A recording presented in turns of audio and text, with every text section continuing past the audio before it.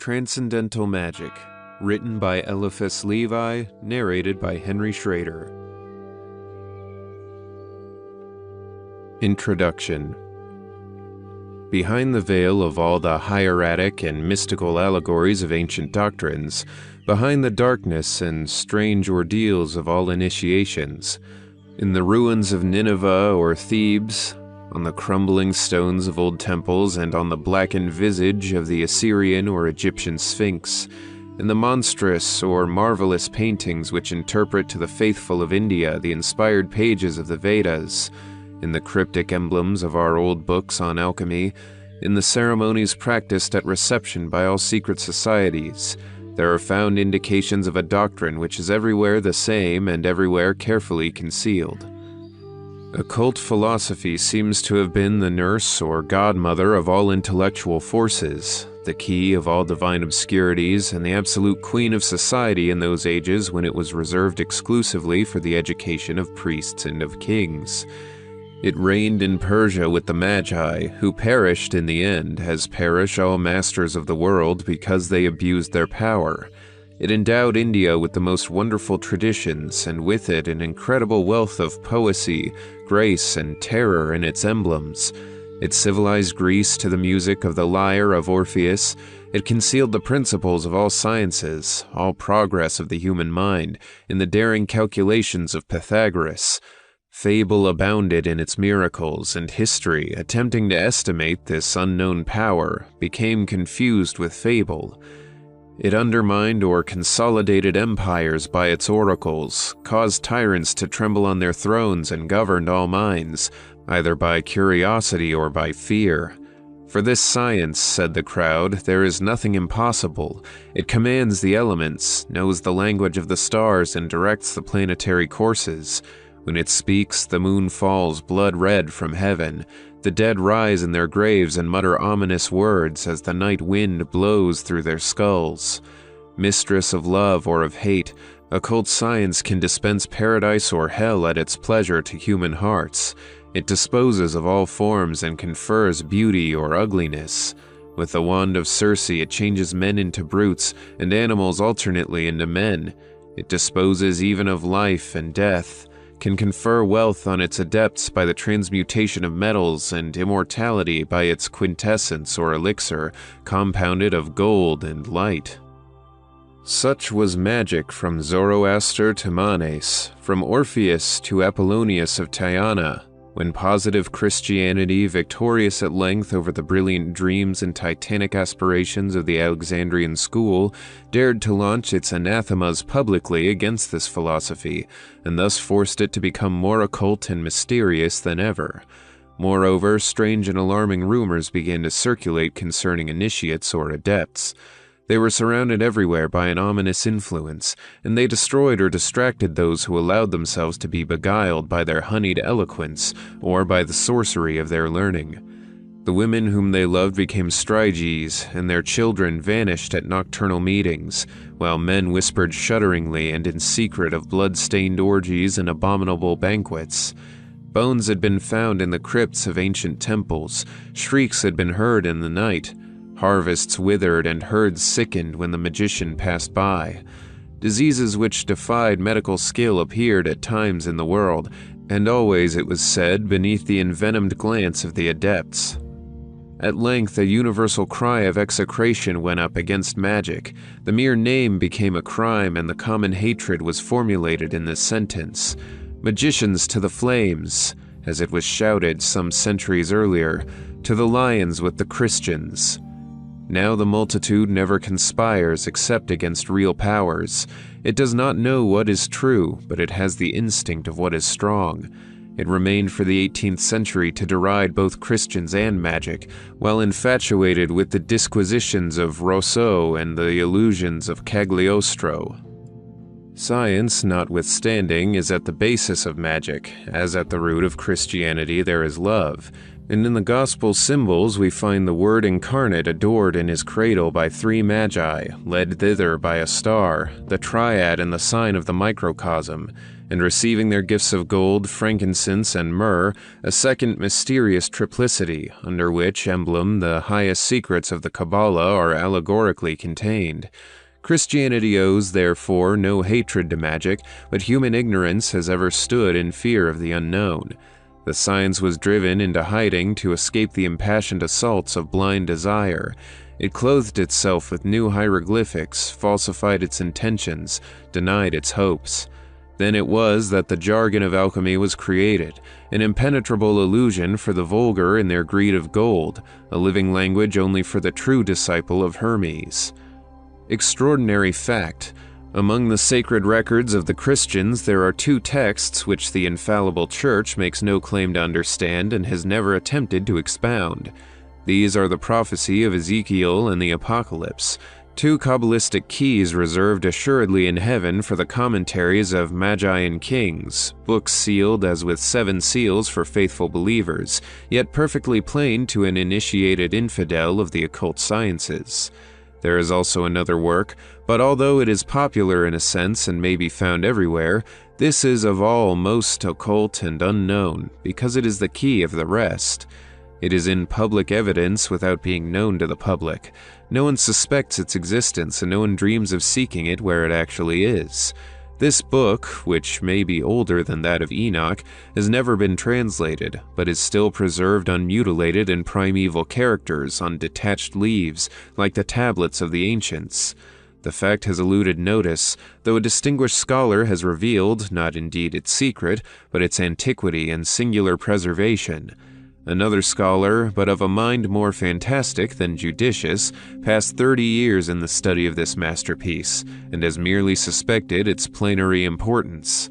It is, in truth, a monumental and extraordinary work, strong and simple as the architecture of the pyramids, and consequently enduring like those, a book which is the summary of all sciences, which can resolve all problems by its infinite combinations, which speaks by evoking thought, is the inspirer and moderator of all possible conceptions, and the masterpiece, perhaps, of the human mind. It is to be counted unquestionably among the very great gifts bequeathed to us by antiquity. It is a universal key, the name of which has been explained and comprehended only by the learned William Postel. It is a unique test, whereof the initial characters alone plunged into ecstasy the devout spirit of St. Martin, and might have restored reason to the sublime and unfortunate Swedenborg. We shall recur to this book later on, for its mathematical and precise explanation will be the complement and crown of our conscientious undertaking. The original alliance between Christianity and the science of the Magi, once demonstrated fully, will be a discovery of no second-rate importance, and we do not doubt that the serious study of magic and the Kabbalah will lead earnest minds to a reconciliation of science and dogma, of reason and faith, heretofore regarded as impossible. We have said that the Church, whose special office is the custody of the keys, does not pretend to possess those of the Apocalypse or of Ezekiel. In the opinion of Christians, the scientific and magical clavicles of Solomon are lost, which, notwithstanding, it is certain that in the domain of intelligence ruled by the Word, nothing that has been written can perish. Whatsoever men cease to understand exists for them no longer, at least in the order of the Word, and it passes then into the domain of enigma and mystery. Furthermore, the antipathy and even open war of the official church against all that belongs to the realm of magic, which is a kind of personal and emancipated priesthood, is allied with necessary and even with inherent causes in the social and hierarchic constitution of Christian sacerdotalism. The Church ignores magic, for she must either ignore it or perish, as we shall prove later on. Yet she does not recognize the less that her mysterious founder was saluted in his cradle by 3 magi, that is to say, by the hieratic ambassadors of the 3 parts of the known world and the 3 analogical worlds of occult philosophy. In the school of Alexandria, magic and Christianity almost joined hands under the auspices of Ammonius Saccas and of Plato. The doctrine of Hermes is found almost in its entirety in the writings attributed to Dionysius the Areopagite. Synesius outlined the plan of a treatise on dreams, which was annotated subsequently by Cardon, and composed hymns that might have served for the liturgy of the Church of Swedenborg, could a Church of the Illuminated possess a liturgy. With this period of fiery abstractions and impassioned warfare of words, there must be connected also the philosophic reign of Julian, called the Apostate because in his youth he made unwilling profession of Christianity. Everyone is aware that Julian had the misfortune to be a hero out of season of Plutarch, and that he was, if one may say so, the Don Quixote of Roman chivalry. But what most people do not know is that he was one of the illuminated and an initiate of the First Order, that he believed in the unity of God and in the universal doctrine of the Trinity, that, in a word, he regretted nothing of the old world, but its magnificent symbols and its too gracious images. Julian was not a pagan. He was a Gnostic, allured by the allegories of Greek polytheism, who had the misfortune to find the name of Jesus Christ less sonorous than that of Orpheus. The emperor paid in his person for the academical tastes of the philosopher and rhetorician, and Alter affording himself the spectacle and satisfaction of expiring like Epaminondas with the periods of Cato.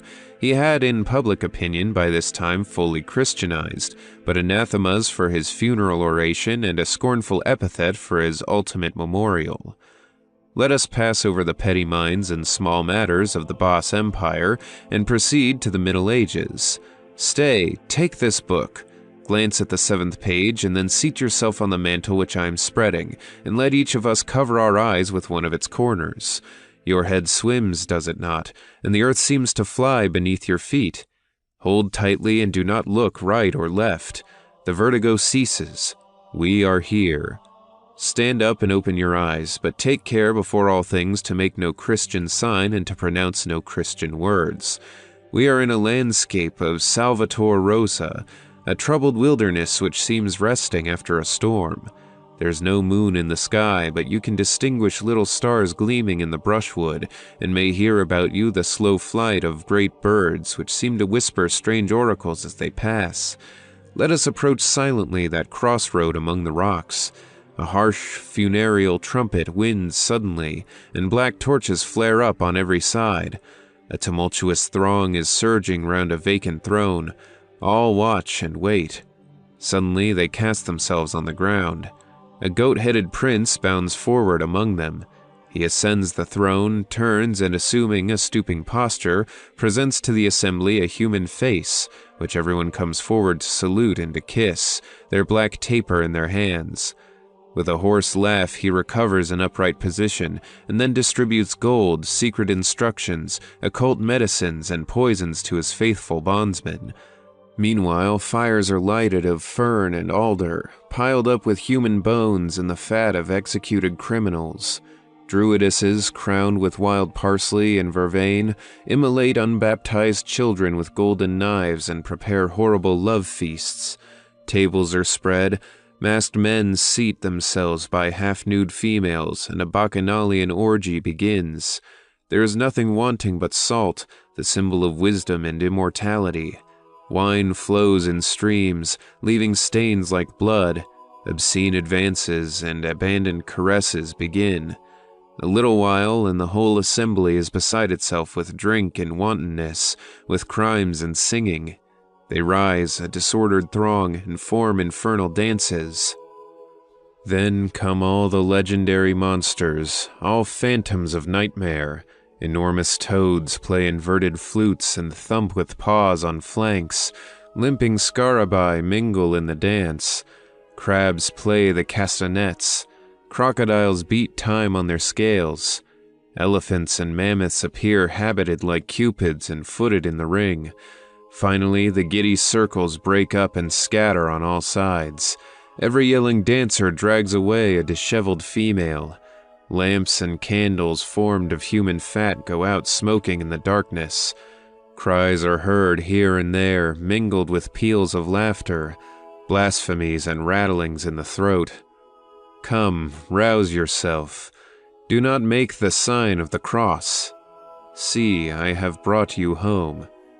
You are in your bed, not a little worn out, possibly a trifle shattered by your night's journey and its orgy, but you have beheld that of which everyone talks without knowledge.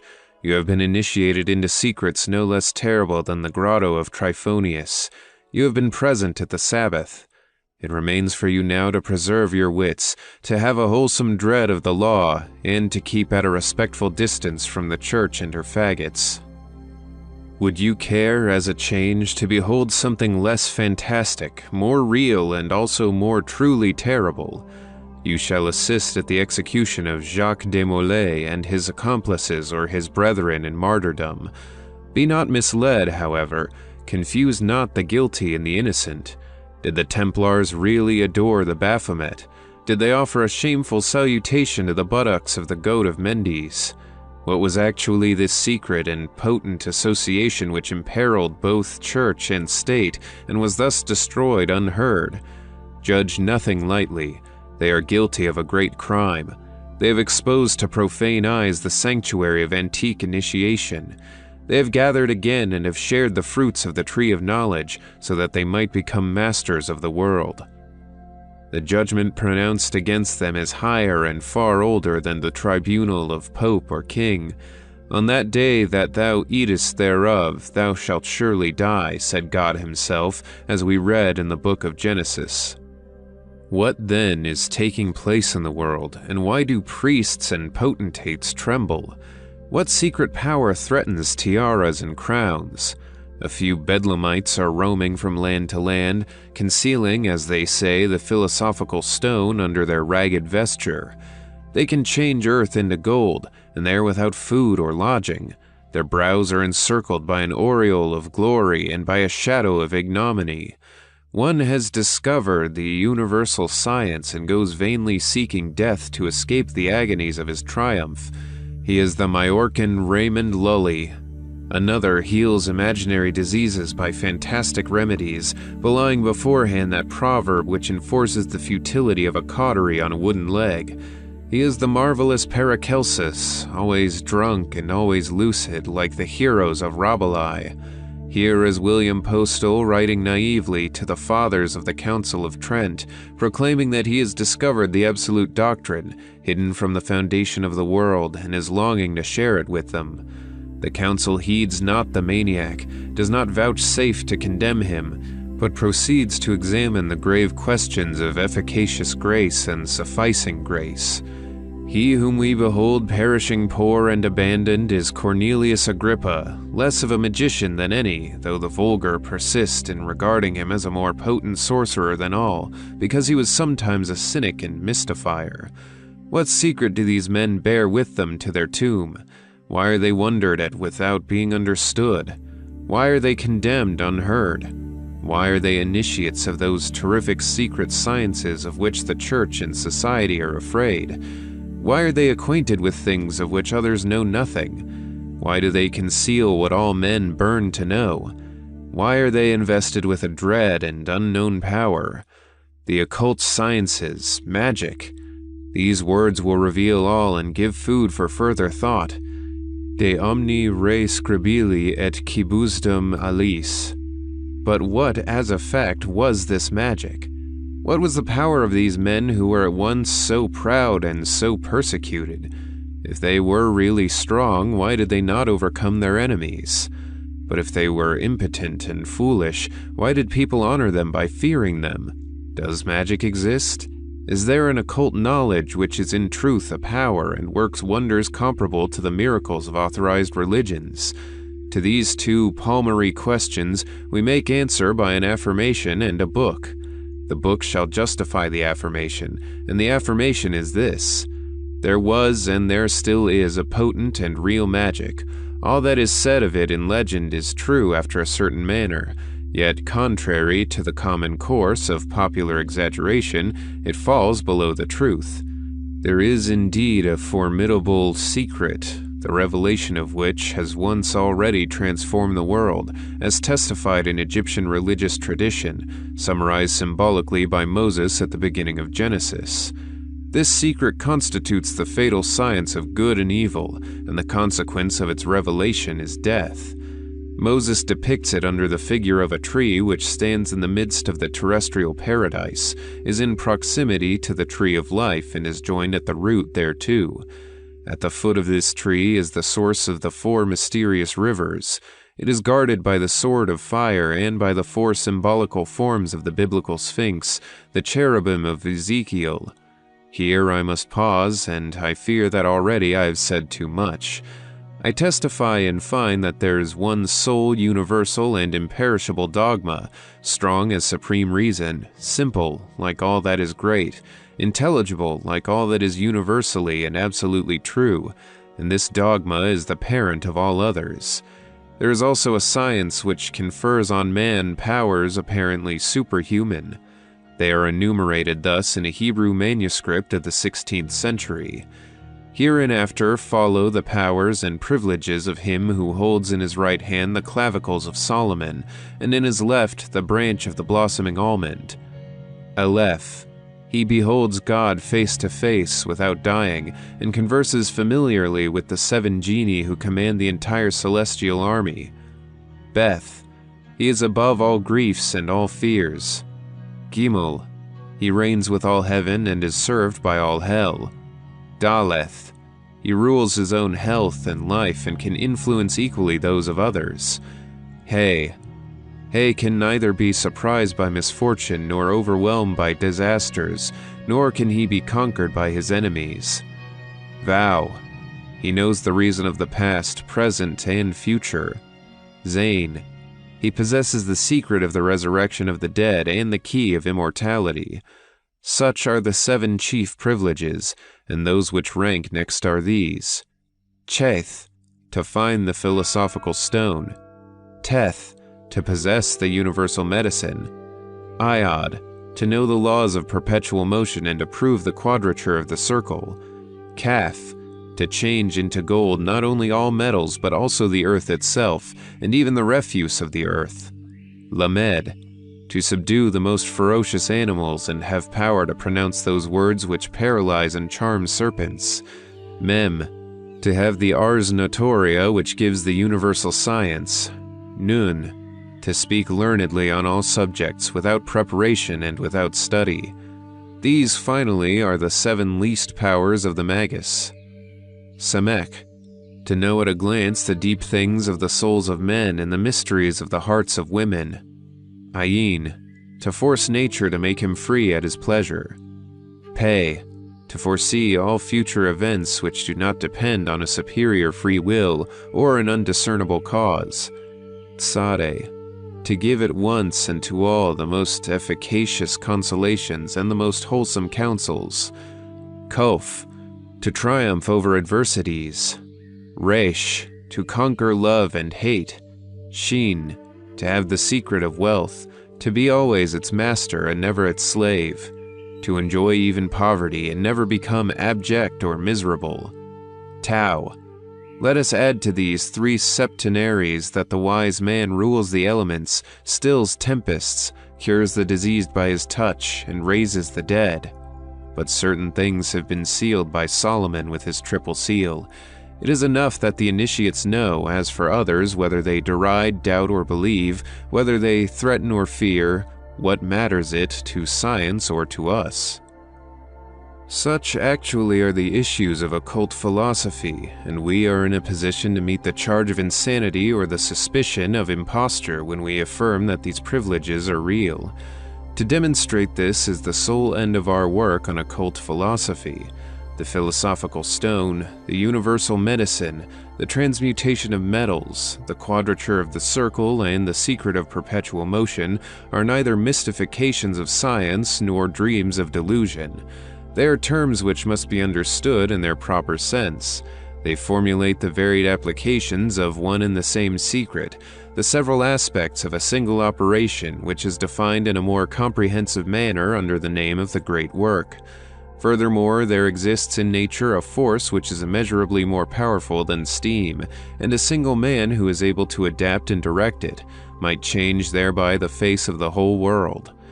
This force was known to the ancients. It consists in a universal agent having equilibrium for its supreme law, while its direction is concerned immediately with the great arcanum of Transcendental Magic. By the direction of this agent, it is possible to modify the very order of the seasons, to produce at night the phenomena of day, to correspond instantaneously between one extremity of earth and the other, to see, like Apollonius, what is taking place on the other side of the world, to heal or injure at a distance, to give speech a universal success and reverberation. This agent, which barely manifests under the uncertain methods of Mesmer's followers, is precisely that which the adepts of the Middle Ages denominated the first matter of the great work. The Gnostics represented it as the fiery body of the Holy Spirit. It was the object of adoration in the secret rites of the Sabbath and the Temple, under the hieroglyphic figure of Baphomet or the androgyny of Mendes. All of this will be proved. Here, then, are the secrets of occult philosophy, and such is magic in history. Let us glance at it now as it appears in its books and its acts, in its initiations and its rites. The key of all magical allegories is found in the tablets which we have mentioned, and these tablets we regard as the work of Hermes. About this book, which may be called the keystone of the whole edifice of occult science, are grouped innumerable legends that are either its partial translation or its commentary reproduced perpetually under 1,000 varied forms. Sometimes the ingenious fables combine harmoniously into a great epic which characterizes an epoch, though how or why is not clear to the uninitiated. Thus, the fabulous history of the Golden Fleece resumes and also veils the hermetic and magical doctrines of Orpheus, and if we recur only to the mysterious poetry of Greece, it is because the sanctuaries of Egypt and India to some extent dismay us by their resources, leaving our choice embarrassed in the midst of such abundant wealth. We are eager, moreover, to reach the Thebaid at once, that dread synthesis of all doctrine, past, present, and future, that, so to speak, infinite fable which reaches, like the deity of Orpheus, to either end of the cycle of human life. Extraordinary fact. The 7 gates of Thebes, attacked and defended by 7 chiefs who have sworn upon the blood of victims, possess the same significance as the 7 seals of the sacred book, interpreted by 7 genii and assailed by a monster with 7 heads, after being opened by a lamb which liveth and was dead in the allegorical work of St. John. The mysterious origin of Oedipus, found hanging on the tree of Cithaeron like a bleeding fruit, recalls the symbols of Moses and the narratives of Genesis. He makes war upon his father, whom he slays without knowing, tremendous prophecy of the blind emancipation of reason apart from science. Thereafter he meets with the Sphinx, that symbol of symbols, the eternal enigma of the vulgar, the granite pedestal of the sciences of the sages, the voracious and silent monster whose unchanging form expresses the one dogma of the great universal mystery. How is the tetrad changed into the duad and explained by the triad?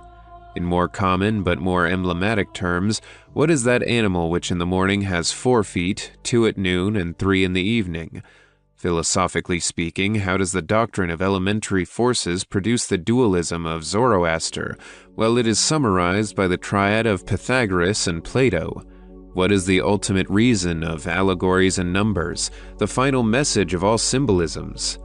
Oedipus replies with a simple and terrible word which destroys the Sphinx and makes the diviner king of Thebes. The answer to the enigma is man. Unfortunate, he has seen too much, and yet through a clouded glass.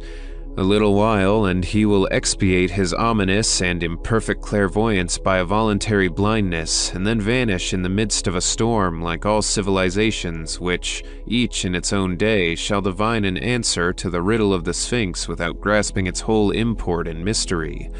Everything is symbolical and transcendental in this titanic epic of human destinies.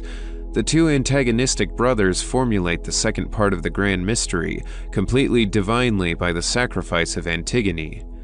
There follows the last war. The brethren slay one another. Capaneus is destroyed by the lightning which he defies. Amphiaraus is swallowed by the earth, and all these are so many allegories which, by their truth and their grandeur, astonish those who can penetrate their triple hieratic sense. Aeschylus, annotated by Ballanche, gives only a weak notion concerning them, whatever the primeval sublimities of the Greek poet or the ingenuities of the French critic. The secret book of antique initiation was not unknown to Homer, who outlines its plan and chief figures on the shield of Achilles with minute precision. But the gracious Homeric fictions replaced too soon in popular memory the simple and abstract truths of primeval revelation. Humanity clung to the form and allowed the idea to be forgotten. Signs lost power in their multiplication. Magic became corrupted also at this period, and degenerated with the sorcerers of Thessaly into the most profane enchantments. The crime of Oedipus brought forth its deadly fruits, and the science of good and evil erected evil into a sacrilegious divinity. Men, weary of the light, took refuge in the shadow of bodily substance. The dream of that void which is filled by God seemed in their eyes to be greater than God himself, and thus hell was created. When in the course of this work we make use of the consecrated terms God, heaven, and hell, let it be understood once and for all that our meaning is as far removed from that which the profane attach to them as initiation is remote from the vulgar thought. God for us is the azot of the sages, the efficient and final principle of the great work. Returning to the fable of Oedipus, the crime of the king of Thebes was that he failed to understand the Sphinx that he destroyed, the scourge of Thebes, without being pure enough to complete the expiation in the name of his people. The plague, in consequence, avenged speedily the death of the monster, and the king of Thebes, forced to abdicate, sacrificed himself to the terrible manes of the Sphinx, more alive and voracious than ever when it had passed from the domain of form into that of idea. Oedipus divined what was man, and he put out his own eyes because he did not see what was God. He divulged half of the great arcanum, and to save his people it was necessary for him to bear the remaining half of the terrible secret into exile and the grave. After the colossal fable of Oedipus, we find the gracious poem of Psyche, which was certainly not invented by Apuleius. The great magical arcanum reappears here under the figure of a mysterious union between a god and a weak mortal, abandoned alone and naked on a rock. Psyche must remain in ignorance of the secret of her ideal royalty, and if she behold her husband, she must lose him. Here Apuleius commentates and interprets Moses, but did not the Elohim of Israel and the gods of Apuleius both issue from the sanctuaries of Memphis and Thebes? Psyche is the sister of Eve, or rather she is Eve spiritualized. Both desire to know and lose innocence for the honor of the ordeal. Both deserve to go down into hell, one to bring back the antique box of Pandora, the other to find and to crush the head of the old serpent, who is the symbol of time and of evil. Both are guilty of the crime which must be expiated by the Prometheus of ancient days and the Lucifer of the Christian legend, the one delivered by Hercules and the other overcome by the Savior. The great magical secret is therefore the lamp and dagger of Psyche, the apple of Eve, the sacred fire of Prometheus, the burning scepter of Lucifer, but it is also the holy cross of the Redeemer. To be acquainted with it sufficiently for its abuse or divulgation is to deserve all sufferings. To know as one should alone know it, namely to make use of and conceal it, is to be master of the absolute. A single word comprehends all things, and this word consists of 4 letters. It is the tetragram of the Hebrews, the azot of the alchemists, the thot of the Bohemians, or the tarot of the Kabbalists. This word, expressed after so many manners, means God for the profane, man for the philosophers, and imparts to the adepts the final term of human sciences and the key of divine power. But he only can use it who understands the necessity of never revealing it. Had Oedipus, instead of killing the Sphinx, overcome it, harnessed it to his chariot, and thus entered Thebes, he would have been king without incest, without misfortunes, and without exile. Had Psyche, by meekness and affection, persuaded Love to reveal himself, she would never have lost Love. Now, Love is one of the most mythological images of the great secret and the great agent, because it postulates at once an action and a passion, a void and a plenitude, a shaft and a wound. The initiates will understand me, and on account of the profane I must not speak more clearly. After the marvelous golden ass of Apuleius, we find no more magical epics. Science, conquered in Alexandria by the fanaticism of the murders of Hypatia, became Christian, or rather concealed itself under Christian veils with Ammonius, Synesius, and the pseudonymous author of the books of Dionysius the Areopagite. In such times it was necessary to exonerate miracles under the pretense of superstition and science by an unintelligible language.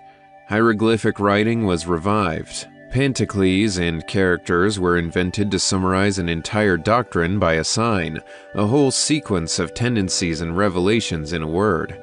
What was the end of the aspirants to knowledge? They sought the secret of the great work, the philosophical stone, the perpetual motion, the quadrature of the circle, the universal medicine, formulae which often saved them from persecution and hatred by causing them to be taxed with madness, but all signifying one of the phases of the great magical secret, as we shall show later on. This absence of epics continues till our Romance of the Rose, but the rose symbol, which expresses also the mysterious and magical sense of Dante's poem, is borrowed from the transcendent Kabbalah, and it is time that we should have recourse to this vast and hidden source of universal philosophy. The Bible, with all its allegories, gives expression to the religious knowledge of the Hebrews only in an incomplete and veiled manner. The book which we have mentioned, the hieratic characters of which we shall explain subsequently, that book which William Postal names the Genesis of Enoch, existed certainly before Moses and the prophets, whose doctrine, fundamentally identical with that of the ancient Egyptians, had also its exotericism and its veils. When Moses spoke to the people, says the sacred book allegorically, he placed a veil over his face, and he removed it when communing with God. This accounts for the alleged biblical absurdities which so exercised the satirical powers of Voltaire. The books were written only as memorials of tradition and in symbols that were unintelligible to the profane. The Pentateuch and the poems of the prophets were, moreover, elementary works, alike in doctrine, ethics, and liturgy. The true secret and traditional philosophy was not committed to writing until a later period and under veils even less transparent. Thus arose a second and unknown Bible, or rather one which was not comprehended by Christians, a storehouse, so they say, of monstrous absurdities. For in this case, believers, involved by the same ignorance, speak the language of skeptics, but a monument, as we affirm, which comprises all that philosophical and religious genius has ever accomplished or imagined in the sublime order, a treasure encompassed by thorns, a diamond concealed in a rude and opaque stone. Our readers will have guessed already that we refer to the Talmud. How strange is the destiny of the Jews, those scapegoats, martyrs, and saviors of the world, a people full of vitality, a bold and hardy race, which persecutions have preserved intact because it has not yet accomplished its mission. Do not our apostolical traditions declare that after the decline of faith among the Gentiles, salvation shall again come forth out of the house of Jacob, and that then the crucified Jew, who is adored by the Christians, will give the empire of the world into the hands of God his Father? On penetrating into the sanctuary of the Kabbalah, one is seized with admiration in the presence of a doctrine so logical, so simple, and at the same time so absolute. The essential union of ideas and signs, the consecration of the most fundamental realities by primitive characters, the trinity of words, letters, and numbers, a philosophy simple as the alphabet, profound and infinite as the word, theorems more complete and luminous than those of Pythagoras, a theology which may be summed up on the fingers, an infinite which can be held in the hollow of an infant's hand, 10 figures and 22 letters, a triangle, a square, and a circle. Such are the elements of the Kabbalah. Such also are the component principles of the written word, reflection of that spoken word which created the world. All truly dogmatic religions have issued from the Kabbalah and return therein. Whatsoever is grand or scientific in the religious dreams of the illuminated, of Jacob Boehme, Swedenborg, St. Martin, and the rest, is borrowed from the Kabbalah. All Masonic associations owe to it their secrets and their symbols. The Kabbalah alone consecrates the alliance of universal reason and the divine word. It establishes, by the counterpoise of two forces in apparent opposition, the eternal balance of being. It alone reconciles reason with faith, power with liberty, science with mystery. It has the keys of the present, past, and future. To become initiated into the Kabbalah, it is insufficient to read and to meditate upon the writings of Reuchlin, Galatinus, Kircher, or Picus de Mirandola. It is necessary to study and understand the Hebrew writers in the collection of Pistorius, the Sefer Yetzirah above all. It is essential in particular to master the great book Zohar, to investigate the collection of 1684 entitled Kabbalah Denudata, especially the treatise on Kabbalistic pneumatics, and that on the revolution of souls, and afterwards to enter boldly into the luminous darkness of the whole dogmatic and allegorical body of the Talmud.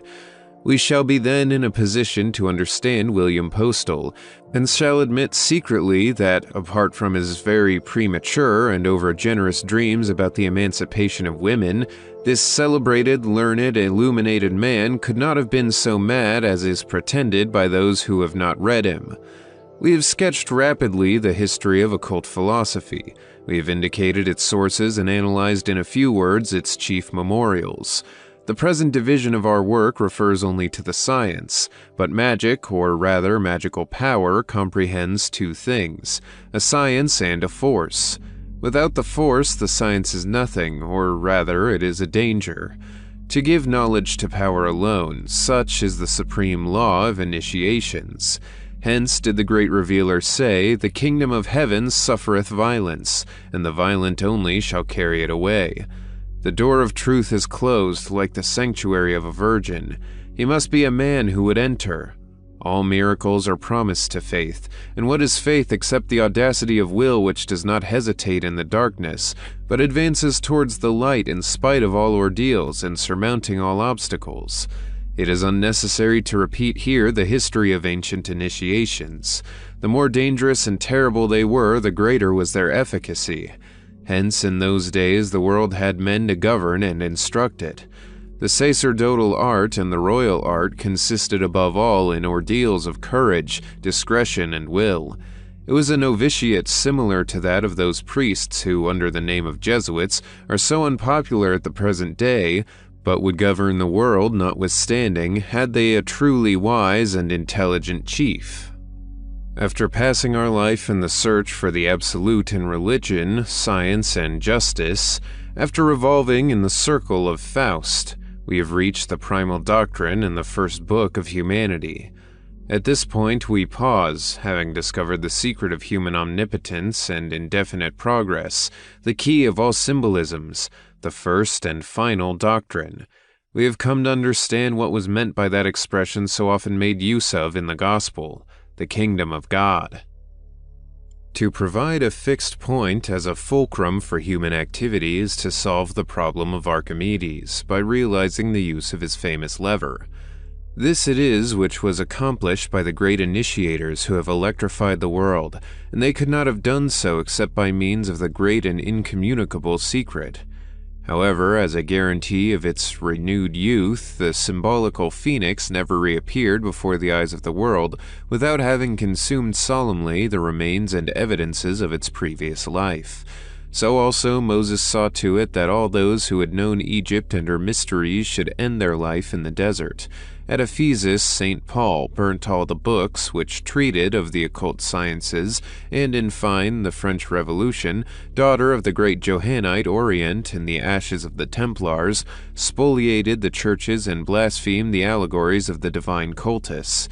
But all doctrines and all revivals proscribe magic and condemn its mysteries to the flames and to oblivion. The reason is that each religion or philosophy which comes into the world is a Benjamin of humanity, and ensures its own life by destroying its mother. It is because the symbolical serpent turns ever devouring its own tail. It is because, as essential condition of existence, a void is necessary to every plenitude, space for every dimension, an affirmation for each negation. Herein is the eternal realization of the Phoenix allegory. 2 illustrious scholars have preceded me along the path that I am traveling, but they have, so to speak, spent the dark night therein. I refer to Volney and Dupuy, to Dupuy above all, whose immense erudition produced only a negative work, for in the origin of all religions he saw nothing but astronomy, taking thus the symbolic cycle for doctrine and the calendar for legend. He was deficient in one branch of knowledge, that of true magic which comprises the secrets of the Kabbalah. Dupuy passed through the ancient sanctuaries, like the prophet Ezekiel over the plains strewn with bones, and only understood death for want of that word which collects the virtue of the 4 winds and can make a living people of all the vast ossuary, by crying to the ancient symbols, "Arise, take up a new form and walk." But the hour has come when we must have the courage to attempt what no one has dared to perform previously. Like Julian, we would rebuild the temple, and in so doing we do not believe that we shall be belying a wisdom that we venerate, which also Julian would himself have been worthy to adore, had the rancorous and fanatical doctors of his period permitted him to understand it. For us the temple has 2 pillars, on one of which Christianity has inscribed its name. We have therefore no wish to attack Christianity. Far from it. We seek to explain and accomplish it. Intelligence and will have exercised alternately their power in the world. Religion and philosophy are still at war with one another, but they must end in agreement. The provisional object of Christianity was to establish, by obedience and faith, a supernatural or religious equality among men, to immobilize intelligence by faith, so as to provide a fulcrum for virtue which came for the destruction of the aristocracy of science, or rather to replace that aristocracy then already destroyed. Philosophy, on the contrary, has labored to bring back men by liberty and reason to natural inequality and to substitute wits for virtue by inaugurating the reign of industry. Neither of these operations has proved complete or adequate. Neither has brought men to perfection and felicity. That which is now dreamed, almost without daring to hope for it, is an alliance between the 2 forces so long regarded as contrary, and there is good ground for desiring it, seeing that these 2 great powers of the human soul are no more opposed to one another than is the sex of man opposed to that of a woman. Undoubtedly they differ, but their apparently contrary dispositions come only from their aptitude to meet and unite. No less is proposed, therefore, than a universal solution of all problems.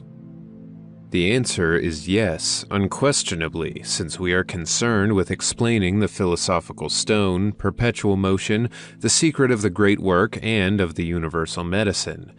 We shall be accused of insanity like the divine Paracelsus, or of charlatanism like the great and unfortunate Agrippa. If the pyre of urban grandeur be extinguished, the sullen proscriptions of silence and of calumny remain. We do not defy, but are resigned to them. We have not sought the publication of this book of our own will, and we believe that if the time be come to bear witness, it will be borne by us or by others. We shall therefore remain calm and shall wait. Our work is in 2 parts. In the one we establish the Kabbalistic and magical doctrine in its entirety. The other is consecrated to the cultus, that is, to ceremonial magic. The one is that which the ancient sages term the clavicle, the other that which people on the countryside still call the grimoire. The numbers and subjects of the chapters which correspond in both parts are in no sense arbitrary, and are all indicated in the great universal key, of which we give for the first time a complete and adequate explanation. Let this work now go its way where it will, and become what Providence determines. It is finished, and we believe it to be enduring, because it is strong, like all that is reasonable and conscientious. Éliphas Lévi. The Candidate. Disciplina en sof Kether. When a philosopher adopted as the basis for a new apocalypse of human wisdom the axiom, "I think, therefore I am," in a measure he altered unconsciously from the standpoint of Christian revelation the old conception of the Supreme Being. "I am that I am," said the being of beings of Moses. I am he who thinks, says the man of Descartes, and to think being to speak inwardly, such a one may affirm, like the God of St. John the Evangelist, I am he in whom and by whom the word manifests. In principio erat verbum. Now, what is this principle? It is a groundwork of speech. It is a reason for the existence of the word. The essence of the word is in the principle. The principle is that which is. Intelligence is a principle which speaks. What further is intellectual light? It is speech. What is revelation? It is speech also. Being is the principle, speech is the means, and the plenitude or development and perfection of being is the end. To speak is to create. But to say, I think, therefore I exist, is to argue from consequence to principle, and certain contradictions which have been adduced by a great writer, Lemani, have proved abundantly the philosophical unsoundness of this method. I am, therefore something exists, might seem to be a more primitive and simple foundation for experimental philosophy. I am, therefore being exists. Ego sum qui sum, which is the first revelation of God in man and of man in the world, while it is also the first axiom of occult philosophy. Being is being. Hence this philosophy, having that which is for its principle, can be in no sense hypothesis or guesswork. Mercurius Trismegistus begins his admirable symbol known under the name of the Emerald Table, by this threefold affirmation. It is true, it is certain without error, it is of all truth. Thus in physics the true confirmed by experience, in philosophy certitude purged from any alloy of error, in the domain of religion or the infinite, absolute truth indicated by analogy. Such are the first necessities of true science, and magic only can impart these to its adepts. But you, before all things, who are you, thus taking this work in your hands and proposing to read it? On the pediment of a temple consecrated by antiquity to the god of light was an inscription of 2 words, Know thyself. I impress the same counsel on every man when he seeks to approach science.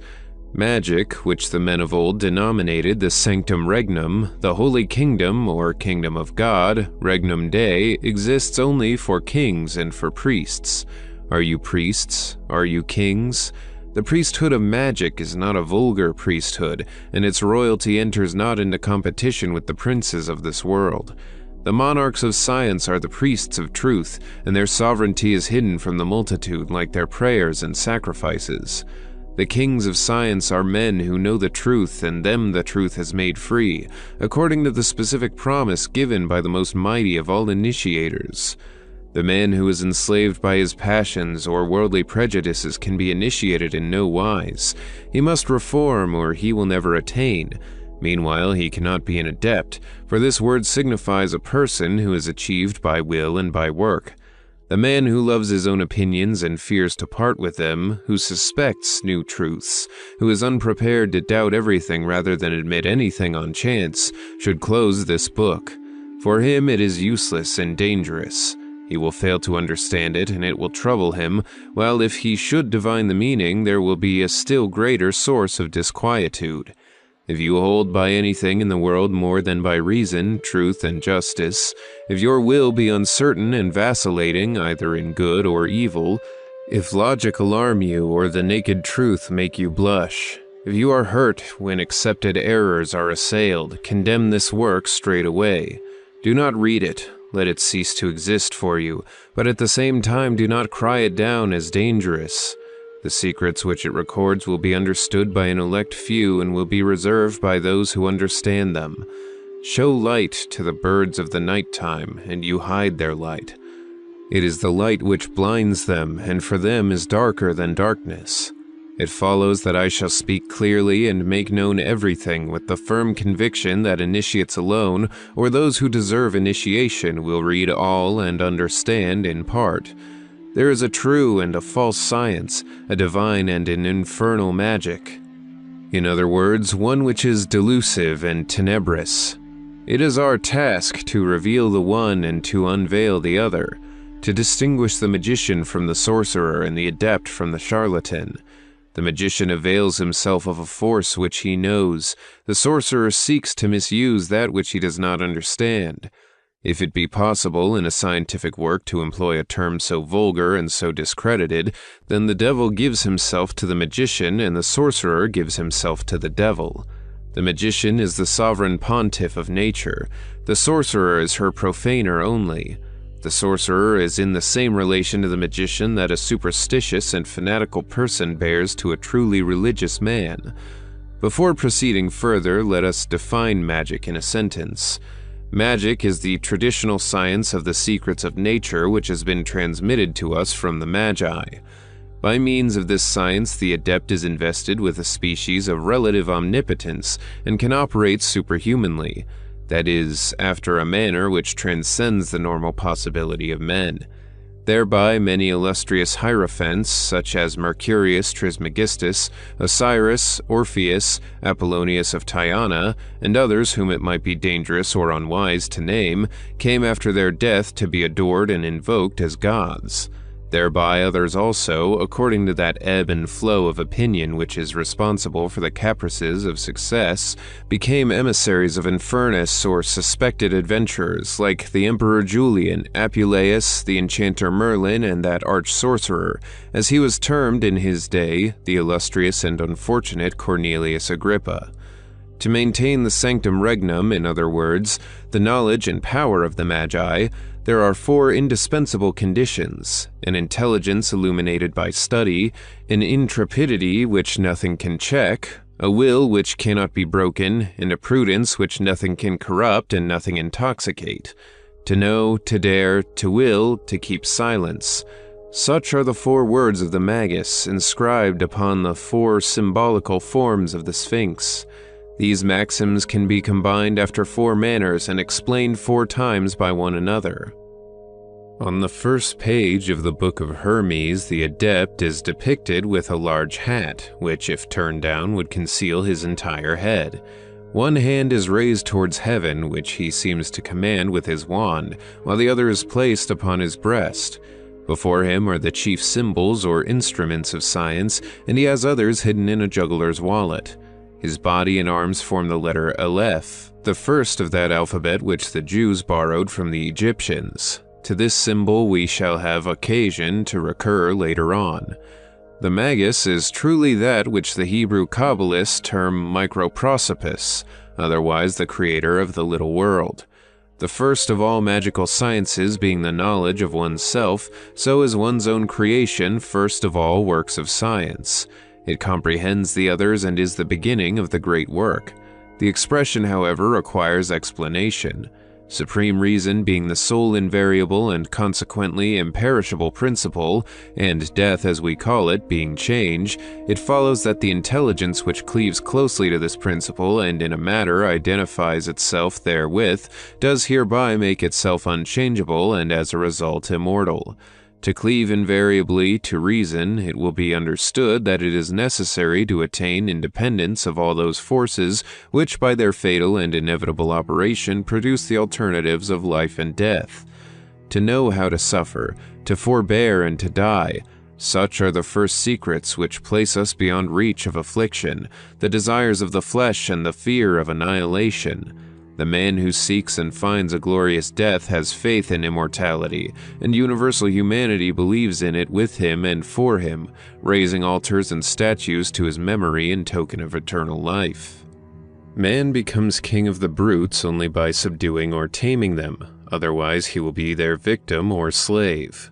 Brutes are the type of our passions. They are the instinctive forces of nature. The world is a field of battle where liberty struggles with inertia by the opposition of active force. Physical laws are millstones. If you cannot be the miller, you must be the grain. You are called to be king of air, water, earth, and fire, but to reign over these 4 living creatures of symbolism, it is necessary to conquer and enchain them. He who aspires to be a sage and to know the great enigma of nature must be the heir and despoiler of the Sphinx. His the human head in order to possess speech, his the eagle's wings in order to scale the heights, his the bull's flanks in order to furrow the depths, His the lion's talons to make a way on the right and the left, before and behind. You, therefore, who seek initiation, are you learned as Faust? Are you insensible as Job? No, is it not so? But you may become like unto both if you choose. Have you overcome the vortices of vague thoughts? Are you without indecision or capriciousness? Do you consent to pleasure only when you will, and do you wish for it only when you should? No, is it not so? Not at least invariably, but this may come to pass if you choose. The Sphinx has not only a man's head, it has woman's breasts. Do you know how to resist feminine charms? No, is it not so? And you laugh outright in replying, parading your moral weakness for the glorification of your physical and vital force. Be it so. I allow you to render this homage to the ass of Sterne or Apuleius. The ass has its merit, I agree. It was consecrated to Priapus, as was the goat to the god of Mendes. But take it for what it is worth, and decide whether ass or man shall be master. He alone can possess truly the pleasure of love who has conquered the love of pleasure. To be able and to forbear is to be twice able. Woman enchains you by your desires. Master your desires, and you will enchain her. The greatest injury that can be inflicted on a man is to call him a coward. Now, what is a cowardly person? One who neglects his moral dignity in order to obey blindly the instincts of nature. As a fact, in the presence of danger, it is natural to be afraid and seek flight. Why, then, is it shameful? Because honor has erected it into a law that we must prefer our duty to our inclinations or fears. What is honor from this point of view? It is a universal presentience of immortality and appreciation of the means which can lead to it. The last trophy which a man can win from death is to triumph over the appetite for life, not by despair, but by a more exalted hope, which is contained in faith, for all that is noble and honest by the undivided consent of the world. To learn self-conquest is therefore to learn life, and the austerities of Stoicism were no vain parade of freedom. To yield to the forces of nature is to follow the stream of collective life and to be the slave of secondary causes. To resist and subdue nature is to make for oneself a personal and imperishable life. It is to break free from the vicissitudes of life and death. Every man who is prepared to die rather than renounce truth and justice is most truly living, for immortality abides in his soul. To find or to form such men was the end of all ancient initiations. Pythagoras disciplined his pupils by silence and all kinds of self-denial. Candidates in Egypt were tried by the four elements, and we know the self-inflicted austerities of fakirs and Brahmins in India for attaining the kingdom of free will and divine independence. All macerations of asceticism are borrowed from the initiations of the ancient mysteries. They have ceased because those qualified for initiation no longer finding initiators, and the leaders of conscience becoming in the lapse of time as uninstructed as the vulgar. The blind have grown weary of following the blind, and no one has cared to pass through ordeals the end of which was only in doubt and despair. The path of light was lost. To succeed in performing something, we must know that which it is proposed to do, or at least must have faith in someone who does know it. But shall I stake my life on a venture, or follow someone at chance who himself cannot see where he is going? We must not set out rashly along the path of the transcendental sciences, but once started we must reach the end or perish. To doubt is to lose one's reason. To pause is to fall. To recoil is to plunge into an abyss. You, therefore, who are undertaking the study of this book, if you persevere to the end and understand it, you will either be a monarch or madman. Do what you will with the volume, you will be unable to despise or to forget it. If you are pure, it will be your light. If strong, your arm. If holy, your religion. If wise, the rule of your wisdom. But if you are wicked, for you it will be an infernal torch. It will lacerate your breast like a poniard. It will rankle in your memory like a remorse. It will people your imagination with chimeras and will drive you through folly to despair. You will endeavor to laugh at it and will only gnash your teeth. It will be like the file in the fable which the serpent tried to bite but destroyed all of its teeth. Let us now enter on the series of initiations. I have said that revelation is the word. As a fact, the word or speech is the veil of being and the characteristic sign of life. Every form is the veil of a word because the idea, which is the mother of the word, is the sole reason for the existence of forms. Every figure is a character. Every character derives from and returns into a word. For this reason, the ancient sages, of whom Trismegistus is the organ, formulated their sole dogma in these terms. That which is above is like unto that which is below, and that which is below unto that which is above. In other words, the form is proportional to the idea. The shadow is the measure of the body calculated in its relation to the luminous ray. The scabbard is as deep as the sword is long. The negation is in proportion to the contrary affirmation. Production is equal to destruction in the movement which preserves life. And there is no point in infinite extension which may not be regarded as the center of a circle having an expanding circumference receding indefinitely into space. Every individuality is therefore indefinitely perfectible, since the moral order is analogous to the physical, and since we cannot conceive any point as unable to dilate, increase, and radiate in a philosophically unlimited circle. What can be affirmed of the soul in its totality may be affirmed of each faculty of the soul. The intelligence and will of man are instruments of incalculable power and capacity, but intelligence and will possess as their helpmate and instrument a faculty which is too imperfectly known, the omnipotence of which belongs exclusively to the domain of magic. I speak of the imagination, which the Kabbalists term the diaphane or translucid. Imagination, in effect, is like the soul's eye. Therein forms are outlined and preserved. Thereby we behold the reflections of the invisible world. It is the glass of visions and the apparatus of magical life. By its intervention we heal diseases, modify the seasons, warn off death from the living, and raise the dead to life, because it is the imagination which exalts will and gives it power over the universal agent. Imagination determines the shape of the child in its mother's womb and decides the destiny of men. It lends wings to contagion and directs the arms of warfare. Are you exposed in battle? Believe yourself to be invulnerable like Achilles, and you will be so, says Paracelsus. Fear attracts bullets, but they are repelled by courage. It is well known that persons with amputated limbs feel pain in the vicinity of members which they possess no longer. Paracelsus operated upon living blood by medicating the product of a bleeding. He cured headache at a distance by treating hair cut from the patient. By the science of the theoretical unity and solidarity between all parts of the body, he anticipated and outstripped the theories, or rather experiences, of our most celebrated magnetists. Hence his cures were miraculous, and to his name of Philip Theophrastus Bombast he deserved the addition of Aurelius Paracelsus, with the further epithet of divine. Imagination is the instrument of the adaptation of the word. Imagination applied to reason is genius. Reason is one, as genius is one, in all the variety of its works.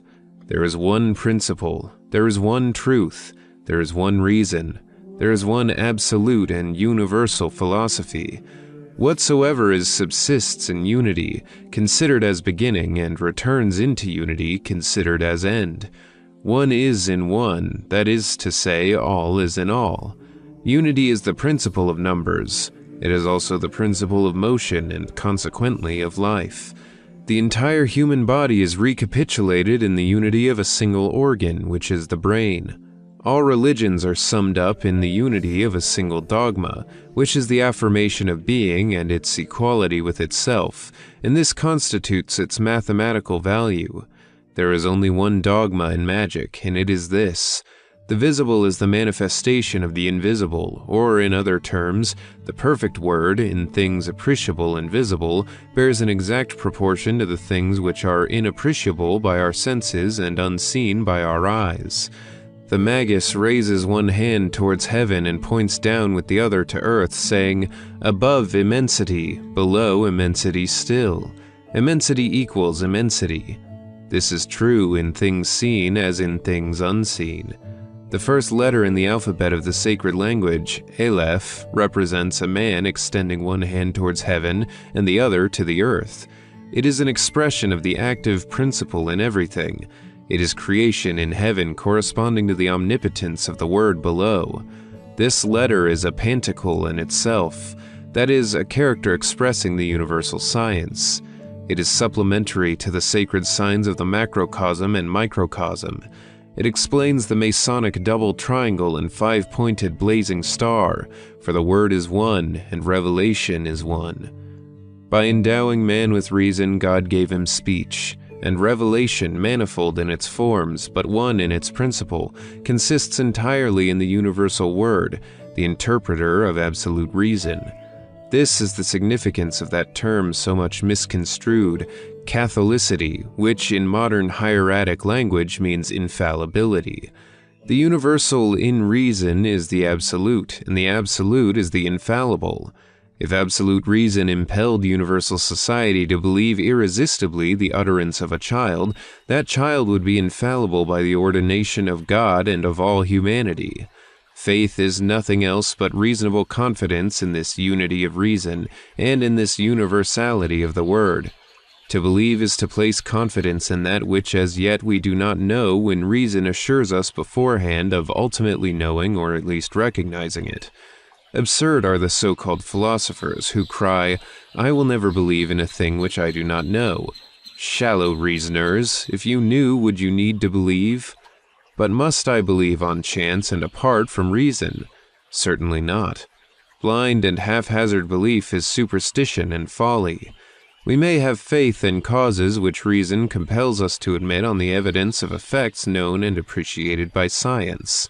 Science, great word and great problem. What is science? We shall answer in the second chapter of this book. The Pillars of the Temple. Chokmah Domus Gnosis. Science is the absolute and complete possession of truth. Hence have the sages of all the centuries trembled before such an absolute and terrible word. They have hesitated in arrogating to themselves the first privilege of divinity by assuming the possession of science, and have been contented, instead of the verb to know, with that which expresses learning, while in place of the word science, they have adopted that of gnosis, which represents simply the notion of learning by intuition. What, in fact, does man know? Nothing, and at the same time he is allowed to ignore nothing.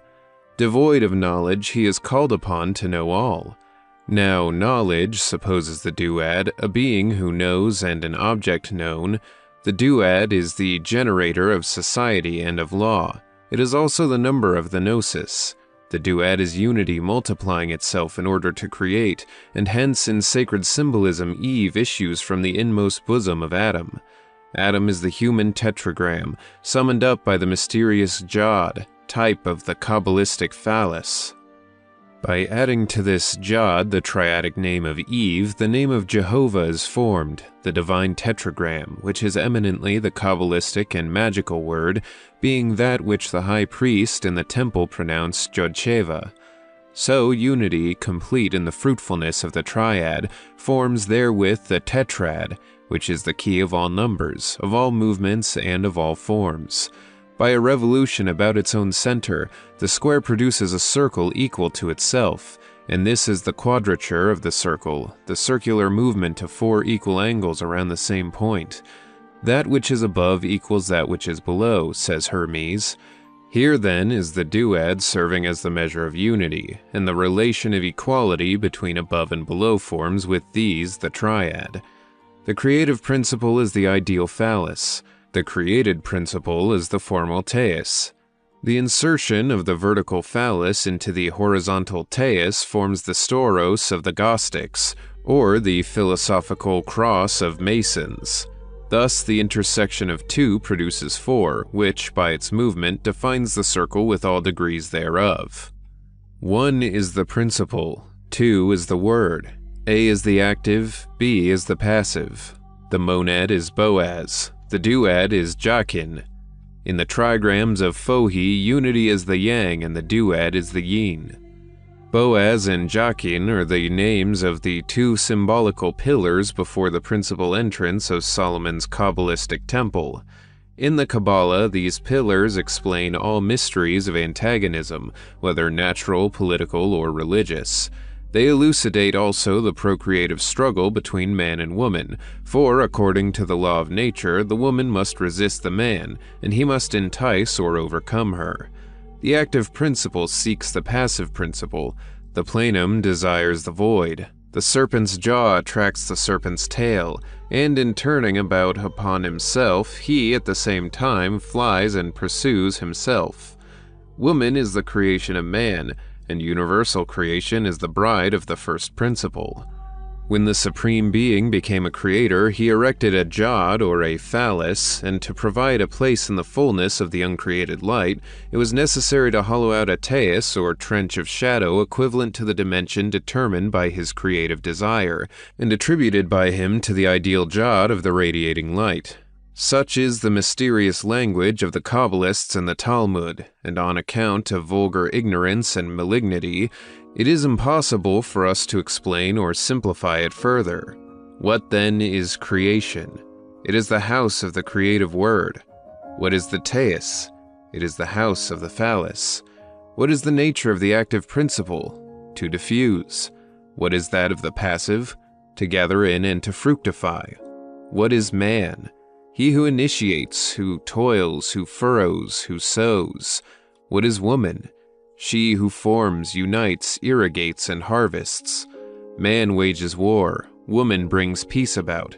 Man destroys to create, woman builds up to preserve. Man is revolution, woman is conciliation. Man is the father of Cain, woman the mother of Abel. What also is wisdom? It is the agreement and union of 2 principles, the mildness of Abel directing the activity of Cain, man guided by the sweet inspirations of woman, debauchery conquered by lawful marriage, revolutionary energy softened and subdued by the gentleness of order and peace, pride subjugated by love, science acknowledging the inspirations of faith. It is then that science becomes wise and submits to the infallibility of universal reason, instructed by love or universal charity. Then it can assume the name of gnosis, because it knows at least that as yet it cannot boast of knowing perfectly. The monad can manifest only by the duad. Unity itself and the notion of unity at once constitute 2. The unity of the macrocosm reveals itself by the 2 opposite points of 2 triangles.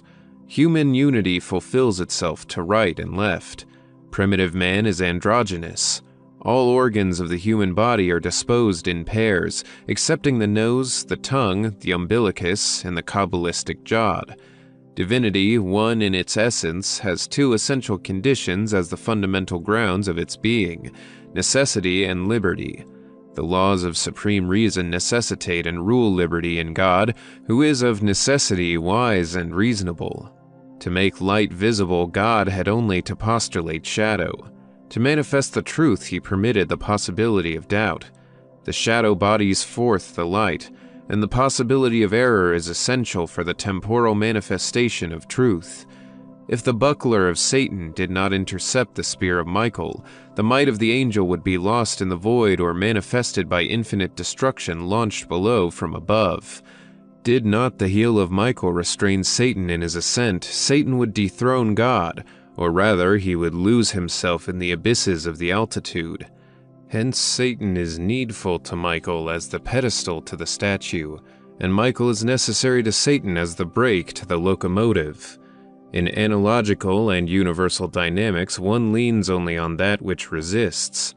Furthermore, the universe is balanced by 2 forces which maintain it in equilibrium, being the force which attracts and that which repels. They exist alike in physics, in philosophy, and in religion.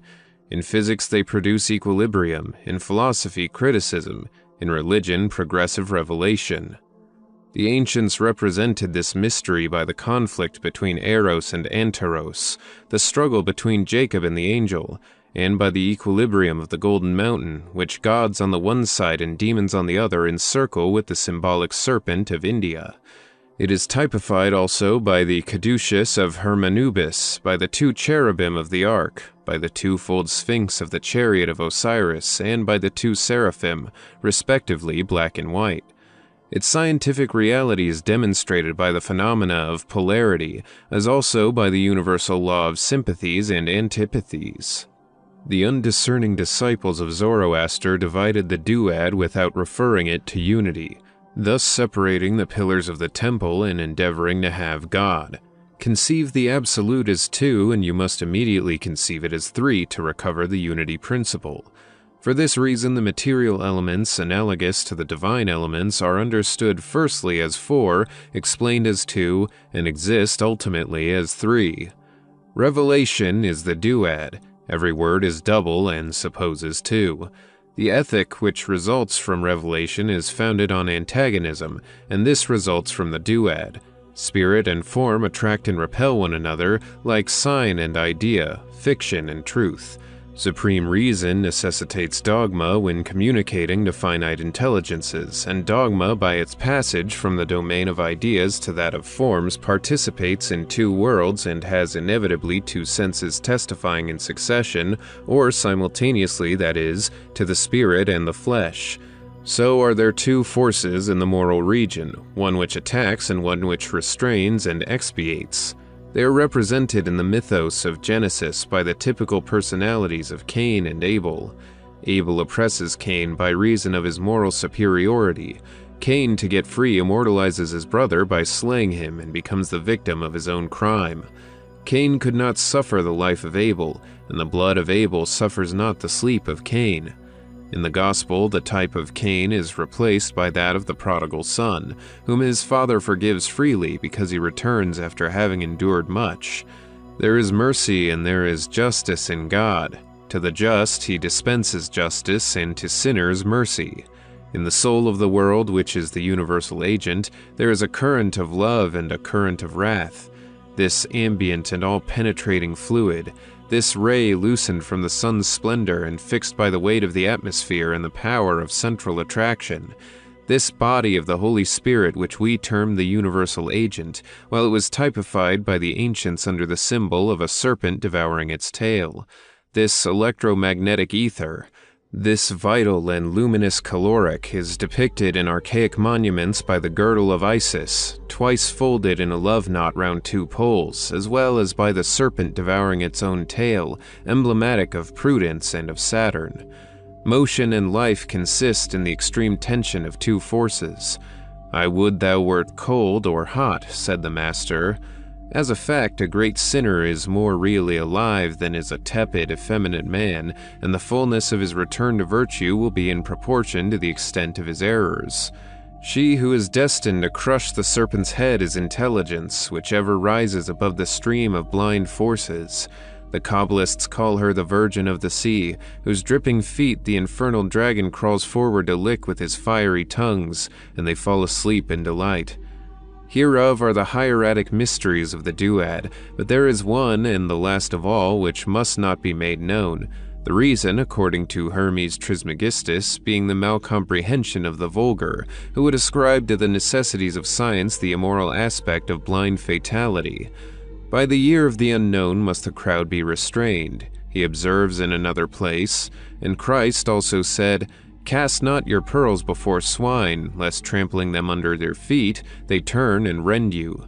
The tree of the knowledge of good and evil, of which the fruits are death, is the type of this hieratic secret of the duad, which would be only misconstrued if divulged, and would lead commonly to the unholy denial of free will, though it is the principle of moral life. It is hence in the essence of things that the revelation of this secret means death, and it is not at the same time the great secret of magic, but the arcanum of the duad leads up to that of the tetrad, or more correctly proceeds therefrom and is resolved by the triad, which contains the word of that enigma propounded by the Sphinx, the finding of which would have saved the life, atoned for the unconscious crime, and established the kingdom of Oedipus.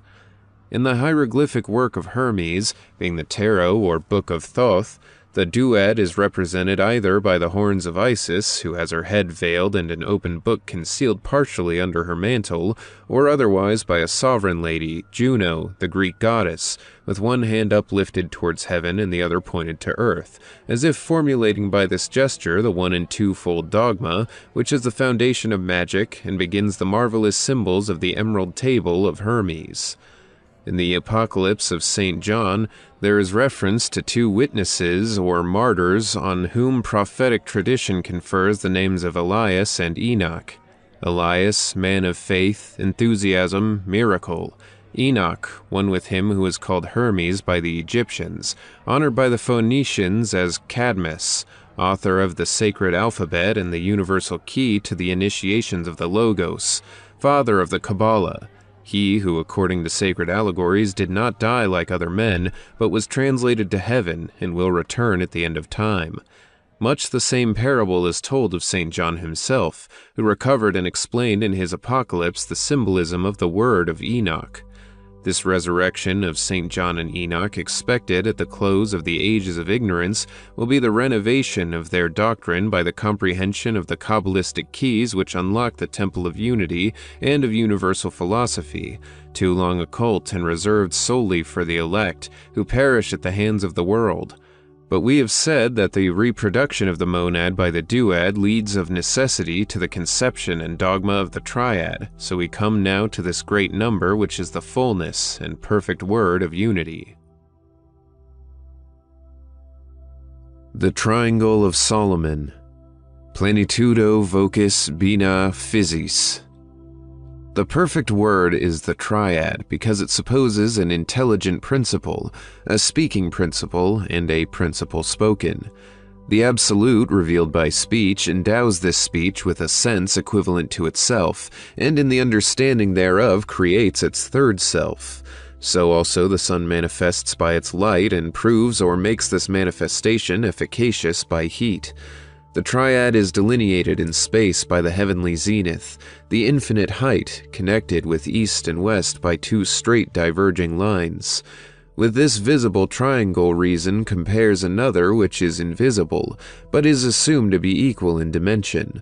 The abyss is its apex, and its reverse base is parallel to the horizontal line stretching from east to west. These two triangles, combined in a single figure, which is the six-pointed star, form the sacred symbol of Solomon's seal, the resplendent star of the macrocosm. The notion of the infinite and the absolute is expressed by this sign, which is the grand pantacle, that is to say, the most simple and complete abridgment of the science of all things. Grammar itself attributes three persons to the verb. The first is that which speaks, the second that which is spoken to, and the third the object. In creating, the infinite prince speaks to himself of himself. Such is the explanation of the triad and the origin of the dogma of the Trinity. The magical dogma is also 1 in 3 and 3 in 1. That which is above is like or equal to that which is below. Thus, two things which resemble one another and the word which signifies their resemblance make three. The triad is the universal dogma. In magic, principle, realization, adaptation. In alchemy, azoth, incorporation, transmutation. In theology, God, incarnation, redemption in the human soul. Thought, love, and action. In the family, father, mother, and child. The triad is the end and supreme expression of love.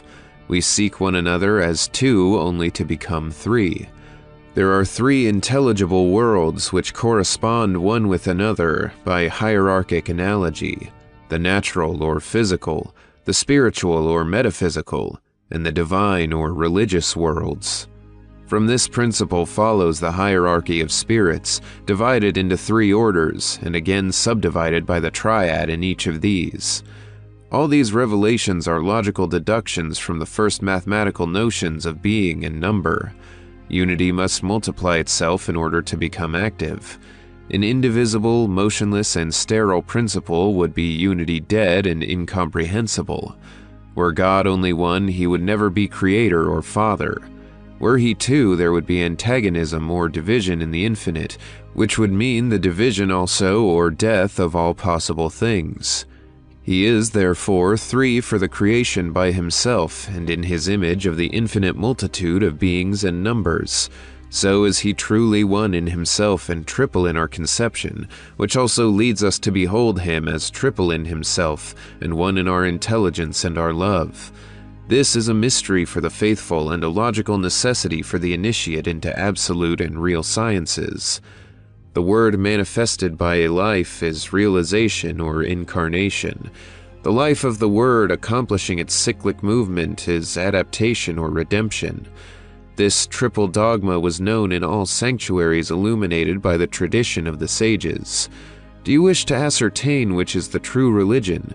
Seek that which realizes most in the divine order, which humanizes God and makes man divine, which preserves the triadic dogma intact, which clothes the Word with flesh by making God manifest to the hands and eyes of the most ignorant, which in fine appeals to all in its doctrine and can adapt itself to all. The religion which is hierarchic and cyclic, having allegories and images for children, an exalted philosophy for grown men, sublime hopes and sweet consolations for the old. The primeval sages, when seeking the first of causes, behold good and evil in the world. They considered shadow and light. They compared winter with spring, age with youth, life with death, and their conclusion was this: the first cause is beneficent and severe. It gives and takes away life. Then are there 2 contrary principles, the one good and the other evil, exclaimed the disciples of Manes. No, the 2 principles of universal equilibrium are not contrary, although contrasted in appearance, for a singular wisdom opposes one to another. Good is on the right, evil on the left, but the supreme excellence is above both, applying evil to the victory of good and good to the amendment of evil. The principle of harmony is in unity, and it is this which imparts such power to the uneven number in magic. Now, the most perfect of the odd numbers is 3 because it is the trilogy of unity. In the trigrams of Fohi, the superior triad is composed of 3 yang, or masculine figures, because nothing passive can be admitted into the idea of God, considered as the principle of production in the 3 worlds. For the same reason, the Christian Trinity by no means permits the personification of the Mother, who is shown forth implicitly in that of the Son. For the same reason also, it is contrary to the laws of hieratic and orthodox symbology to personify the Holy Ghost under the form of a woman. Woman comes forth from man as nature comes forth from God. So Christ himself ascends to heaven and assumes the Virgin Mother. We speak of the ascension of the Savior and the assumption of the Mother of God. God, considered as Father, has nature for his daughter. As Son, he has the Virgin for his mother and the Church for his bride. As Holy Spirit, he regenerates and fructifies humanity. Hence, in the trigrams of Fohi, the 3 inferior yin correspond to the 3 superior yang, for these trigrams constitute a pentacle like that of the 2 triangles of Solomon, but with a triadic interpretation of the 6 points of the blazing star. Dogma is only divine inasmuch as it is truly human, that is to say, insofar as it sums up the highest reason of humanity. So also the Master, whom we term the Man-God, called himself the Son of Man. Revelation is the expression of belief accepted and formulated by universal reason in the human word, on which account it is said that the divinity is human and the humanity divine in the Man-God. We affirm all this philosophically, not theologically, without infringing in any way on the teaching of the Church, which condemns and must always condemn magic. Paracelsus and Agrippa did not set up altar against altar, but bowed to the ruling religion of their time. to the elect of science, the things of science, to the faithful, the things of faith. In his hymn to the royal son, the Emperor Julian gives a theory of the triad which is almost identical with that of the illuminated Swedenborg. The Son of the divine world is the infinite, spiritual, and uncreated light, which is verbalized, so to speak, in the philosophical world, and becomes the fountain of souls and of truth. Then it incorporates and becomes visible light in the Son of the third world, the central sun of our suns, of which the fixed stars are the ever-living sparks. The Kabbalists compare the spirit to a substance which remains fluid in the divine medium, and under the influence of the essential light, its exterior, however, becoming solidified like wax when exposed to air in the colder realms of reasoning or of visible forms. These shells, envelopes petrified or carnified, where such an expression possible, are the source of errors or of evil, which connects with the heaviness and hardness of animal envelopes. In the book Zohar and in that of the Revolution of Suk, perverse spirits or evil demons are never called otherwise than shells, cortices. The cortices of the world of spirits are transparent, while those of the material world are opaque.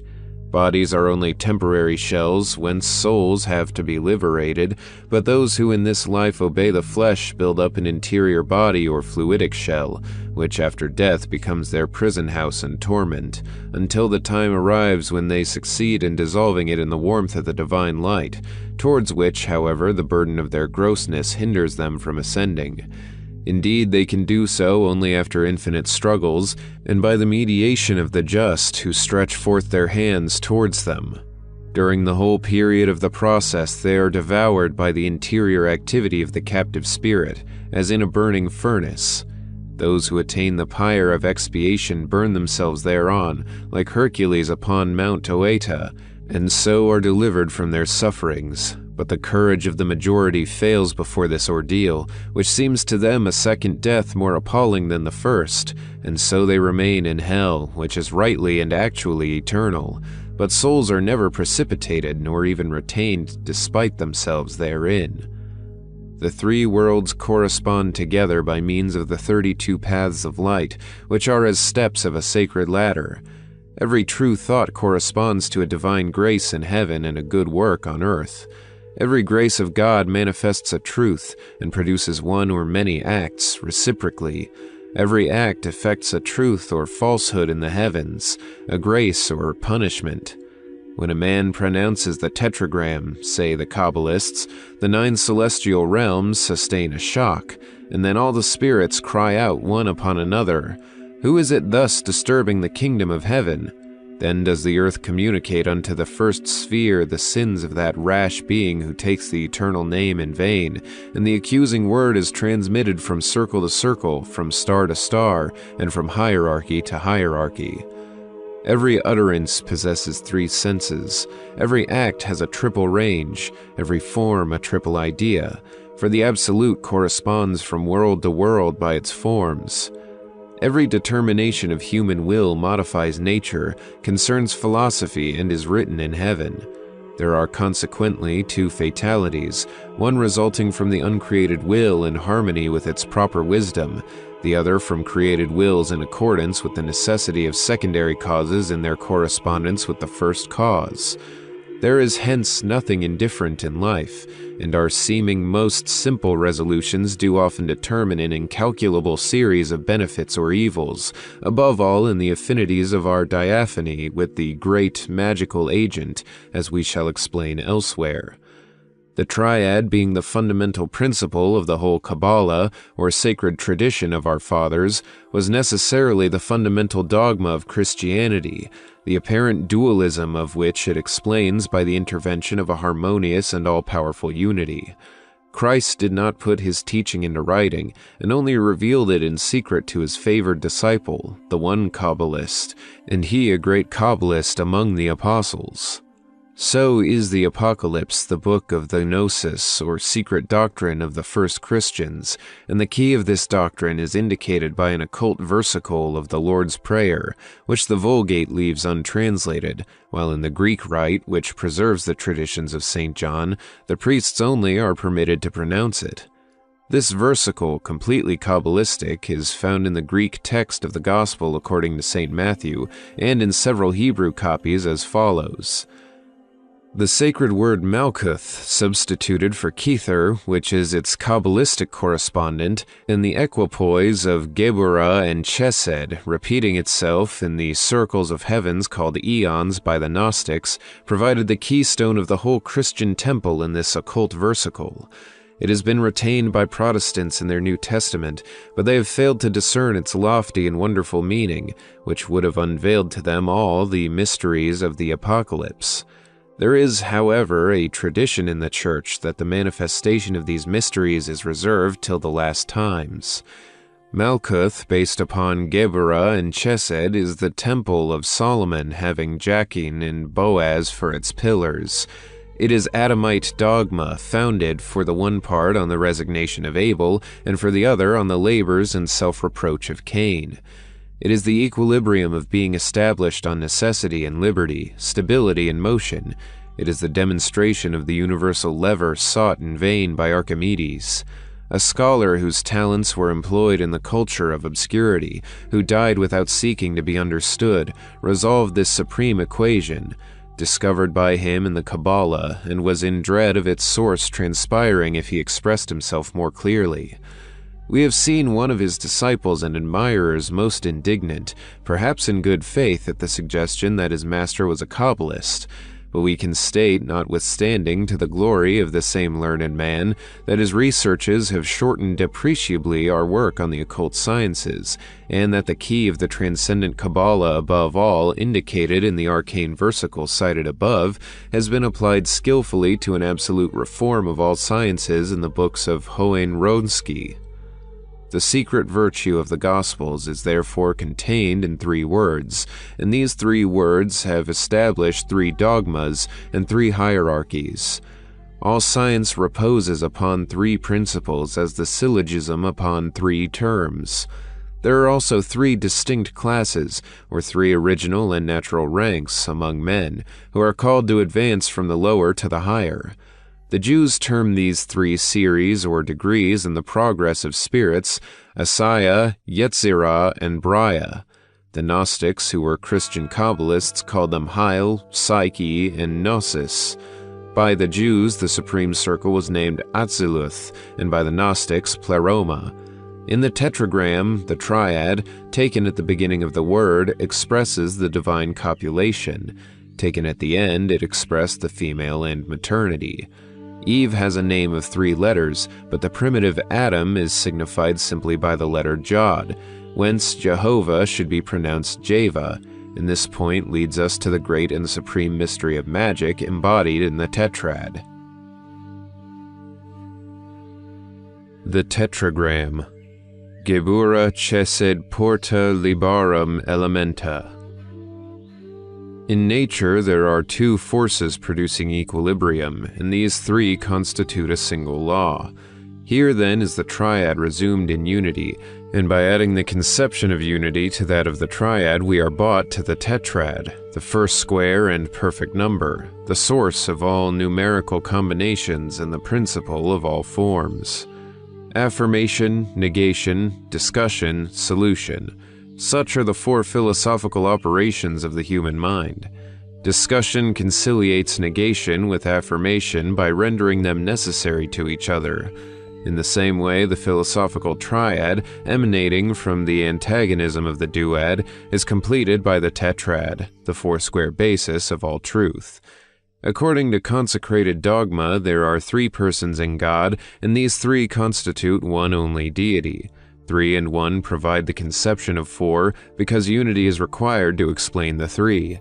Hence, in almost all languages, the name of God consists of 4 letters, and in Hebrew these 4 are really 3, one of them being repeated twice, that which expresses the Word and the creation of the Word. Two affirmations make two corresponding denials either possible or necessary. The fact of being is affirmed, and that of nothingness is denied. Affirmation as word produces affirmation as realization or incarnation of the word, and each of these affirmations corresponds to the denial of its opposite. Thus, in the opinion of the Kabbalists, the name of the demon or of evil is composed of the same letters as the name of God or goodness, but spelt backwards. This evil is the lost reflection or imperfect mirage of light and shadow. But all which exists, whether of good or evil, of light or darkness, exists and manifests by the tetrad. The affirmation of unity supposes the number 4 unless it turns in unity itself as in a vicious circle. So also the triad, as we have observed already, is explained by the duad and resolved by the tetrad, which is the squared unity of even numbers and the quadrangular base of the cube, regarded as unity of construction, solidity, and measure. The Kabbalistic tetragram, Jodheva, expresses God in humanity and humanity in God. The 4 astronomical cardinal points are, relatively to us, the yea and the nay of light, east and west, and the yea and nay of warmth, south and north. As we have said already, according to the sole dogma of the Kabbalah, that which is in visible nature reveals that which is in the domain of invisible nature, or secondary causes are in strict proportion and analogous to the manifestations of the first cause. So is this first cause revealed invariably by the cross, that unity made up of 2, divided one by the other in order to produce 4, that key to the mysteries of India and Egypt, the Tao of the Patriarchs, the divine sign of Osiris, the Storos of the Gnostics, the keystone of the temple, the symbol of occult masonry, the cross, central point of the junction of the right angles of 2 infinite triangles, the cross which, in the French language, seems to be the first root and fundamental substantive of the verb to believe and the verb to grow, thus combining the conceptions of science, religion, and progress. The great magical agent manifests by 4 kinds of phenomena and has been subjected to the experiments of profane science under 4 names: caloric, light, electricity, magnetism. It has received also the names of tetragram, Inri, Azoth, ether, Od, magnetic fluid, soul of the earth, Lucifer, etc. The great magical agent is the 4th emanation of the life principle, of which the sun is the 3rd form. See the initiates of the school of Alexandria and the dogma of Hermes Trismegistus. In this way, the eye of the world, as the ancients called it, is the mirage of the reflection of God, and the soul of the earth is a permanent glance of the sun which the earth conceives and guards by impregnation. The moon concurs in this impregnation of the earth by reflecting a solar image during the night, so that Hermes was right when he said of the great agent, "The sun is its father, the moon its mother." Then he adds, "The wind has borne it in the belly thereof," because the atmosphere is the recipient and, as it were, the crucible of the solar rays, by means of which there forms that living image of the sun which penetrates the whole earth, fructifies it, and determines all that is produced on its surface by its emanations and permanent currents analogous to those of the sun itself. This solar agent subsists by 2 contrary forces, one of attraction and one of projection, whence Hermes says that it ascends and descends eternally. The force of attraction is always fixed at the center of bodies, that of projection in their outlines or at their surface. By this dual force all is created and all preserved. Its motion is a rolling up and an unrolling which are successive and unlimited, or rather simultaneous and perpetual, by spirals of opposite movements which never meet. It is the same movement as that of the sun, at once attracting and repelling all the planets of its system. To be acquainted with the movement of this terrestrial sun in such a manner as to be able to apply its currents and direct them is to have accomplished the great work and to be master of the world. Armed with such a force, you may make yourself adored. The crowd will believe that you are God. The absolute secret of this direction has been in the possession of certain men, and can yet be discovered. It is the great magical arcanum, depending on an incommunicable axiom and on an instrument which is the grand and unique athanor of the highest grade of Hermetists. The incommunicable axiom is enclosed Kabbalistically in the 4 letters of the tetragram, arranged in the following manner. In the letters of the words Azoth and Inri written Kabbalistically, and in the monogram of Christ as embroidered on the labarum, which the Kabbalist postal interprets by the word rota. Hence, the adepts have formed their tarot or tarot, by the repetition of the first letter, thus indicating the circle and suggesting that the word is read backwards. All magical science is comprised in the knowledge of this secret. To know it and have the courage to use it is human omnipotence. To reveal it to a profane person is to lose it. To reveal it even to a disciple is to abdicate in favor of that disciple, who henceforward possesses the right of life and death over his master.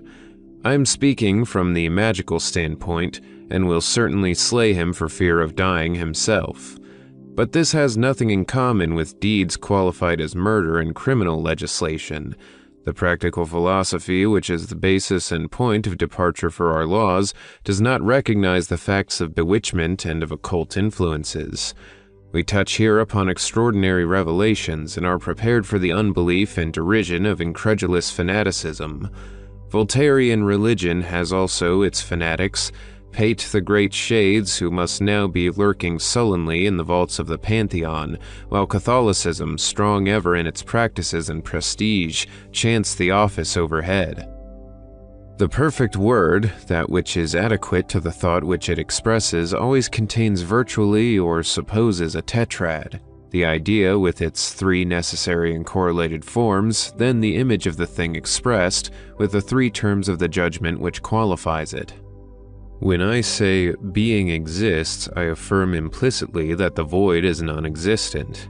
A height, a breadth which the height subdivides longitudinally, a depth separated from the height by the intersection of the breadth, such is the natural tetrad, composed of 2 lines at right angles, one to another. Nature has also 4 motions, products of 2 forces which sustain each other by their tendency in an opposite direction. Now, the law which rules bodies is analogous to that which governs minds, and that which governs minds is the very manifestation of God's secret, that is to say, of the mystery of the creation. Imagine a watch having 2 parallel springs with an engagement which makes them work in an opposite direction, so that the one in unwinding winds up the other. In this way, the watch will wind up itself, and you will have discovered perpetual motion. The engagement should be at 2 ends and of extreme accuracy. Is this beyond attainment? We think not. But when it is discovered, the inventor will understand by analogy all the secrets of nature, progress in direct proportion to resistance. The absolute movement of life is thus the perpetual consequence of 2 contrary tendencies which are never opposed.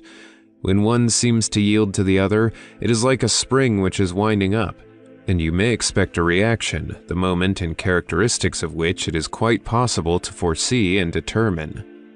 Hence, at the period of the greatest Christian fervor was the reign of Antichrist known and predicted. But Antichrist will prepare and determine the second advent and final triumph of the man-god. This again is a rigorous and Kabbalistical conclusion contained in the gospel premises. Hence, the Christian prophecy comprises a 4-fold revelation. 1. Fall of the old world and triumph of the gospel under the first advent. 2. Great apostasy and coming of Antichrist. 3. Fall of Antichrist and recurrence to Christian ideas. 4. Definitive triumph of the gospel, or second advent, designated under the name of the Last Judgment.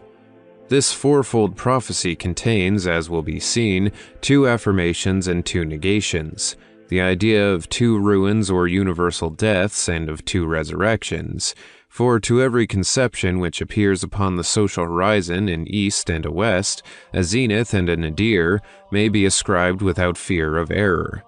Thus is the philosophical cross the key of prophecy, and all gates of science may be opened with the pantacle of Ezekiel, the center of which is a star formed by the interlacement of 2 crosses.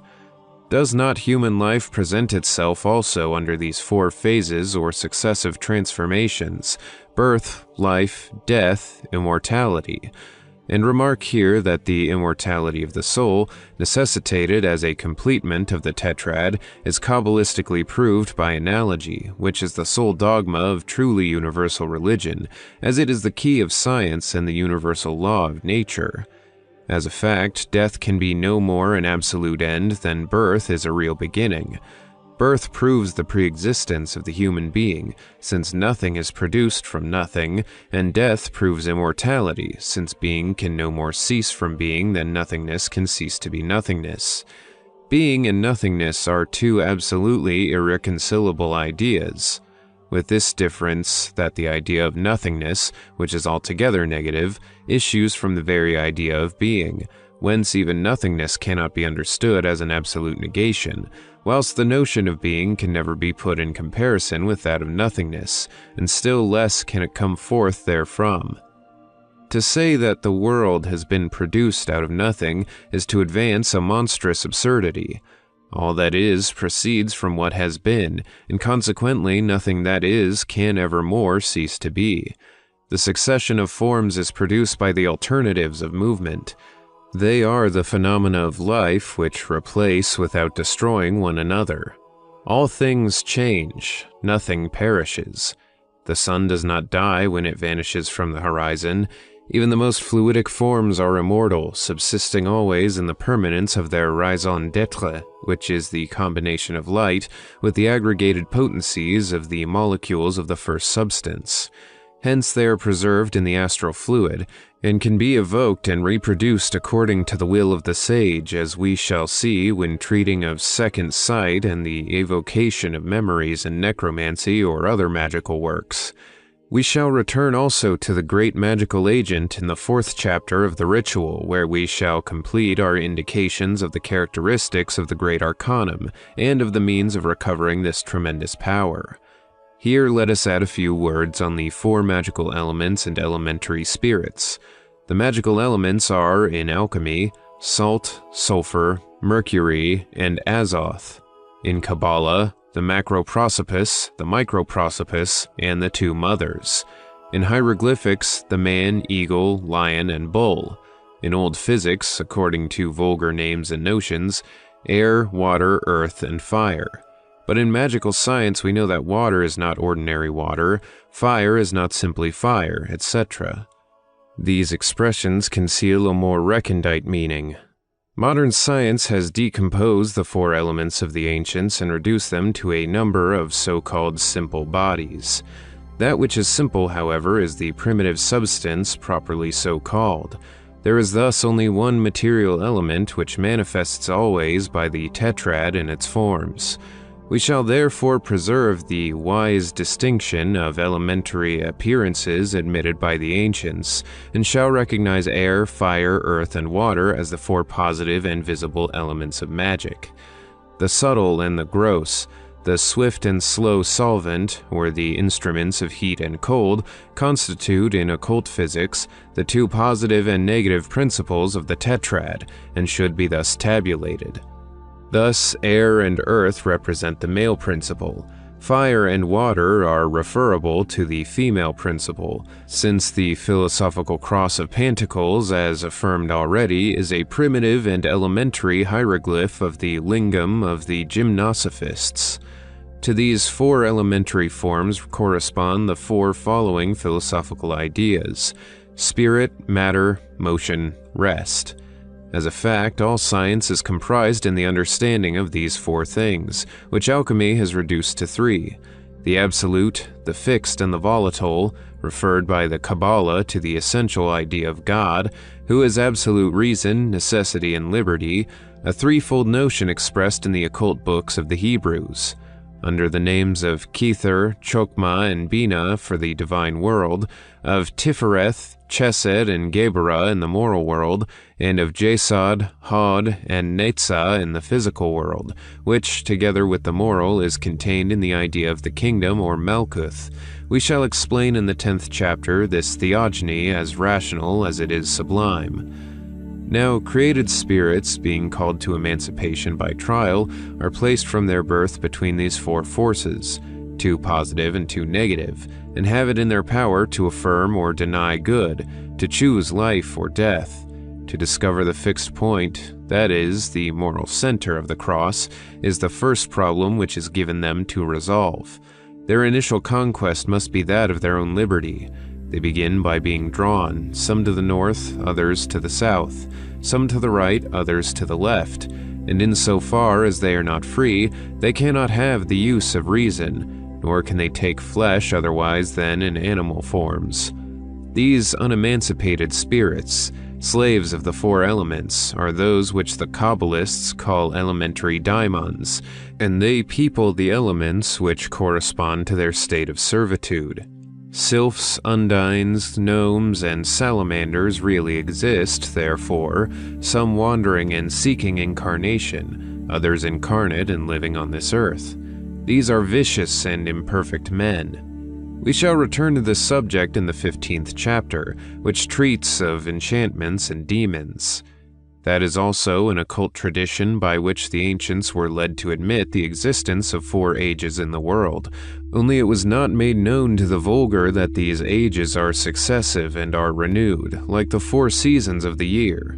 Thus, the Golden Age has passed, and it is yet to come. This, however, belongs to the spirit of prophecy, and we shall speak of it in the 9th chapter, which is concerned with the initiate and the seer. If we now add the idea of unity to the tetrad, we shall have, together and separately, the conceptions of the divine synthesis and analysis, the God of the initiates and that of the profane. Here the doctrine becomes more popular as it passes from the domain of the abstract. The grand hierophant intervenes. The pentagram. Gebura Ecce. Hereunto we have exposed the magical dogma in its more arid and abstruse phases. Now the enchantments begin. Now we can proclaim wonders and reveal most secret things. The pentagram signifies the domination of the mind over the elements, and the demons of air, the spirits of fire, the phantoms of water, and ghosts of earth are chained by this sign. Equipped therewith and suitably disposed, you may behold the infinite through the medium of that faculty which is like the soul's eye, and you will be ministered unto by legions of angels and hosts of fiends. But here, in the first place, let us establish certain principles. There is no invisible world. There are, however, many degrees of perfection in organs. The body is the coarse and, as it were, the perishable cortex of the soul. The soul can perceive of itself, and independently of the mediation of physical organs, by means of its sensibility and its diaphany, the things, both spiritual and corporeal, which are existent in the universe. Spiritual and corporeal are simply terms which express the degrees of tenuity or density in substance. What is called the imagination within us is only the soul's inherent faculty of assimilating the images and reflections contained in the living light, being the great magnetic agent. Such images and reflections are revelations when science intervenes to reveal us their body or light. The man of genius differs from the dreamer and the fool in this only, that his creations are analogous to truth, while those of the fool and the dreamer are lost reflections and bewrayed images. Hence, for the wise man to imagine is to see, as for the magician to speak is to create. It follows that by means of the imagination, demons and spirits can be beheld really and in truth, but the imagination of the adept is diaphanous, whilst that of the crowd is opaque. The light of truth traverses the one as ordinary light passes through clear glass, and is refracted by the other, as when ordinary light impinges upon a vitreous block, full of scoriae and foreign matter. That which most contributes to the errors of the vulgar is the reflection of depraved imaginations, one in the other. But in virtue of positive science, the seer knows that what he imagines is true, and the event invariably confirms his vision. We shall state in the ritual after what manner this lucidity can be acquired.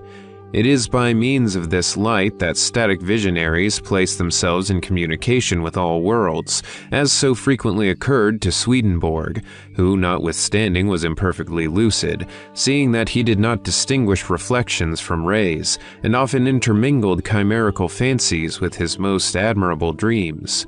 We say dreams because dream is the consequence of a natural and periodical ecstasy which we term sleep. To be in ecstasy is to sleep. Magnetic somnambulism is a production and direction of ecstasy. The errors which occur therein are occasioned by reflections from the diaphany of waking persons and above all of the magnetizer. Dream is vision produced by the refraction of a ray of truth. Chimerical fantasy is hallucination occasioned by a reflection.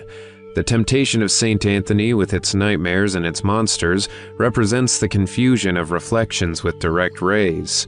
So long as the soul struggles, it is reasonable. When it yields to this species of invading intoxication, it becomes mad. To disentangle the direct ray and separate it from the reflection, such is the work of the initiate. Here let us state distinctly that this work is being performed continually in the world by some of the flower of mankind, that there is hence a permanent revelation by intuition, and that there is no insuperable barrier which separates souls, because there are no sudden interruptions and no high walls in nature by which minds can be divided from one another. All is transition and blending, wherefore, assuming the perfectibility, if not infinite, at least indefinite, of human faculties, it will be understood that every person can attain to see all, and therefore to know all. There is no void in nature, all is peopled. There is no true death in nature, all is alive. "Seest thou that star?" asked Napoleon of Cardinal Fesch. "No, sire." "I see it," said the emperor, and he most certainly did. When great men are accused of superstition, it is because they behold what remains unseen by the crowd. Men of genius differ from simple seers by their faculty of communicating sensibly to others that which they themselves perceive, and of making themselves believe by the force of enthusiasm and sympathy. Such persons are the media of the divine word. Let us now specify the manner in which visions operate. All forms correspond to ideas, and there is no idea which has not its proper and peculiar form. The primordial light, which is the vehicle of all ideas, is the mother of all forms, and transmits them from emanation to emanation, merely diminished or modified according to the density of the media. Secondary forms are reflections which return to the font of the emanated light. The forms of objects, being a modification of light, remain in the light where the reflection consigns them. Hence the astral light or terrestrial fluid, which we call the great magnetic agent, is saturated with all kinds of images or reflections. Now our soul can evoke these, and subject them to its diaphany, as the Kabbalists term it. Such images are always present before us, and are effaced only by the more powerful impressions of reality during waking hours, or by preoccupation of the mind, which makes our imagination inattentive to the fluidic panorama of the astral light. When we sleep, this spectacle presents itself spontaneously before us, and in this way dreams are produced. Dreams vague and incoherent if some governing will do not remain active during the sleep, giving even unconsciously to our intelligence a direction to the dream, which then transforms into vision. Animal magnetism is nothing but an artificial sleep produced by the voluntary or enforced union of two wills, one of which is awake while the other slumbers. That is, one of which directs the other in the choice of reflections for the transformation of dreams into visions and the attainment of truth by means of images. Thus, somnambulists do not actually travel to the place where they are sent by the magnetizer. They evoke its images in the astral light and can behold nothing which does not exist in that light. The astral light has a direct action on the nerves, which are its conductors in the animal economy, transmitting it to the brain. It follows that in a state of somnambulism, it is possible to see by means of the nerves without being dependent on radiant light, the astral fluid being a latent light, in the same way that physics recognize the existence of a latent caloric. Magnetism between two persons is certainly a wonderful discovery, but the magnetizing of a person by himself, awakening his own lucidity and directing it himself at will, is the perfection of magical art. The secret of this great work does not remain for discovery. It has been known and practiced by a great number of initiates, above all by the celebrated Apollonius of Tyana, who has left a theory concerning it, as we shall see in the ritual. The secret of magnetic lucidity and the direction of the phenomena of magnetism depend on two things: agreement of minds and complete union of wills, in a direction which is possible and determined by science. This is for the operation of magnetism between two or more persons. Solitary magnetism requires preparations of which we have spoken in our initial chapter, when enumerating and establishing in all their difficulty the essential qualities of a veritable adept. In the following chapters we shall elucidate further this important and fundamental point. The empire of will over the astral light, which is the physical soul of the four elements, is represented in magic by the pentagram, placed at the head of this chapter.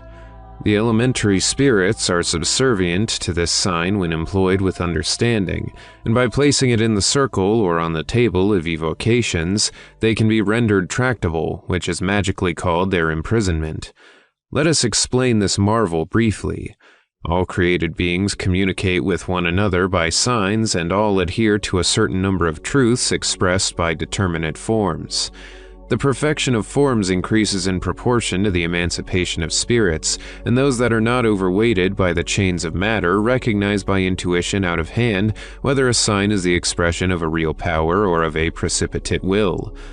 The intelligence of the wise man, therefore, gives value to his pantacle, as science gives weight to his will, and spirits comprehend this power immediately. Thus, by means of the pentagram, spirits can be forced to appear in vision, whether in the waking or sleeping state, by themselves leading before our diaphany their reflection, which exists in the astral light if they have lived, or a reflection analogous to their spiritual logos if they have not lived on earth. This explains all visions and accounts for the dead invariably appearing to seers, either such as they were upon earth or such as they are in the grave, never as they subsist in a condition which escapes the perceptions of our actual organism.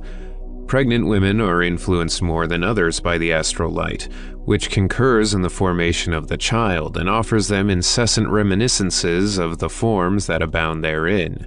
This explains how it is that women of the highest virtue deceive the malignity of observers by equivocal resemblances. On the fruit of their marriage they impress frequently an image which has struck them in dream, and it is thus that the same physiognomies are perpetuated from generation to generation. The Kabbalistic usage of the pentagram can determine therefore the appearance of the unborn children, and an initiated woman might endow her son with the characteristics of Nero or Achilles, with those of Louis XIV or Napoleon. We shall indicate the method in our ritual. The pentagram is called in Kabbalah the sign of the microcosm, that sign so exalted by Goethe in the beautiful monologue of Faust. Ah, how do all my senses leap at this sight! I feel the young and sacred pleasure of life quivering in my nerves and veins. Was it a god who traced this sign which stills the vertigo of my soul, fills my poor heart with joy, and in a mysterious rapture unveils the forces of nature around me? Am I myself a god? All is so clear to me. I behold in these simple lines the revelation of active nature to my soul. I realize for the first time the truth of the wise man's words. The world of spirits is not closed. Thy sense is obtuse, thy heart is dead. Arise, bathe, O adept of science, thy breast still enveloped by an earthly veil in the splendors of the dawning day. Faust, Part 1, Scene 1. On 24th of July in the year 1854, the author of this book, Éliphas Lévi, made an experiment of evocation with the pentagram, after due preparation according to all the ceremonies indicated in the 13th chapter of the ritual. The success of this experiment, details of which as regard its principles will be found in the corresponding chapter of the present doctrinal part, establishes a new pathological fact, which men of true science will admit without difficulty. The experience, repeated even to a third time, gave results truly extraordinary, but positive and unmixed with hallucination. We invite skeptics to make a conscientious and intelligent trial on their own part before shrugging their shoulders and smiling. The figure of the pentagram, completed in accordance with science and used by the author in his experiment, is that which is found at the head of this chapter, and it is more perfect than any in the Keys of Solomon or in the magical calendars of Tycho Brahe and Duquesnoy. We must remark, however, that the use of the pentagram is most dangerous for operators who are not in possession of its complete and perfect understanding. The direction of the points of the star is in no sense arbitrary and may change the entire character of an operation, as we shall explain in the ritual. Paracelsus, that innovator in magic, who surpassed all other initiates in his unaided practical success, affirms that every magical figure and every Kabbalistic sign of the pentacles which compel spirits may be reduced to two, which are the synthesis of all the others. These are the sign of the macrocosm or the seal of Solomon, the form of which we have given already, and that of the microcosm more potent even than the first, that is to say, the pentagram, of which he provides a most minute description in his occult philosophy. If it be asked how a sign can exercise so much power over spirits, we inquire in return why the whole Christian world bows down before that sign of the cross. The sign is nothing by itself, and has no force apart from the doctrine of which it is the summary and the logos. Now, a sign which summarizes in their expression all the occult forces of nature, a sign which has ever exhibited to elementary spirits and others a power greater than their own, fills them naturally with respect and fear, enforcing their obedience by the empire of science and of will over ignorance and weakness. By the pentagram also is measured the exact proportions of the great and unique athanor necessary to the confection of the philosophical stone and the accomplishment of the great work. The most perfect alembic in which the quintessence can be elaborated is conformable to this figure, and the quintessence itself is represented by the sign of the pentagram. Magical equilibrium. Tifereth uncus. Supreme intelligence is necessarily reasonable. God in philosophy may be only a hypothesis, but he is a hypothesis imposed by good sense on human reason. To personify the absolute reason is to determine the divine ideal. Necessity, liberty, and reason. These are the great and supreme triangle of the Kabbalists who name reason Kether, necessity Chokmah, and liberty Bina, in their first or divine triad. Fatality, will, and power, such is the magical triad, which corresponds in things human to the divine triad. Fatality is the inevitable sequence of effects and causes in a determined order. Will is the directing faculty of intelligent forces for the conciliation of the liberty of persons with the necessity of things. Power is the wise application of will which enlists fatality itself in the accomplishment of the desires of the sage. When Moses smote the rock, he did not create the spring of water. He revealed it to the people because occult science had made it known to himself by means of the divining rod. It is in like manner with all miracles of magic. A law exists which is ignored by the vulgar and made use of by the initiate. Occult laws are often opposed diametrically to common ideas. For example, the crowd believes in the sympathy of things which are alike and in the hostility of things contrary, but it is the opposite which is the true law. It used to be affirmed that nature abhors the void, but it should be said that nature desires it, were the void not, in physics, the most irrational of fictions. In all things the vulgar mind habitually takes shadow for reality, turns its back upon light, and is reflected in the obscurity which it projects itself. The forces of nature are at the disposal of one who knows how to resist them. Are you master sufficiently of yourself to never be intoxicated? Then will you direct the terrible and fatal power of intoxication. If you would make others drunk, possess them with the desire of drink, but do not partake of it yourself. That man will dispose of the love of others who is master of his own. If you would possess, do not give. The world is magnetized by the light of the sun, and we are magnetized by the astral light of the world. That which operates in the body of the planet repeats itself in us. Within us there are three analogical and hierarchic worlds, as in all nature. Man is the microcosm or little world, and according to the doctrine of analogies, whatsoever is in the great world is reproduced in the small. Hence we have three centers of fluidic attraction and projection: the brain, the heart or epigastric region, and the genital organ. Each of these instruments is one and twofold. In other words, we find the suggestion of the triad therein. Each attracts on one side and repels on the other. It is by means of such apparatus that we place ourselves in communication with the universal fluid supplied to us by the nervous system. These three centers are, moreover, the seat of a triple magnetic operation, as we shall explain elsewhere. When the magus has attained lucidity, whether through the mediation of a pythoness or by his own development, he communicates and directs at will the magnetic vibrations in the whole mass of the astral light, the currents of which he divines by means of the magic wand, which is a perfected divining rod.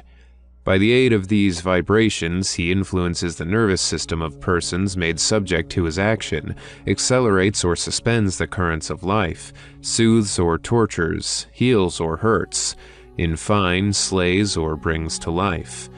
Here, however, we pause in presence of the smile of incredulity. Let us permit it to enjoy the easy triumph of denying what it does not know. We shall demonstrate later on that death is preceded always by a lethargic sleep, and hence takes place gradually, that resurrection is possible in certain cases, that lethargy is a real but uncompleted death, and that the final paroxysm is in many cases subsequent to inhumation. This, however, is not the subject of the present chapter. We affirm now that a lucid will can act upon the mass of the astral light, and in concurrence with other wills which it absorbs and draws along, can determine great and irresistible currents. We say also that the astral light condenses or rarefies in proportion as currents accumulate, more or less at certain centers. When it is deficient in the energy required for the support of life, diseases accompanied by sudden decomposition follow, of a kind which baffle physicians. There is no other cause, for example, in the case of cholera morbus, and the swarms of animalculae observed or supposed by some specialists may be the effect rather than the cause. Cholera should be treated therefore by insufflation. Did not the operator thereby run the chance of an exchange with the patient which would be very formidable for himself? Every intelligent effort of will is a projection of the human fluid or light, and here it is needful to distinguish the human from the astral light, and animal from universal magnetism. In making use of the word fluid, we employ an accepted expression, and seek to be understood in this manner, but we are far from deciding that the latent light is a fluid. Everything prompts us, on the contrary, to prefer the system of vibrations in the explanation of this phenomenal subject. However it may be, the light in question, being the instrument of life, cleaves naturally to all living centers, attaches itself to the nucleus of planets, even as to the heart of man, and by the heart we understand magically the great sympathetic, identifying itself with the individual life of the being which it animates, and it is by this quality of sympathetic assimilation that it is distributed without confusion. Hence it is terrestrial in its affinity with the sphere of the earth, and human exclusively in its affinity with men. It is for this reason that electricity, caloric, light, and magnetism, produced by ordinary physical means, not only do not originate, but tend rather to neutralize the effects of animal magnetism. The astral light, subordinated to a blind mechanism and proceeding from arbitrary automatic centers, is a dead light and works mathematically, following given impulsions or fatal laws. The human light is fatal only to the ignorant, performing chance experiments. In the seer, it is subjected to intelligence, submitted to imagination, and dependent on will. This light, continually projected by the will, constitutes the personal atmospheres of Swedenborg. The body absorbs what environs it and radiates perpetually by projecting its influences and invisible molecules. It is the same with the spirit, so that this phenomenon, by some mystics termed respiration, has really the influence, both physical and moral, which is assigned to it. It is undoubtedly contagious to breathe the same air as diseased persons, and to be within the circle of attraction and expansion which surrounds the wicked. When the magnetic atmosphere of two persons is so equilibrated that the attractive faculty of one draws the expansive faculty of the other, a tendency is produced which is termed sympathy.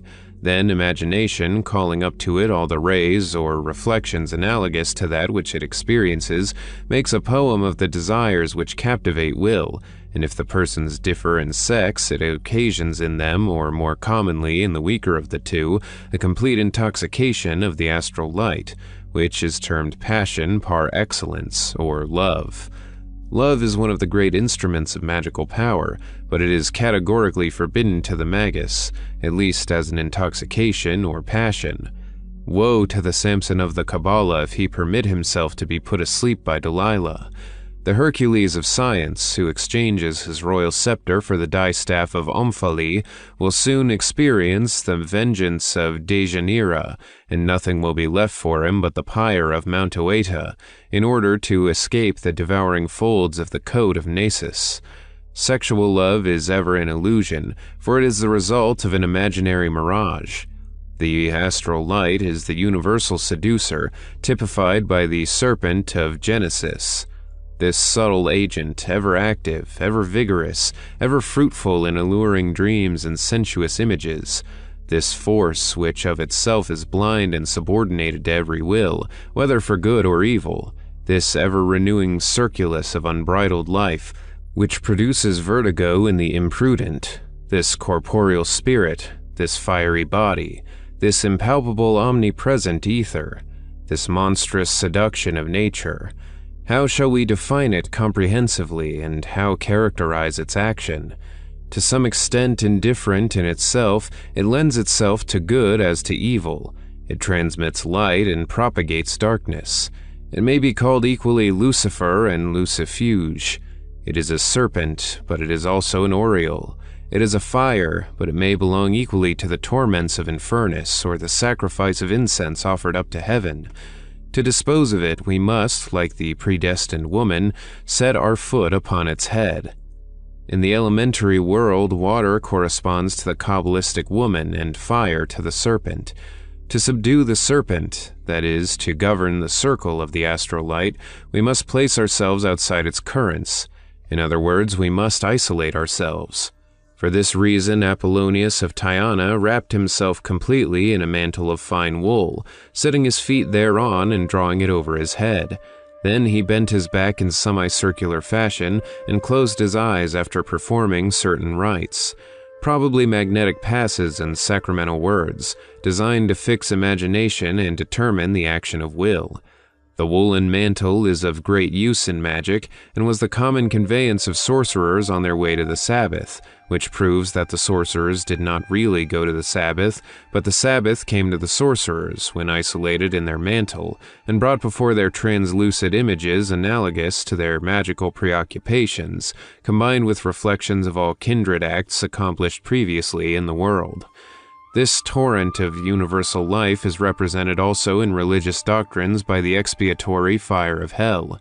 It is the instrument of initiation, the monster to be overcome, the enemy to subdue. It is this which brings to our evocations and to the conjurations of goetic magic such swarms of larvae and phantoms. Therein are preserved all the fantastic and fortuitous assemblages of forms which people our nightmares with such abominable monstrosities. To be sucked down by this whirling stream is to fall into abysses of madness, more frightful than those of death. To expel the shades of this chaos and compel it to give perfect forms to our thoughts. This is to be a man of genius. It is to create. It is to be victorious over hell. The astral light directs the instincts of animals and offers battle to the intelligence of man, which it strives to pervert by the enticements of its reflections and the illusion of its images. It is a fatal and inevitable operation, directed and made still more calamitous by elementary spirits and suffering souls, whose restless wills seek out sympathies in our weakness and tempt us, but not so much to destroy us as to win friends for themselves. That book of consciences which, according to Christian doctrine, shall be opened at the last day is no other than the astral light, which preserves the impress of every logos, that is to say, of all actions and all forms. Our acts modify our magnetic respiration in such a way that a seer, meeting any person for the first time, can tell whether he is innocent or criminal, and what are his virtues or his crimes. This faculty, which belongs to divination, was called by the Christian mystics of the early church the discernment of spirits. Those who abdicate the empire of reason and permit their wills to wander in pursuit of reflections in the astral light are subject to alternations of mania and melancholy which have originated all the marvels of demoniacal possession, though it is true at the same time that by means of these reflections impure spirits can act upon such souls, make use of them as docile instruments, and even habitually torment their organism, wherein they enter and reside by obsession or embryonically. These Kabbalistic terms are explained in the Hebrew book of the Revolution of Souls, of which our 13th chapter will contain a succinct analysis. It is therefore extremely dangerous to make sport of the mysteries of magic. It is above all excessively rash to practice its rites from curiosity, by way of experiment and as if to exploit higher forces. The inquisitive who, without being adepts, busy themselves with evocations or occult magnetism, are like children playing with fire in the neighborhood of a cask of gunpowder. Sooner or later they will fall victims to some terrible explosion. To be isolated from the astral light, it is not enough to envelop one's self in a woolen fabric. We must also, and above all, impose absolute tranquility on mind and heart. We must have quitted the world of passions and be assured of perseverance in the spontaneous operations of an inflexible will. We must reiterate frequently the acts of this will, for, as we shall see in the introduction to the ritual, it is by acts only that confidence is assured to the will, as the power and perpetuity of religions depend on their rites and ceremonies. They are intoxicating substances which, by increasing nervous sensibility, exalt the power and consequently the allurements of astral representations. By the same means, but pursuing a contrary course, spirits may be terrified and disturbed. These substances, of themselves magnetic and magnetized further by operators, are what people term philters and enchanted potions. But we shall not enter here upon this dangerous aspect of the practice, which Cornelius Agrippa himself terms venomous magic. It is true that there are no longer pyres for sorcerers, but always and more than ever are there penalties dealt out to malefactors. Let us confine ourselves therefore to stating, as the occasion offers, the reality of such power. To direct the astral light, we must understand also its twofold vibration, as well as the balance of forces termed magical equilibrium expressed in the Kabbalah by the Senary. Considered in its first cause, this equilibrium is the will of God. It is liberty in man and mathematical equilibrium in matter. Equilibrium produces stability and duration. Liberty generates the immortality of man, and the will of God gives effect to the laws of eternal reason. Equilibrium in ideas is reason and enforces power. Equilibrium is exact.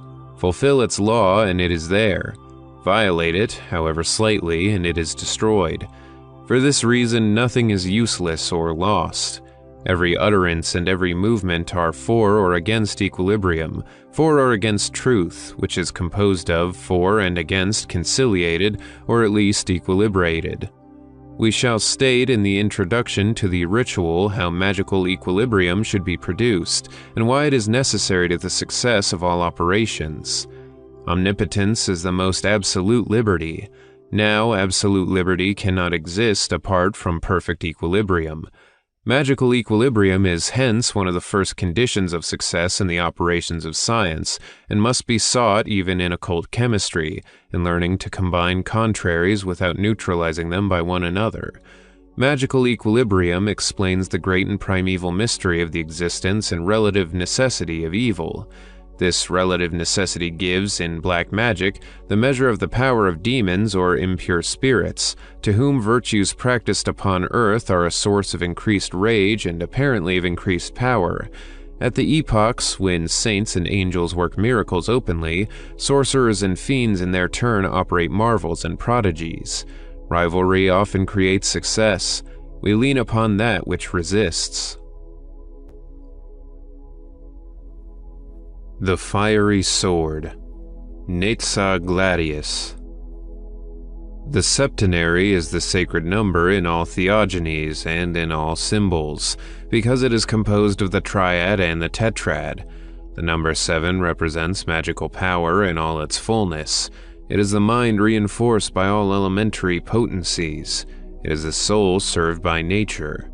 It is the sanctum regnum mentioned in the Keys of Solomon and represented in the tarot by a crowned warrior who bears a triangle on his cuirass and is poised upon a cube, to which 2 sphinxes are harnessed, straining in opposite directions, while their heads are turned the same way.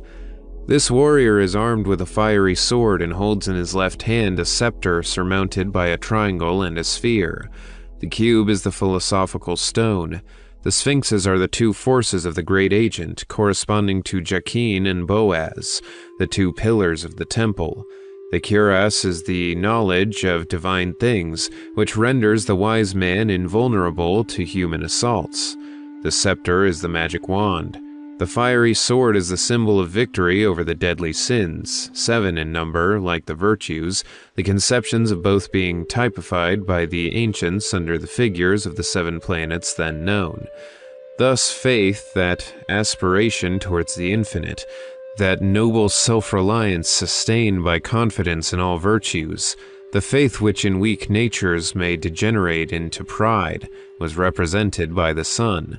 Hope, the enemy of avarice, by the moon, charity in opposition to luxury, by Venus, the bright star of morning and evening, strength superior to wrath by Mars, prudence hostile to idleness by Mercury, temperance opposed to gluttony, by Saturn, who was given a stone instead of his children to devour, finally, justice in opposition to envy by Jupiter, the conqueror of the Titans. Such are the symbols borrowed by astronomy from the Hellenic cultus. In the Kabbalah of the Hebrews, the sun represents the angel of light, the moon the angel of aspirations and dreams, Mars the destroying angel, Varius the angel of loves, Mercury the angel of progress, Jupiter the angel of power, Saturn the angel of the wilderness. They were named also Michael, Gabriel, Samael, Anael, Raphael, Zachariel, and Oriphael. These governing potencies of souls shared human life during successive periods, which astrologers measured by the revolutions of the corresponding planets. But Kabbalistic astrology must not be confounded with that which is called judicial. We will explain this distinction. Infancy is dedicated to the sun, childhood to the moon, youth to Mars and Venus, manhood to Mercury, ripe age to Jupiter, and old age to Saturn. Now, humanity in general subsists under laws of development analogous to those of individual life. On this basis, Trithemius establishes his prophetic key of the 7 spirits, to which we shall refer subsequently.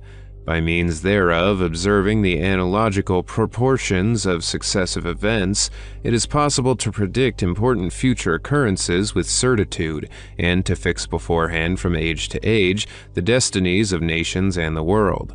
St. John, depositary of the secret doctrine of Christ, has commemorated this sequence in the Kabbalistic book of the Apocalypse, which he represents sealed with 7 seals. We meet also the 7 genii of ancient mythologies and the cups and swords of the tarot. The doctrine concealed under these emblems is pure Kabbalah, already lost by the Pharisees at the time of Christ's advent.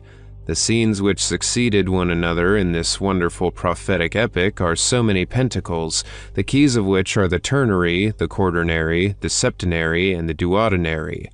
Its hieroglyphic figures are analogous to those of the Book of Hermes or the Genesis of Enoch, to make use of a tentative title which expresses merely the personal opinion of the erudite William Postel.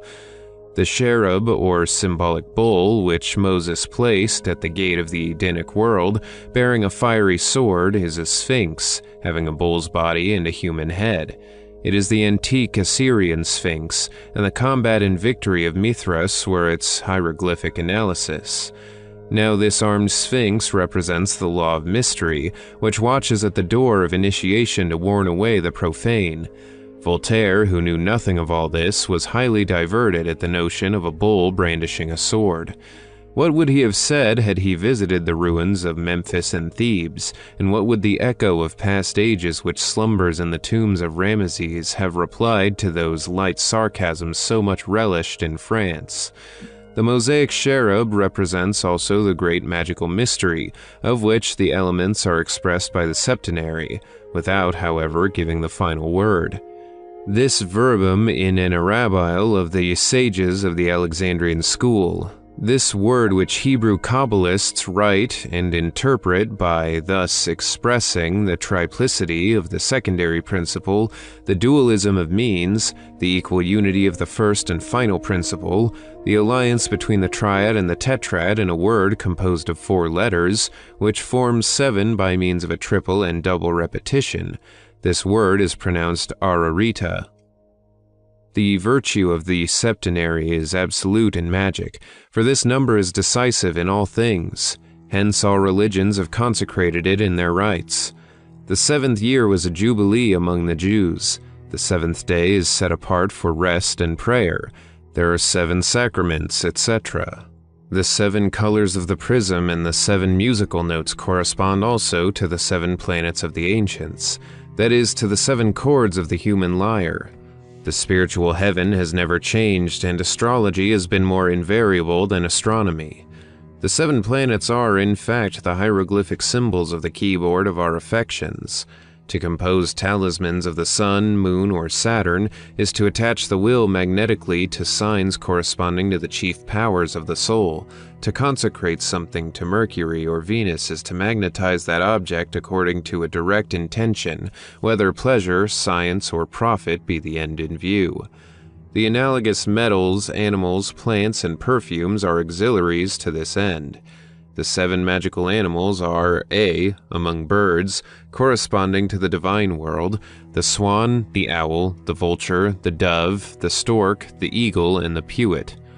B, among fish, corresponding to the spiritual or scientific world, the seal, the catfish, the pike, the mullet, the chub, the dolphin, the sepia, or cuttlefish. C, among quadrupeds, corresponding to the natural world, the lion, the cat, the wolf, the he-goat, the monkey, the stag, and the mole. The blood, fat, liver, and gall of these animals serve in enchantments. Their brain combines with the perfumes of the planets, and it is recognized by ancient practice that they possess magnetic virtues corresponding to the 7 planetary influences. The talismans of the 7 spirits are engraved either on precious stones such as the carbuncle, crystal, diamond, emerald, agate, sapphire, and onyx, or upon metals such as gold, silver, iron, copper, fixed mercury, pewter, and lead.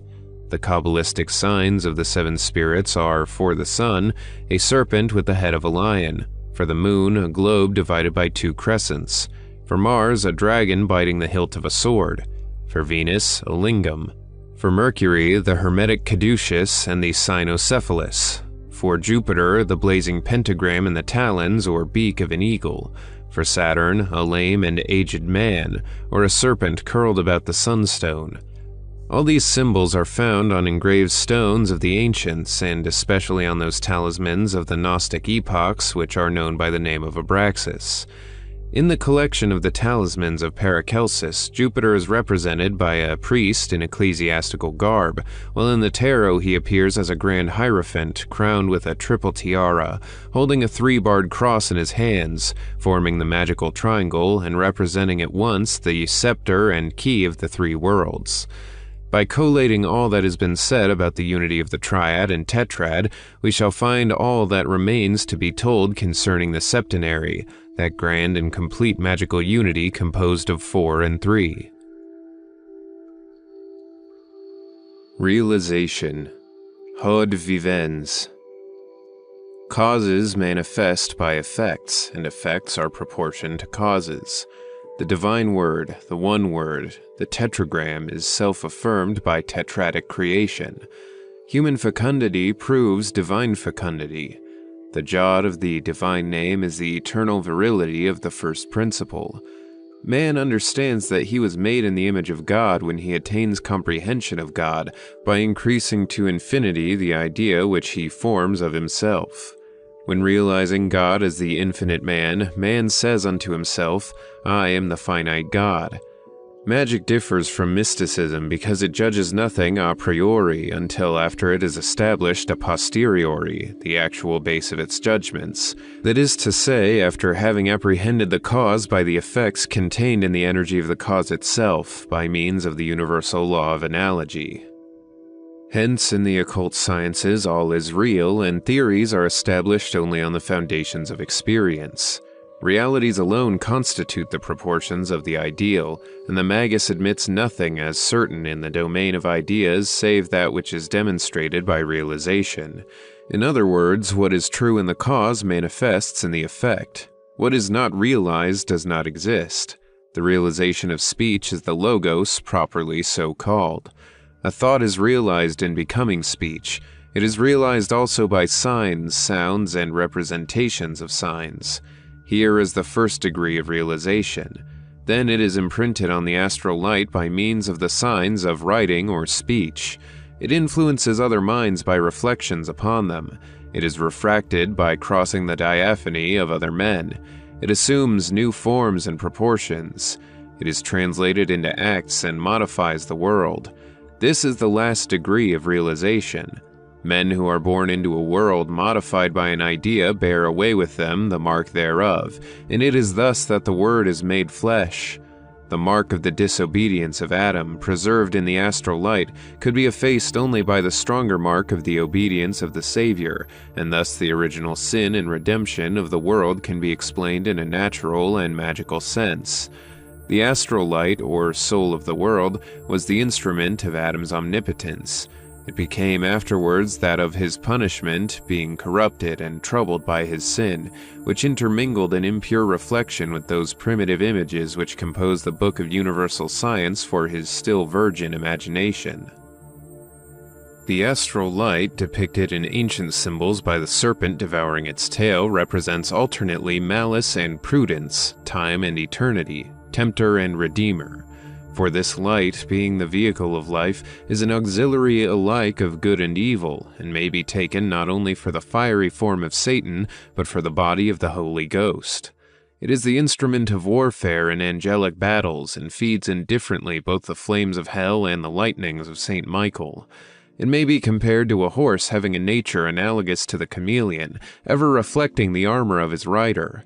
The astral light is the realization or form of intellectual light, as the latter is the realization or form of the divine light.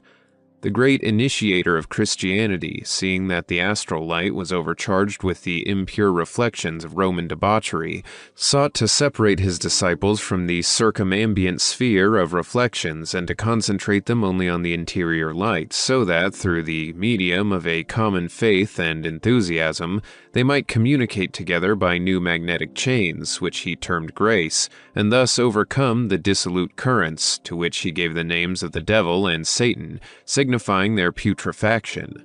To oppose current to current is to renew the power of fluidic life. The revealers have therefore done scarcely more than divine, by the accuracy of their calculations, the appropriate moment for moral reactions.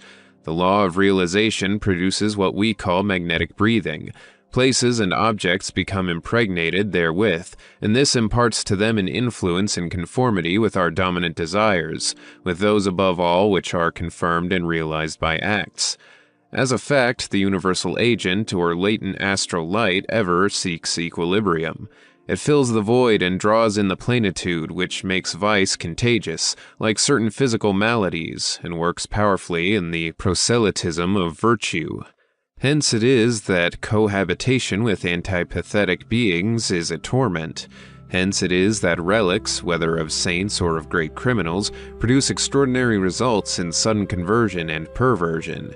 Hence it is that sexual love is often awakened by a breath or a touch, and this not only by means of contact with the person himself, but with objects which he has unconsciously touched or magnetized. There is an outbreathing and inbreathing of the soul, exactly like that of the body. Whatsoever it regards as felicity that it inhales, and it breathes forth ideas which result from its inner sensations. Diseased souls have an evil breath and vitiate their moral atmosphere.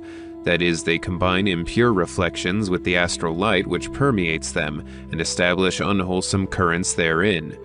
We are often assailed to our astonishment in society by evil thoughts which would have seemed antecedently impossible, and are not aware that they are due to some morbid proximity.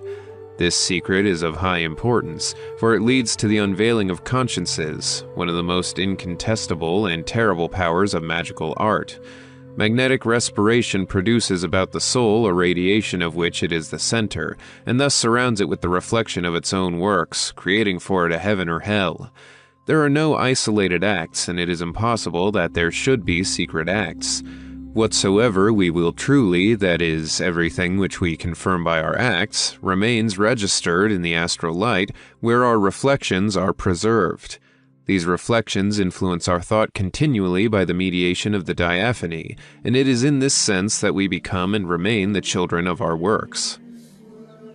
The astral light, transformed at the moment of conception into human light, is the soul's first envelope, and in combination with extremely subtle fluids, it forms the ethereal body or sidereal phantom, of which Paracelsus discourses in his philosophy of intuition, Philosophia Sagax. This sidereal body, being liberated at death, attracts and for a long time preserves, through the sympathy of things homogeneous, the reflections of the past life. If drawn into a special current by a will which is powerfully sympathetic, it manifests naturally, for there is nothing more natural than prodigies. It is thus apparitions are produced. But we shall develop this point more fully in a chapter devoted to necromancy. The fluidic body, subject, like the mass of the astral light, to two contrary movements, attracting on the left and repelling on the right, or reciprocally between the two sexes, begets various impulses within us and contributes to solicitudes of conscience. It is influenced frequently by reflections of other minds, and thus temptations are produced on the one hand, and on the other profound and unexpected graces. The traditional doctrine of two angels who sustain and tempt us is explained in this manner. The two forces of the astral light may be represented by a balance wherein are weighed our good intentions for the triumph of justice and the emancipation of our liberty. The astral body is not always of the same sex as the terrestrial. That is, the proportions of the two forces, varying from right to left, seem frequently to belie the visible organization, producing seeming aberrations of human passion and explaining, while in no wise morally justifying the amorous peculiarities of Anacreon or Sappho. A skillful magnetizer should take all these subtle distinctions into account, and we shall provide in our ritual the rules for their recognition. There are two kinds of realization, the true and the fantastic. The first is the exclusive secret of magicians. The other belongs to enchanters and sorcerers. Mythologies are fantastic realizations of religious dogma. Superstitions are the sorcery of mistaken piety. But even mythologies and superstitions are more efficacious on human will than a purely speculative philosophy apart from any practice. Hence, St. Paul opposes the conquests of the folly of the cross to the inertness of human wisdom. Religion realizes philosophy by adapting it to the weaknesses of the vulgar. Such is, for Kabbalists, the secret reason and occult explanation of the doctrines of incarnation and redemption. Thoughts untranslated into speech are thoughts lost for humanity. Words unconfirmed by acts are idle words, and the idle word is not far removed from falsehood. Thought formulated by speech and confirmed by acts constitutes a good work or a crime.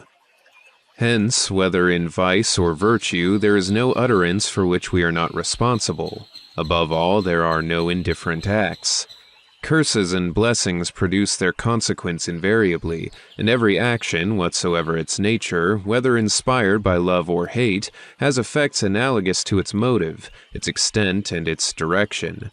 When that emperor whose images had been mutilated, raising his hand to his face, exclaimed, "I do not feel that I am injured," he was mistaken in his valuation and detracted thereby from the merit of his clemency. What man of honor could behold undisturbed an insult offered to his portrait? And did such insults, inflicted even unknown to ourselves, react on us by a fatal influence? Were the effects of bewitchment actual, as indeed an adept cannot doubt, how much more imprudent and ill-advised would seem this utterance of the good emperor? There are persons whom we can never offend with impunity, and if the injury we have done them is mortal, we begin forthwith to die. There are those also whom we never meet in vain, whose mere glance alters the direction of our life. The basilisk who slays by a look is no fable. It is a magical allegory. Generally speaking, it is bad for health to have enemies, and we can never brave with impunity the reprobation of anyone. Before opposing ourselves to a given force or current, we must be well assured that we possess the contrary force, or are with the stream of the contrary current. Otherwise we shall be crushed or struck down, and many sudden deaths have no other cause than this. The terrible visitations of Nadab and Abihu, of Osa, of Ananias, and Sapphira were occasioned by electric currents of outraged convictions. The sufferings of the Ursulines of Loudun, the nuns of Louviers, and the convulsionaries of Jansenism were identical in principle and are explicable by the same occult natural laws. Had not urban grandeur been immolated, one of two things would have occurred. Either the possessed nuns would have died in frightful convulsions, or the phenomena of diabolical frenzy would have so gained in strength and influence epidemically that grandeur, notwithstanding his knowledge and his reason, would also have become hallucinated, and to such a degree that he would have denounced himself, like the unhappy Gaufridi, or would otherwise have perished suddenly, with all the appalling characteristics of poisoning or of divine vengeance.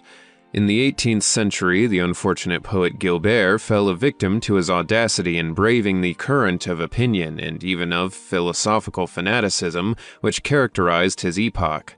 Guilty of philosophical treason, he died raving mad, possessed by the most incredible terrors, as if God himself had punished him for defending his cause out of season.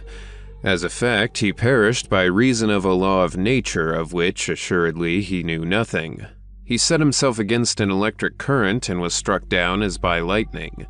Had Marat not been assassinated by Charlotte Corday, he would have been destroyed infallibly by a reaction of public feeling. It was the execration of decent people which afflicted him with leprosy, and he would have had to succumb thereto.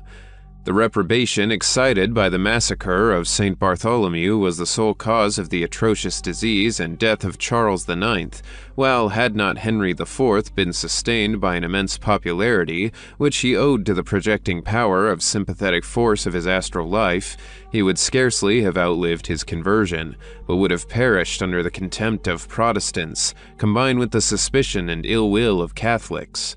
Unpopularity may be a proof of integrity and courage, but never of policy or prudence. The wounds inflicted by opinion are mortal for statesmen. We may recall the premature and violent end of many illustrious persons whom it would be inexpedient to mention here. The brandings of public opinion may be often great injustices, but nonetheless they condemn their victims to failure and are often a death sentence. On the other hand, acts of injustice done to a single individual can and should, if unatoned, cause the ruin of an entire nation or of a whole society. This is what is called the cry of blood, for at the root of every injustice there is the germ of homicide. By reason of these terrible laws of solidarity, Christianity recommends so strongly the forgiveness of injuries and reconciliation. He who dies unforgiving casts himself dagger-armed into eternity and condemns himself to the horrors of an eternal murder. The efficacy of paternal or maternal blessings or curses is an invincible popular tradition and belief. As a fact, the closer the bonds which unite two persons, the more terrible are the consequences of hatred between them. The brand of Althea consuming the life of Meleager is the mythological symbol of this terrible power. Let parents be ever on their guard, for no one can kindle hell in his own blood, or devote his own issue to misfortune without being himself burnt and made wretched. To pardon is never a crime, but to curse is always a danger and an evil action. Initiation, Jesod Bonum. The initiate is he who possesses the lamp of Trismegistus, the mantle of Apollonius, and the staff of the patriarchs. The lamp of Trismegistus is reason illuminated by science. The mantle of Apollonius is full and complete self-possession, which isolates the sage from blind tendencies, and the staff of the patriarchs is the help of the secret and everlasting forces of nature. The lamp of Trismegistus enlightens present, past, and future, lays bare the conscience of men and manifests the inmost recesses of the female heart. The lamp burns with a triple flame, the mantle is thrice folded, and the staff is divided into 3 parts. The number 9 is that of divine reflections. It expresses the divine idea in all its abstract power, but it signifies also extravagance in belief, and hence superstition and idolatry. For this reason, Hermes made it the number of initiation, because the initiate reigns over superstition and by superstition. He alone can advance through the darkness, leaning on his staff, enveloped in his mantle and lighted by his lamp. Reason has been given to all men, but all do not know how to make use of it. It is a science to be acquired. Liberty is offered to all, but not all can be free. It is a right that must be earned. Force is for all, but all do not know how to rest upon it. It is a power that must be won. We attain nothing without more than one effort. The destiny of man is to be enriched by his own earning and afterwards to have, like God, the glory and pleasure of dispensing it. Magic was called formerly the sacerdotal art and the royal art, because initiation gave empire over souls to the sage and the capacity for ruling wills. Divination is also one of the privileges of the initiate.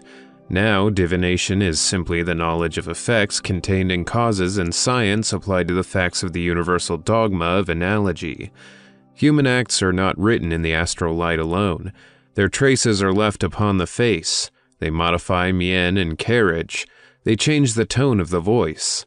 Thus, every man bears about him the history of his life, which is legible for the initiate.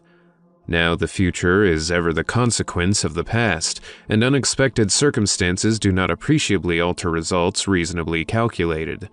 The destiny of each man can be therefore foretold him. An entire existence may be judged by a single movement. A single oddity or weakness may be the presage of a long chain of misfortunes. Caesar was assassinated because he was ashamed of being bald. Napoleon ended his days at St. Helena because he admired the poems of Ossian. Louis Philippe abdicated the throne as he did because he carried an umbrella. These are paradoxes for the vulgar who cannot grasp the occult relation of things, but they are causes for the adept who understands all and is surprised at nothing. Initiation is a preservative against the false lights of mysticism. It equips human reason with its relative value and proportional infallibility, connecting it with supreme reason by the chain of analogies. Hence the initiate knows no doubtful hopes, no absurd fears, because he has no irrational beliefs. He is acquainted with the extent of his power, and he can be bold without danger. For him, therefore, to dare is to be able.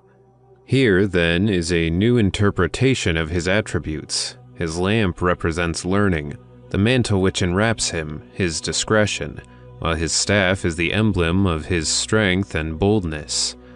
He knows, he dares, and is silent. He knows the secrets of the future, he dares in the present, and he is silent in the past. He knows the failings of the human heart. He dares make use of them to achieve his work, and he is silent as to his purposes. He knows the significance of all symbolisms and of all religions. He dares to practice or abstain from them without hypocrisy and without impiety, and he is silent upon the one dogma of supreme initiation. He knows the existence and nature of the great magical agent. He dares perform the acts and give utterance to the words which make it subject to human will, and he is silent upon the mysteries of the great arcanum. So may you find him often melancholy, never dejected or despairing, often poor, never abject or miserable, persecuted often, never disheartened or conquered. He remembers the bereavement and murder of Orpheus, the exile and lonely death of Moses, the martyrdom of the prophets, the tortures of Apollonius, the cross of the Savior. He knows the desolation in which Agrippa died, whose memory is even now slandered. He knows what labors overcame the great Paracelsus, and all that Raymond Lully was condemned to undergo that he might finish by a violent death. He remembers Swedenborg simulating madness and even losing reason in order to excuse his science, St. Martin and his hidden life, Cagliostro, who perished forsaken in the cells of the Inquisition, Cazot, who ascended the scaffold. Inheritor of so many victims, he does not dare the less, but he understands better the necessity for silence. Let us follow his example. Let us learn diligently. When we know, let us have courage, and let us be silent. The Kabbalah. Malkuth Principium Phallus. All religions have preserved the remembrance of a primitive book, written in hieroglyphs by the sages of the earliest epoch of the world. Simplified and vulgarized in later days, its symbols furnished letters to the art of writing, characters to the word, and to occult philosophy its mysterious signs and panticles. This book, attributed by the Hebrews to Enoch, seventh master of the world after Adam, by the Egyptians to Hermes Trismegistus, by the Greeks to Cadmus, the mysterious builder of the Holy City. This book was the symbolical summary of primitive tradition, called subsequently Kabbalah or Kabbalah, meaning reception. The tradition in question rests altogether on the one dogma of magic. The visible is for us the proportional measure of the invisible.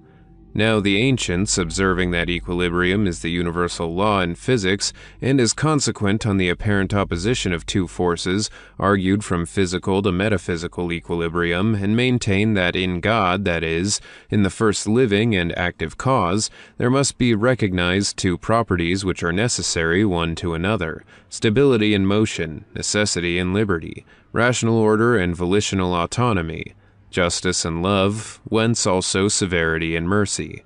And these two attributes were personified, so to speak, by the Kabbalistic Jews under the names of Geburah and Chesed. Above Geburah and Chesed abides the supreme crown, the equilibrating power, principle of the world or equilibrated kingdom, which we find mentioned under the name of Malkuth in the occult and Kabbalistic versicle of the Paternoster, to which we have already referred. But Geburah and Chesed, maintained in equilibrium by the crown above and the kingdom below, constitute two principles, which may be considered either from an abstract point of view or in their realization. In their abstract or idolized sense, they take the higher names of Chokhmah, wisdom, and Bina, intelligence. Their realization is stability and progress, that is, eternity and victory, Hod and Netzah. Such, according to the Kabbalah, is the groundwork of all religions and all sciences.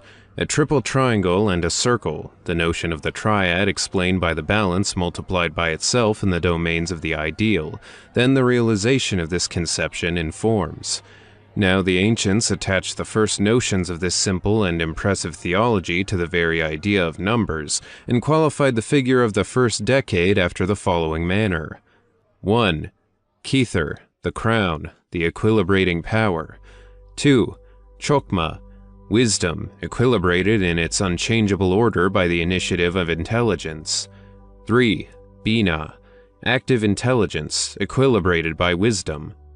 4. Chesed, mercy, which is wisdom in its secondary conception, ever benevolent because it is strong. 5. Geburah, severity, necessitated by wisdom itself and by goodwill. To permit evil is to hinder good. 6. Tifereth, beauty, the luminous conception of equilibrium in forms, intermediary between the crown and the kingdom, mediating principle between creator and creation, a sublime conception of poetry and its sovereign priesthood. 7. Netza, victory, that is, eternal triumph of intelligence and justice. 8. Hod, eternity of the conquests achieved by mind over matter, active over passive, life over death. 9. Jesod, the foundation, that is, the basis of all belief and all truth, otherwise the absolute in philosophy. 10.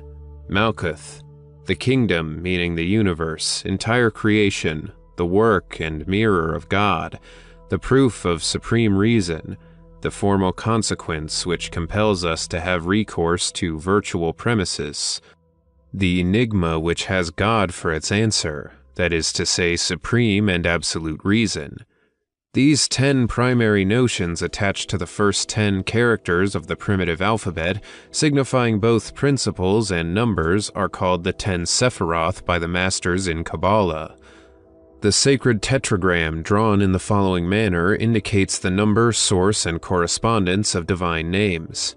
To this name of Jotchava, written by these 4 and 20 signs, crowned with a triple flower of light, must be referred the 24 thrones of heaven and the 24 crowned elders in the Apocalypse. In the Kabbalah, the occult principle is called the Ancient, and this principle, multiplied and, as it were, reflected in secondary causes, creates images of itself. That is to say, so many ancients as there are diverse conceptions of its unique essence. These images, less perfect in proportion as they are removed farther from their source, project upon the darkness an ultimate reflection or glimmer, representing a horrible and deformed ancient who is termed vulgarly the devil. Hence an initiate has been bold enough to say, the devil is God as understood by the wicked, while another has added in words more bizarre but no less energetic, the devil is composed of God's ruins. We may sum up and explain these strikingly novel definitions by remarking that in symbolism itself, the demon is an angel cast out of heaven for having sought to usurp divinity. This belongs to the allegorical language of prophets and makers of legends.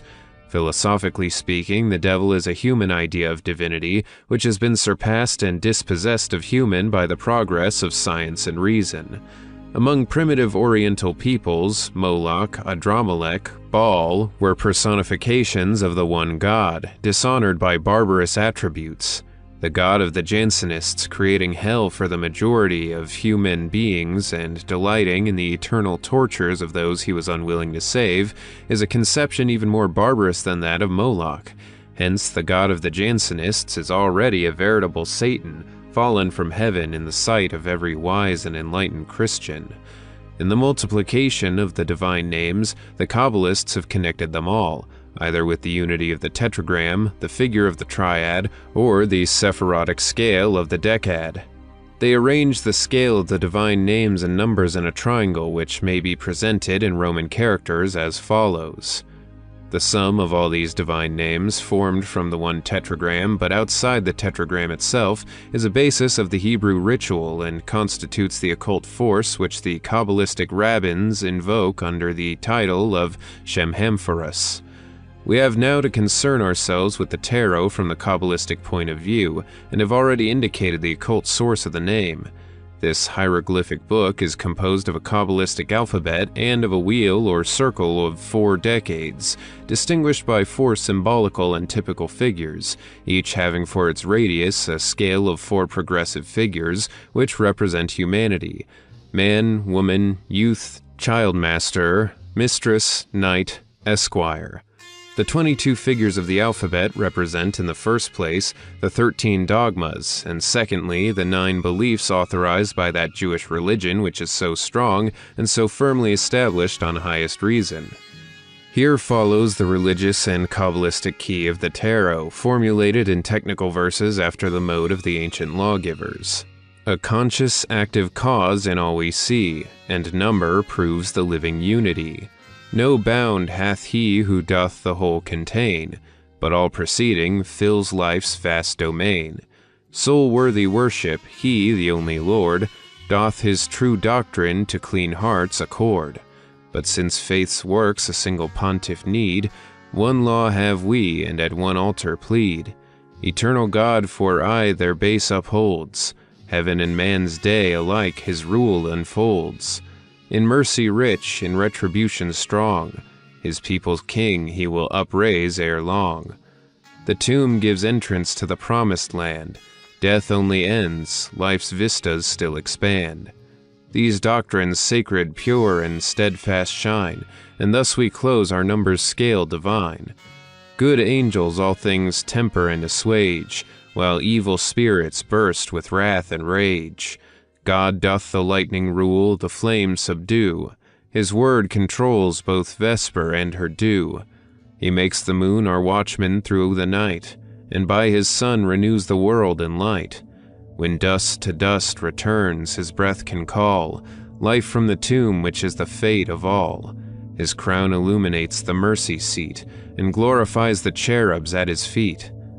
By the help of this purely dogmatic explanation, we shall already understand the Kabbalistic alphabet of the tarot. Thus, Figure 1, entitled The Juggler, represents the active principle in the economy of divine and human autotalia.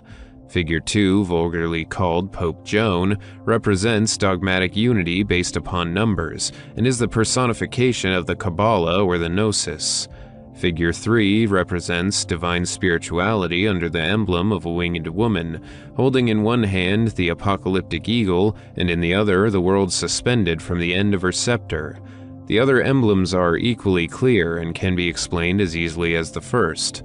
Turning now to the four suits, namely clubs, cups, swords, and circles or pentacles, commonly called deniers, all these are hieroglyphics of the tetragram.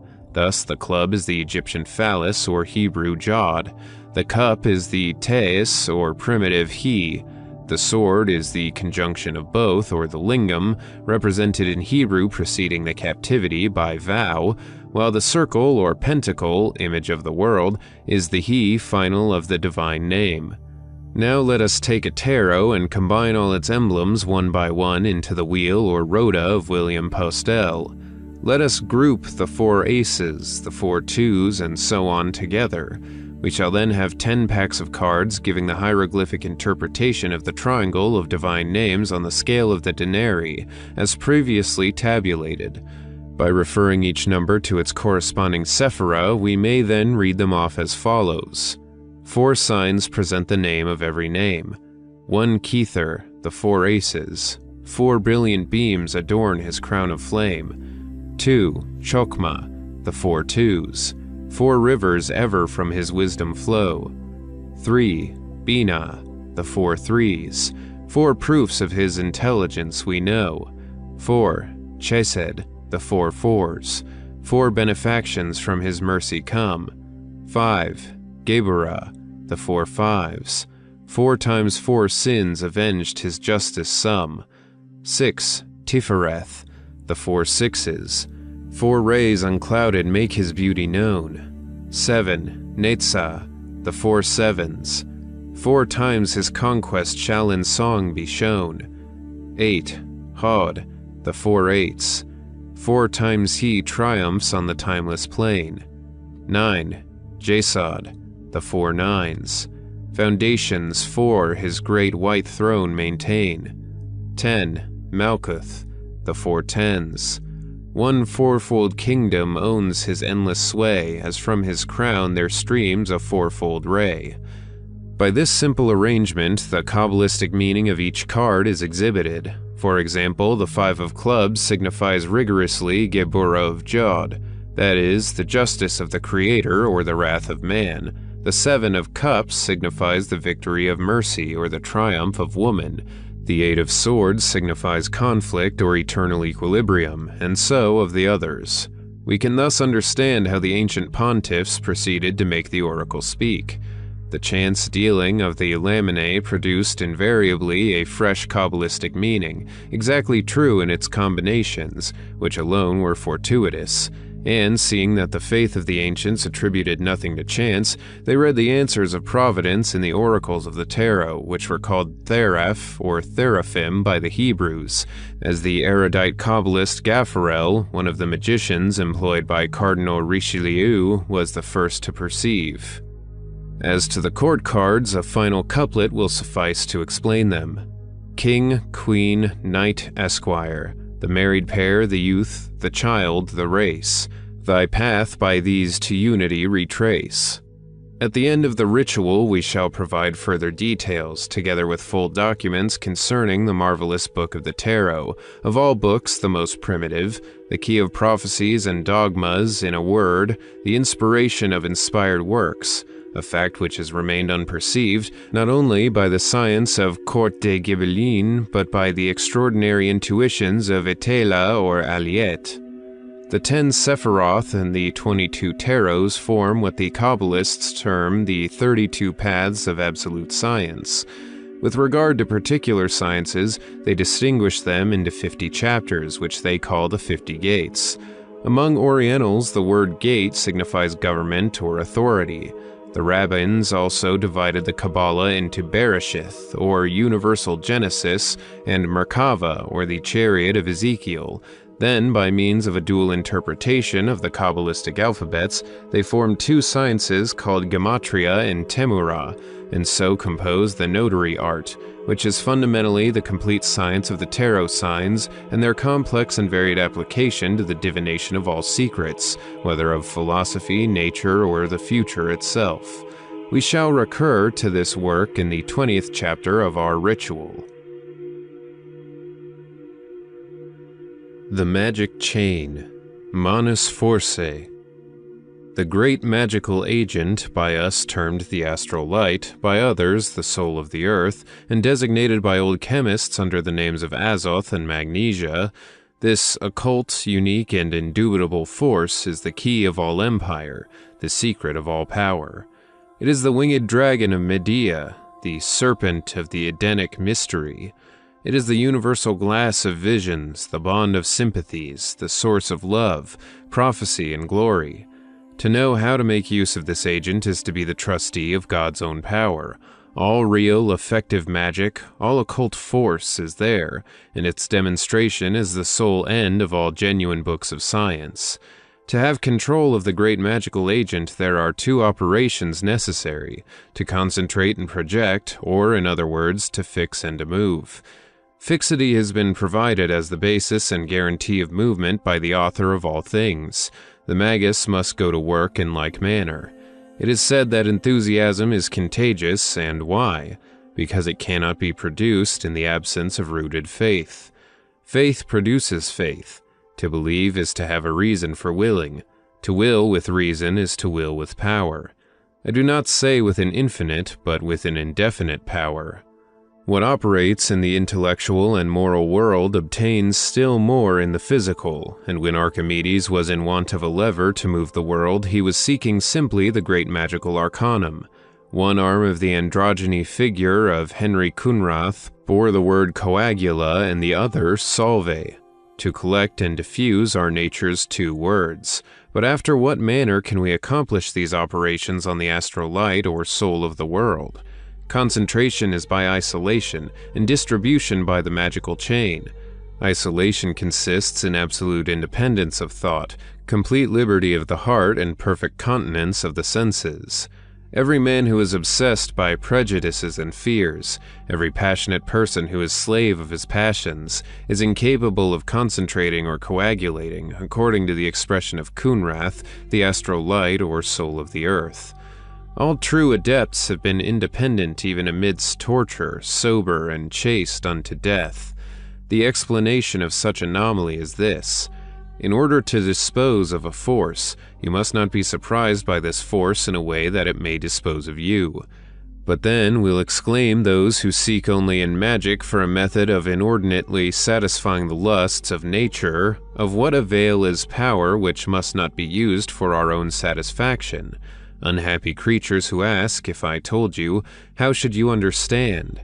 Are pearls nothing because they are worthless to the hoard of Epicurus? Did not Curtius prefer the government of those who had gold rather than its possession by himself? Must we not be a little removed from the common man when we almost pretend to be God? Moreover, I grieve to detect or discourage you, but I am not inventing the transcendental sciences. I teach them, defining their immutable necessities in the presentation of their primary and most inexorable conditions. Pythagoras was a free, sober, and chaste man. Apollonius of Tyana and Julius Caesar were both of repellent austerity. The sex of Paracelsus was suspected, so foreign was he to the weakness of love. Raymond Lully carried the severities of life to the most exalted point of asceticism. Jerome Cardan exaggerated the practice of fasting till he nearly perished of starvation, if we may accept tradition. Agrippa, poor and buffeted from town to town, almost died of misery rather than yield to the caprice of a princess who insulted the liberty of science. What then made the happiness of these men? The knowledge of great secrets and the consciousness of power. It was sufficient for those exalted souls. Must one be like unto them in order to know what they knew? Assuredly not, and the existence of this book is perhaps a case in point. But in order to do what they did, it is absolutely necessary to take the means which they took. Yet what did they actually accomplish? They astonished and subdued the world. They reigned more truly than kings. Magic is an instrument of divine goodness or demoniac pride, but it is the annihilation of earthly joys and the pleasures of mortal life. Why study it? Asked the luxurious. In all simplicity to know it, and possibly after to learn mistrust of stupid unbelief or puerile credulity. Men of pleasure, and half of these I count for so many women, is not gratified curiosity highly pleasurable. Read therefore without fear. You will not be magicians against your will. Readiness for absolute renunciation is, moreover, necessary only in order to establish universal currents and transform the face of the world. There are relative magical operations, limited to a certain circle, which do not need such heroic virtues. We can act upon passions by passions, determine sympathies or antipathies, hurt even and heal without possessing the omnipotence of the magus. In this case, however, we must realize the risk of a reaction in proportion to the action, and to such risk we may fall easily a victim. All this will be explained in our ritual. To make the magic chain is to establish a magnetic current which becomes stronger in proportion to the extent of the chain. We shall see in the ritual how such currents can be produced, and what are the various modes of forming the chain. Mesmer's trough was a chain of an exceedingly imperfect kind. Several great circles of Illuminati in different northern countries possess others more potent. Even that association of Catholic priests, celebrated for their occult power and their unpopularity, is established upon the plan and follows the conditions of the most potent magical chains. Herein is the secret of their force, which they attribute solely to the grace or will of God, a vulgar and easy solution for every mystery of power in influence or attraction. In the ritual, it will be our task to estimate the sequence of truly magical ceremonies and evocations, which constitute the great work of vocation under the name of the exercises of St. Ignatius. All enthusiasm propagated in a society by a scheme of intercourse and fixed practices in common produces a magnetic current, and is maintained or increased by the current. The action of the current is to transport and often to exalt beyond measure persons who are impressionable and weak, nervous organizations, temperaments inclined to hysteria or hallucination. Such people soon become powerful vehicles of magical force and project efficiently the astral light in the direction of the current itself. Opposition at such a time to the manifestations of the force is, to some extent, a struggle with fatality.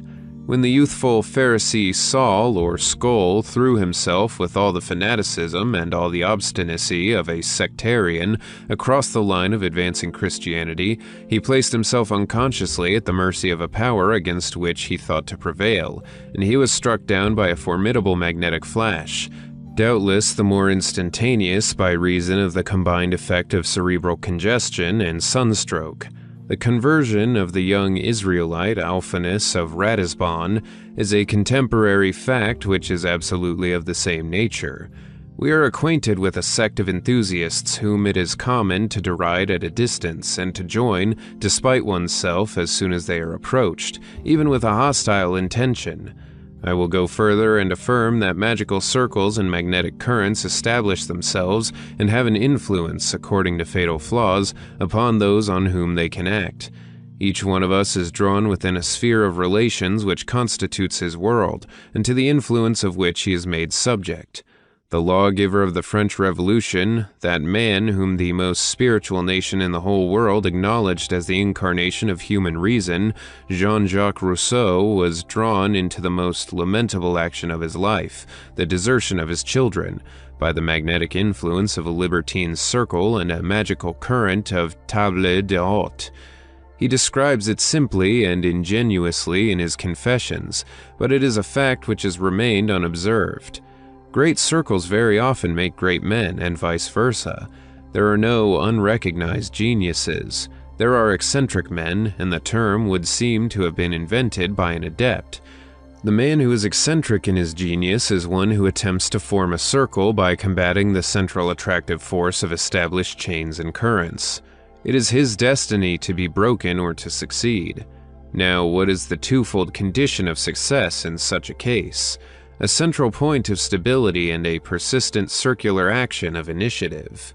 The man of genius is one who has discovered a real law and is possessed thereby of an invincible active and directing force. He may die in the midst of his work, but that which he has willed comes to pass in spite of his death, and is indeed often ensured thereby, because death is a veritable assumption for genius. "When I shall be lifted up from the earth," said the greatest of the initiators, "I will draw all men after me."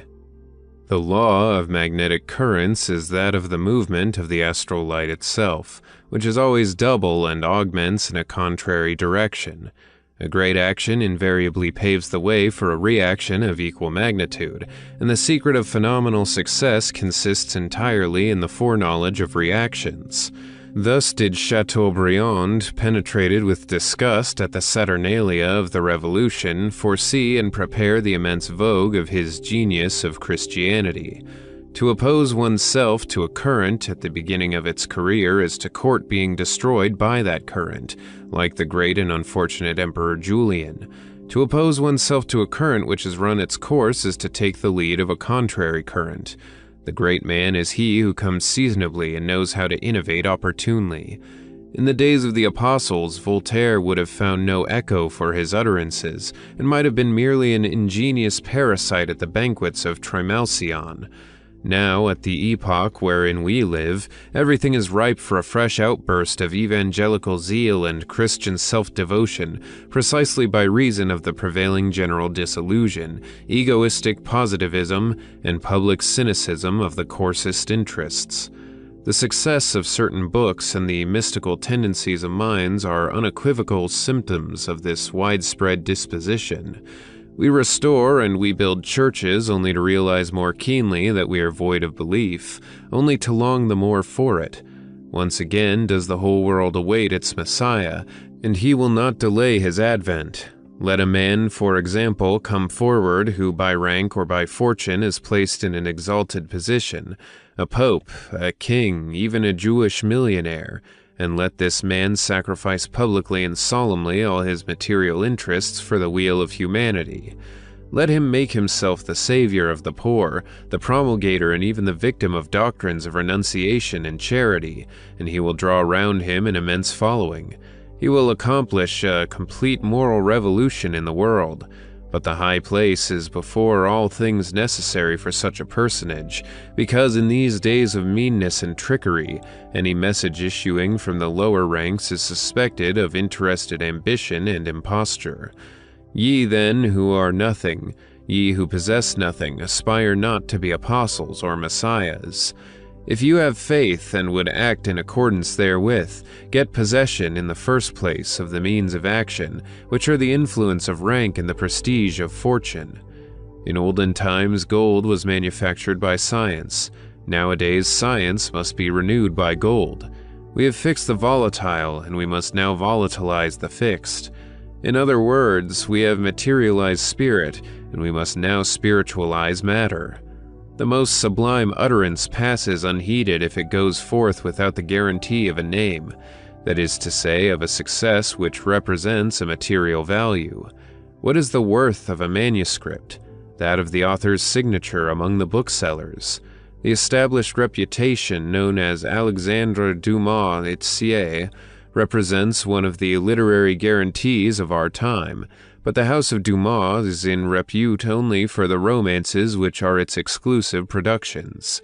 Let Dumas devise a magnificent utopia or discover a splendid solution of the religious problem, and no one will take it seriously, despite the European celebrity of the panurge of modern literature. We are in the age of acquired positions, where everyone is appraised according to his social and commercial standing. Unlimited freedom of speech has produced such a strife of words that no one inquires what is said, but who has said it. If it be Rothschild, His Holiness Pius IX, or even Monsignor Dupenlau, it is something. But if it be Tartempion, it is nothing. Were he even, which is possible after all, an unrecognized prodigy of genius, knowledge, and good sense. Hence to those who would say to me, if you possess the secret of great successes and of a force which can transform the world, why do you not make use of them? I would answer, this knowledge has come to me too late for myself, and I've spent over its acquisition the time and the resources which might have enabled me to apply it. I offer it to those who are in a position to avail themselves thereof. Illustrious men, rich men, great ones of this world who are dissatisfied with that which you have, who are conscious of a nobler and larger ambition. Will you be fathers of a new world, kings of a rejuvenated civilization? A poor and obscure scholar has found the lever of Archimedes, and he offers it to you for the good of humanity alone, asking nothing whatsoever in exchange. The phenomena which quite recently have perturbed America and Europe, those of table-turning and fluidic manifestations, are simply magnetic currents at the beginning of their formation, appeals on the part of nature inviting us, for the good of humanity, to reconstitute great sympathetic and religious chains. As a fact, stagnation in the astral light would mean destruction to the human race, and torpor in this secret agent has already been manifested by alarming symptoms of decomposition and death. For example, cholera morbus, the potato disease, and the blight on the grape are traceable solely to this cause, as the two young shepherds of La Salette saw darkly and symbolically in their dream. The unlooked-for credit which awaited their narrative, and the vast concourse of pilgrims attracted by a statement so singular and at the same time so vague as that of these two children, without instruction and almost without morality, are proofs of the magnetic reality of the fact, and the fluidic tendency of the earth itself to operate the cure of its inhabitants. Superstitions are instinctive, and all that is instinctive is founded in the very nature of things, to which fact the skeptics of all times have given insufficient attention. It follows that we attribute the strange phenomena of table-turning to the universal magnetic agent in search of a chain of enthusiasms with a view to the formation of fresh currents. The force of itself is blind, but can be directed by the will of man and is influenced by prevailing opinions. This universal fluid, if we decide to regard it as a fluid, being the common medium of all nervous organisms and the vehicle of all sensitive vibrations, establishes an actual physical solidarity between impressionable persons, and transmits from one to another the impressions of imagination and of thought. The movement of inert objects, determined by undulations of the universal agent, obeys the ruling impression and reproduces in its revelations at one time all the lucidity of the most wonderful visions, but at another all the eccentricity and falsehood of the most vague and incoherent dreams. The blows resounding on furniture, the clattering of dishes, the auto-playing of musical instruments are illusions produced by the same cause. The miracles of the convulsionaries of Saint Médard were of the same order, and seemed frequently to suspend the laws of nature. On the one hand, exaggeration produced by fascination, which is the special quality of delirium occasioned by congestions of the astral light. On the other, actual oscillations of movements impressed upon inert matter by the subtle and universal agent of motion and life. Such is the sole basis of these occurrences which look so marvelous, as we may demonstrate easily at will by reproducing, in accordance with rules laid down in the ritual, the most astounding of such phenomena and ascertaining, as can be done quite simply, the absence of trickery, hallucination, or error. It has occurred to me frequently after experiments in the magic chain, performed with persons devoid of good intention or sympathy, that I've been awakened with a start in the night by truly alarming impressions and sensations. On one such occasion, I felt vividly the pressure of an unknown hand attempting to strangle me. I rose up, lighted my lamp, and set calmly to work, seeking to profit by my wakefulness and to drive away the phantoms of sleep. The books about me were moved with considerable noise, papers were disturbed and rustled one against another, timber creaked as if on the point of splitting, and heavy blows resounded on the ceiling. With curiosity, but also with tranquility, I observed all these phenomena, which would not have been less wonderful had they been only the product of my imagination, so real did they seem. For the rest, I may state that I was in no sense frightened, and during their occurrence I was engaged upon something quite foreign to the occult sciences.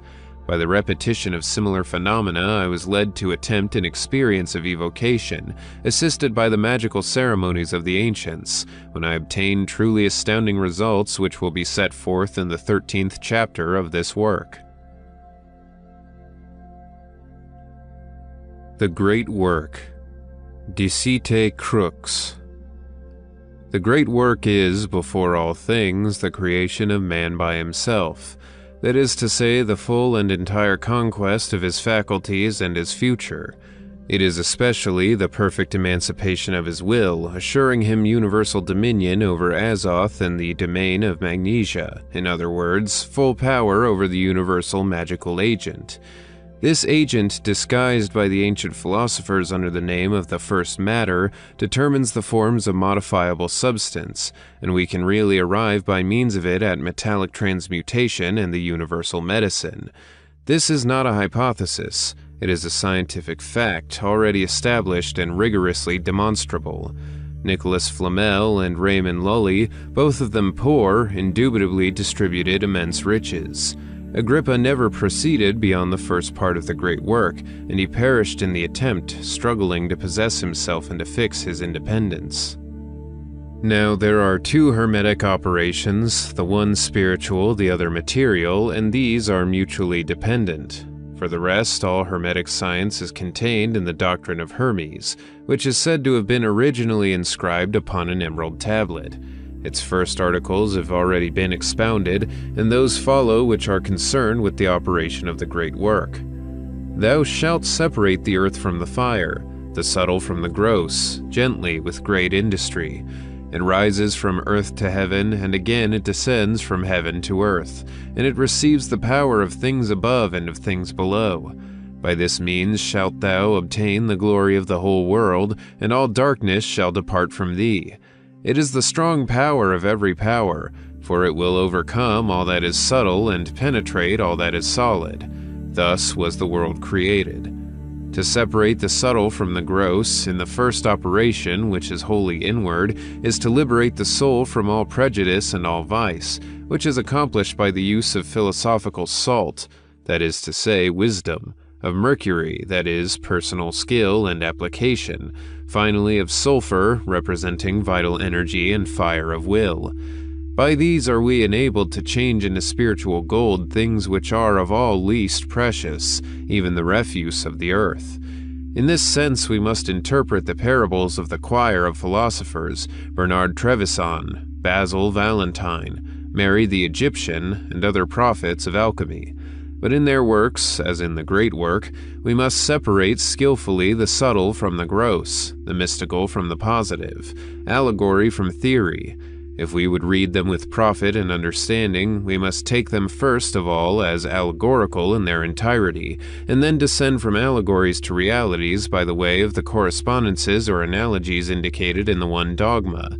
That which is above is proportional to that which is below, and reciprocally. The word art, when reversed, or read after the manner of sacred and primitive characters from right to left, gives three initials which express the different grades of the great work.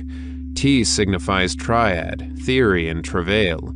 R, realization. A, adaptation. In the 12th chapter of the ritual, we shall give the processes of adaptation in use among the great masters, especially that which is contained in the Hermetic Fortress of Henry Kunrath. We may refer to our readers also an admirable treatise attributed to Hermes Trismegistus and entitled Minerva Mundi. It is found only in certain editions of Hermes and contains, in allegories full of profundity and poetry, the doctrine of individual self-creation, or the creative law consequent on the harmony between two forces which are termed fixed and volatile by alchemists, and are necessity and liberty in the absolute order. The diversity of the forms which abound in nature is explained in this treatise by the diversity of spirits, and monstrosity by divergence of efforts. Its study and understanding are indispensable for all adepts who would fathom the mysteries of nature and devote themselves seriously to the search after the great work. When the masters in alchemy say that little time and money are needed to accomplish the works of science, above all when they affirm that one vessel is alone needed, when they speak of the great and unique athanor which all can use, which is ready to each man's hand, which all possess without knowing it, they allude to philosophical and moral alchemy. As a fact, the strong and resolute will can arrive in a short time at absolute independence, and we are all in possession of the chemical instrument, the great and sole athanor which answers for the separation of the subtle from the gross, and the fixed from the volatile. This instrument, complete as the world and precise as mathematics, is represented by the sages under the emblem of the pentagram or five-pointed star, which is the absolute sign of human intelligence. I will follow the example of the wise by forbearing to name it. It is too easy to divine. The tarot symbol which corresponds to this chapter was misconstrued by Court de Ghibelline and Etela, who regarded it as the blunder of a German card maker. It represents a man with his hands bound behind him, having 2 bags of money attached to the armpits and suspended by 1 foot from a gibbet formed by the trunks of 2 trees, each with the stumps of 6 lopped branches and by a crosspiece, thus completing the figure of the Hebrew Tau full. The legs of the victim are crossed, while his head and elbows form a triangle. Now the triangle surmounted by a cross signifies in alchemy the end and perfection of the great work, a meaning which is identical with that of the letter Tau, the last of the sacred alphabet. This hanged man is consequently the adept, bound by his engagements and spiritualized, that is, having his feet turned towards heaven. He is also the antique Prometheus, expiating by everlasting torture the penalty of his glorious theft. Vulgarly, he is the traitor Judas, and his punishment is a menace to betrayers of the great arcanum. Finally, for Kabbalistic Jews, the hanged man, who corresponds to their 12th dogma, that of the promised Messiah, is a protestation against the Savior acknowledged by Christians, and they seem to say unto him still, "How canst thou save others, since thou couldst not save thyself?" In this Sefer Toldos Jeshu, an anti-Christian rabbinical compilation, there occurs a singular parable. Jeshu, says the rabbinical author of the legend, was traveling with Simon Bar-Jonah and Judas Iscariot. Late and weary, they came to a lonely house, and being very hungry, could find nothing to eat except an exceedingly lean gosling. It was insufficient for 3 persons, and to divide it would be to sharpen without satisfying hunger. They agreed to draw lots, but as they were heavy with sleep, "Let us first of all slumber," said Jeshu, "whilst the supper is preparing. When we wake, we will tell our dreams, and he who has had the most beautiful dream shall have the whole gosling to his own share." So it was arranged. They slept and they woke. "As for me," said St. Peter, "I dreamed that I was the vicar of God." "And I," said Jeshu, "that I was God himself."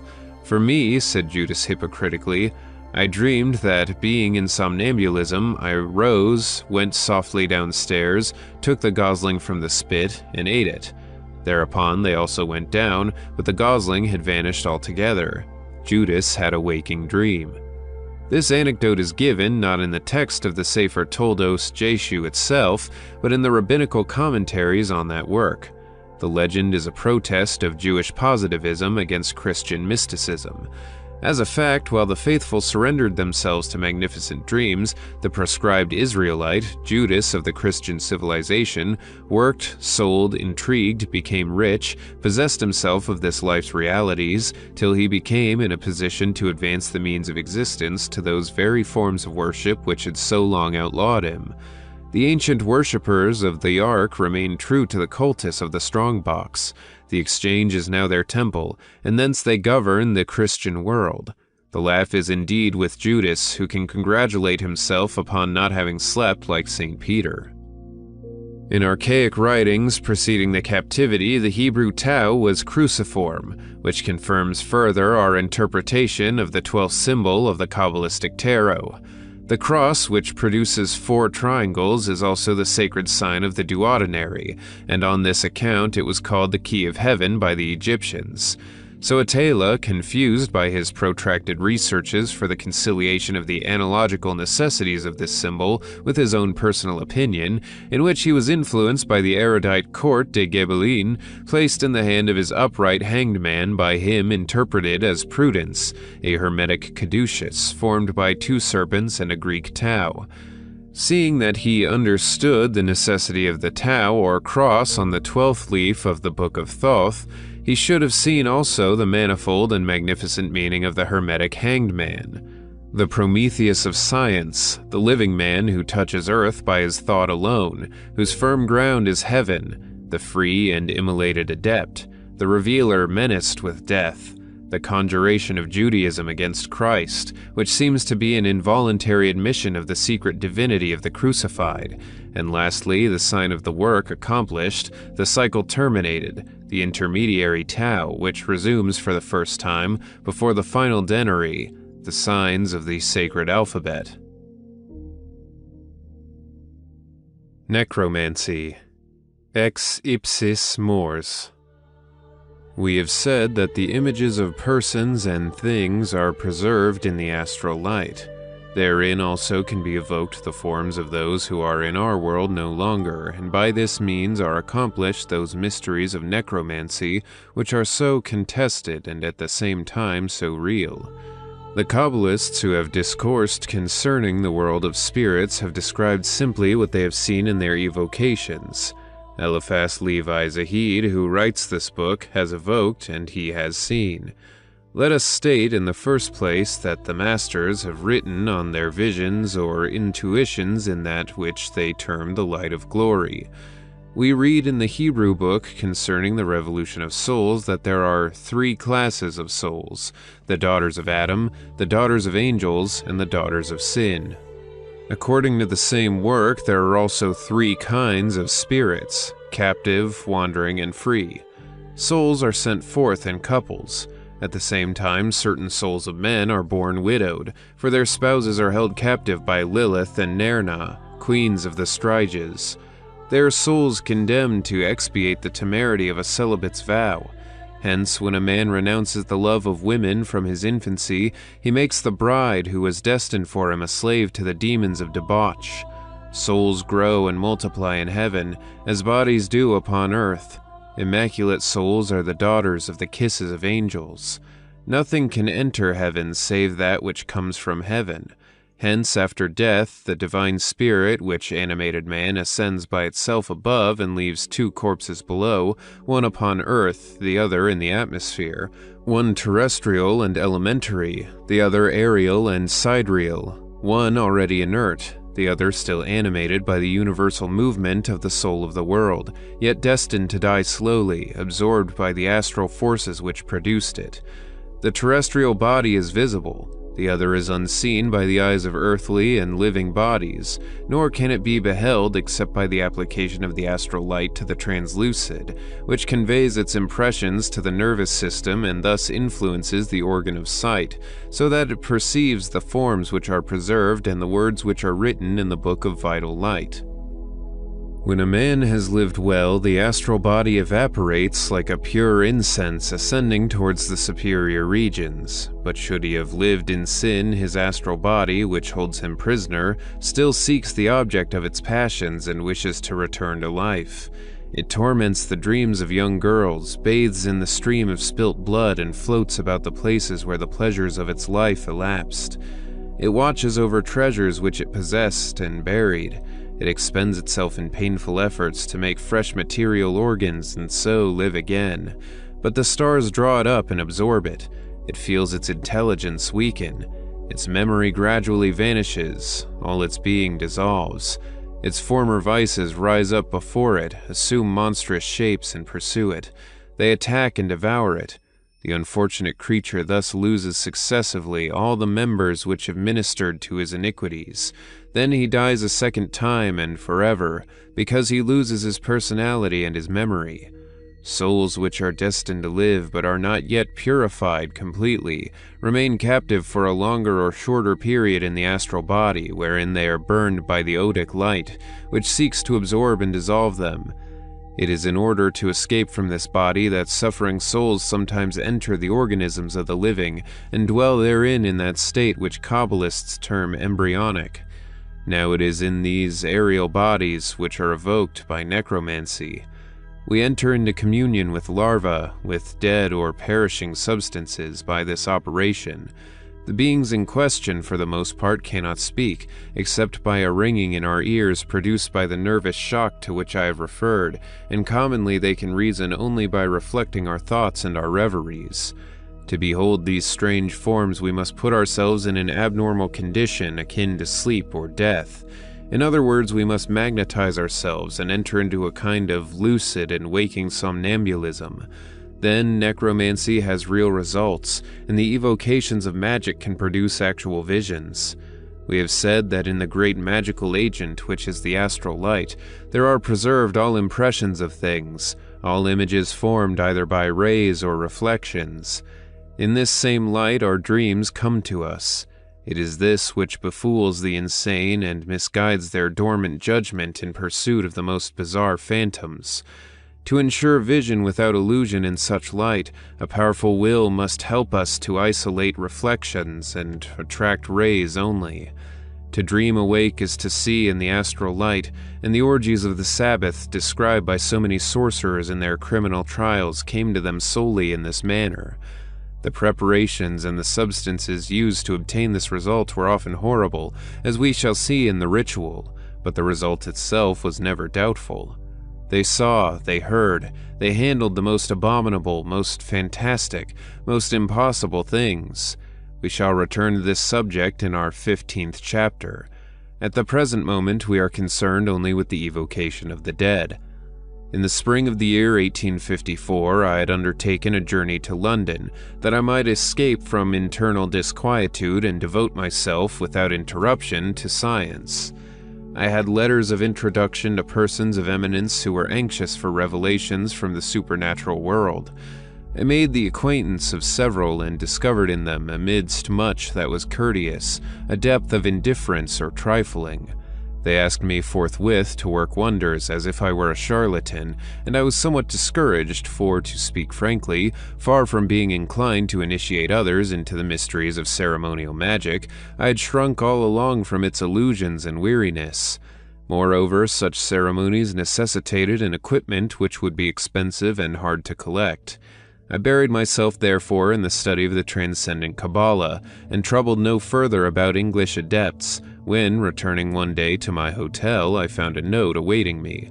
This note contained half of a card, divided transversely, on which I recognized at once the seal of Solomon. It was accompanied by a small sheet of paper, on which these words were penciled: "Tomorrow at 3 o'clock in front of Westminster Abbey, the second half of this card will be given you." I kept this curious assignation. At the appointed spot I found a carriage drawn up, and as I held unaffectedly the fragment of card in my hand, a footman approached, making a sign as he did so, and then opened the door of the equipage. It contained a lady in black, wearing a thick veil. She motioned to me to take a seat beside her, showing me at the same time the other half of the card. The door closed, the carriage drove off, and the lady raising her veil, I saw that my appointment was with an elderly person, having gray eyebrows and black eyes of unusual brilliance, strangely fixed in expression. "Sir," she began with a strongly marked English accent, "I am aware that the law of secrecy is rigorous amongst adepts. A friend of Sir B.L., who has seen you, knows that you have been asked for phenomena and that you have refused to gratify such curiosity. You are possibly without the materials. I should like to show you a complete magical cabinet, but I must exact beforehand the most inviolable silence. If you will not give me this pledge upon your honor, I shall give orders for you to be driven to your hotel. I made the required promise and keep it faithfully by not divulging the name, position, or abode of this lady, whom I soon recognized as an initiate, not exactly of the first order, but still of a most exalted grade. We had a number of long conversations, in the course of which she insisted always upon the necessity of practical experience to complete initiation. She showed me a collection of magical vestments and instruments, lent me some rare books which I needed. In short, she determined me to attempt at her house the experiment of a complete evocation, for which I prepared during a period of 21 days, scrupulously observing the rules laid down in the 13th chapter of the ritual. The preliminaries terminated on 24th of July. It was proposed to evoke the phantom of the divine Apollonius and interrogate it upon two secrets, one which concerned myself and one which interested the lady. She had counted on taking part in the evocation with a trustworthy person, who, however, proved nervous at the last moment, and as the triad or unity is indispensable for magical rites, I was left to my own resources. The cabinet prepared for the evocation was situated in a turret. It contained 4 concave mirrors and a species of altar having a white marble top, encircled by a chain of magnetized iron. The sign of the pentagram, as given in the 5th chapter of this work, was graven and gilded on the white marble surface. It was inscribed also in various colors upon a new white lambskin stretched beneath the altar. In the middle of the marble table there was a small copper chafing dish, containing charcoal of alder and laurel wood. Another chafing dish was set before me on a tripod. I was clothed in a white garment very similar to the alb of our Catholic priests, but longer and wider, and I wore upon my head a crown of vervain leaves, intertwined with a golden chain. I held a new sword in one hand, and in the other the ritual. I kindled 2 fires with the requisite prepared substances, and began reading the evocations of the ritual in a voice at first low, but rising by degrees.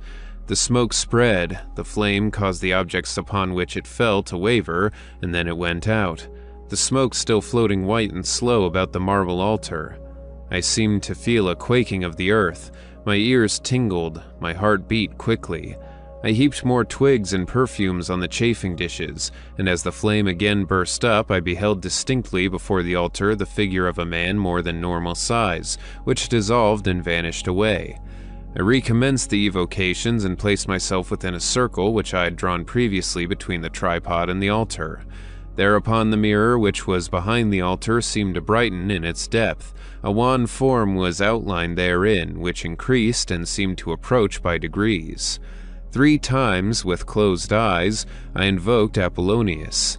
When I again looked forth, there was a man in front of me, wrapped from head to foot in a species of shroud, which seemed more gray than white. He was lean, melancholy, and beardless, and did not altogether correspond to my preconceived notion of Apollonius. I experienced an abnormally cold sensation, and when I endeavored to question the phantom, I could not articulate a syllable. I therefore placed my hand upon the sign of the pentagram, and pointed the sword at the figure, commanding it mentally to obey and not alarm me in virtue of the said sign. The form thereupon became vague and suddenly disappeared. I directed it to return and presently felt, as it were, a breath close by me.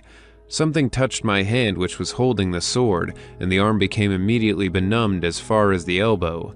I divined that the sword displeased the spirit, and I therefore placed it point downwards close by me within the circle. The human figure reappeared immediately, but I experienced such an intense weakness in all my limbs, and a swooning sensation came so quickly over me, that I made 2 steps to sit down, whereupon I fell into a profound lethargy, accompanied by dreams, of which I had only a confused recollection when I came again to myself. For several subsequent days my arm remained benumbed and painful. The apparition did not speak to me, but it seemed that the questions I had designed to ask answered themselves in my mind. To that of the lady an interior voice replied, "Death." It was concerning a man about whom she desired information. As for myself, I sought to know whether reconciliation and forgiveness were possible between 2 persons who occupied my thoughts, and the same inexorable echo within me answered, "Dead." I am stating facts as they occurred, but I would impose faith on no one. The consequence of this experience on myself must be called inexplicable. I was no longer the same man. Something of another world had passed into me. I was no longer either sad or cheerful, but I felt a singular attraction towards death, unaccompanied, however, by any suicidal tendency. I analyzed my experience carefully, and notwithstanding a lively nervous repugnance, I repeated the same experiment on 2 further occasions, allowing some days to lapse between each. There was not, however, sufficient difference between the phenomena to warrant me in protracting a narrative which is perhaps already too long. But the net result of these 2 additional evocations was for me the revelation of 2 Kabbalistic secrets which might change, in a short space of time, the foundations and laws of society at large, if they came to be known generally. Am I to conclude from all this that I really evoked, saw, and touched the great Apollonius of Tyana? I am not so hallucinated as to affirm, or so unserious as to believe it. The effect of the preparations, the perfumes, the mirrors, the pentacles, is an actual drunkenness of the imagination, which must act powerfully upon a person otherwise nervous and impressionable. I do not explain the physical laws by which I saw and touched. I affirm solely that I did see and that I did touch, that I saw clearly and distinctly apart from dreaming, and this is sufficient to establish the real efficacy of magical ceremonies. For the rest, I regard the practice as destructive and dangerous. If it became habitual, neither moral nor physical health would be able to withstand it. The elderly lady whom I have mentioned, and of whom I had reason to complain subsequently, was a case in point. Despite her asseverations to the contrary, I have no doubt that she was addicted to necromancy and Goetia. At times she talked complete nonsense, at others yielded to senseless fits of passion, for which it was difficult to discover a cause. I left London without bidding her adieu, and I adhere faithfully to my engagement by giving no clue to her identity, which might connect her name with practices, pursued in all probability without the knowledge of her family, which I believe to be numerous and of very honorable position. There are evocations of intelligence, evocations of love, and evocations of hate. But, once more, there is no proof whatsoever that spirits leave the higher spheres to communicate with us. The opposite, as a fact, is more probable.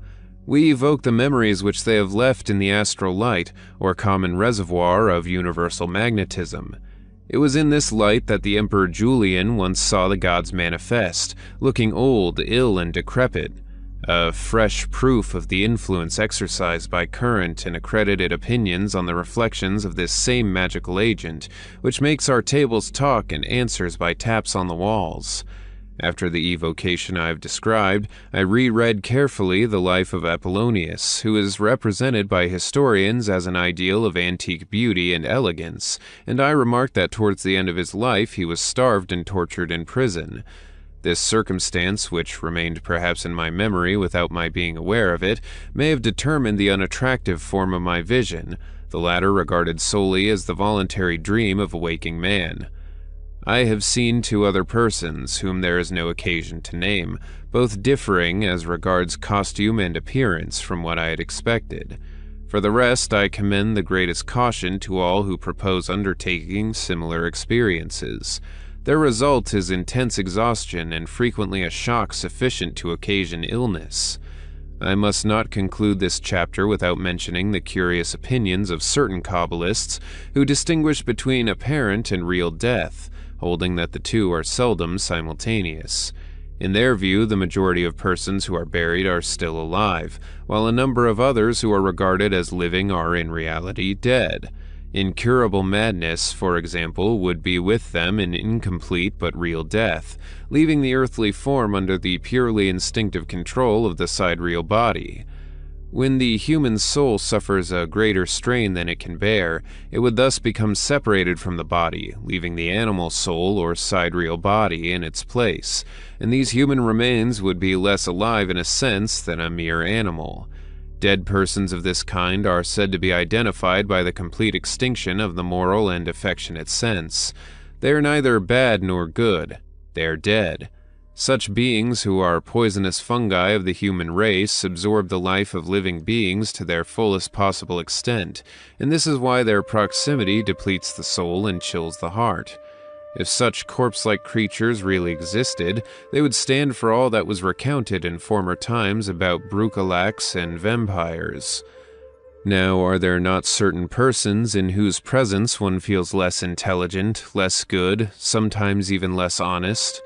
Are there not some whose vicinity extinguishes all faith and all enthusiasm, who draw you by your weaknesses, who govern you by your evil propensities, and make you die slowly to morality in a torment like that of Mezentius? These are dead people whom we mistake for living beings. These are vampires whom we regard as friends.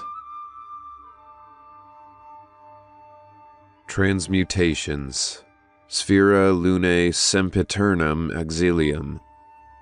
St. Augustine questions seriously whether Apuleius could have been changed into an ass by a Thessalian sorceress, and theologians have long debated about the transformation of Nebuchadnezzar into a wild beast, which things merely prove that the eloquent doctor of Hippo was unacquainted with magical secrets, and that the theologians in question were not advanced far in exegesis. We are concerned in this chapter with different and far more incredible marvels, which are at the same time incontestable. I refer to lycanthropy, or the nocturnal transformation of men into wolves, long celebrated in country tales of the twilight by the histories of werewolves. These accounts are so well attested that, with a view to their explanation, skeptical science has recourse to furious mania and masquerading as animals.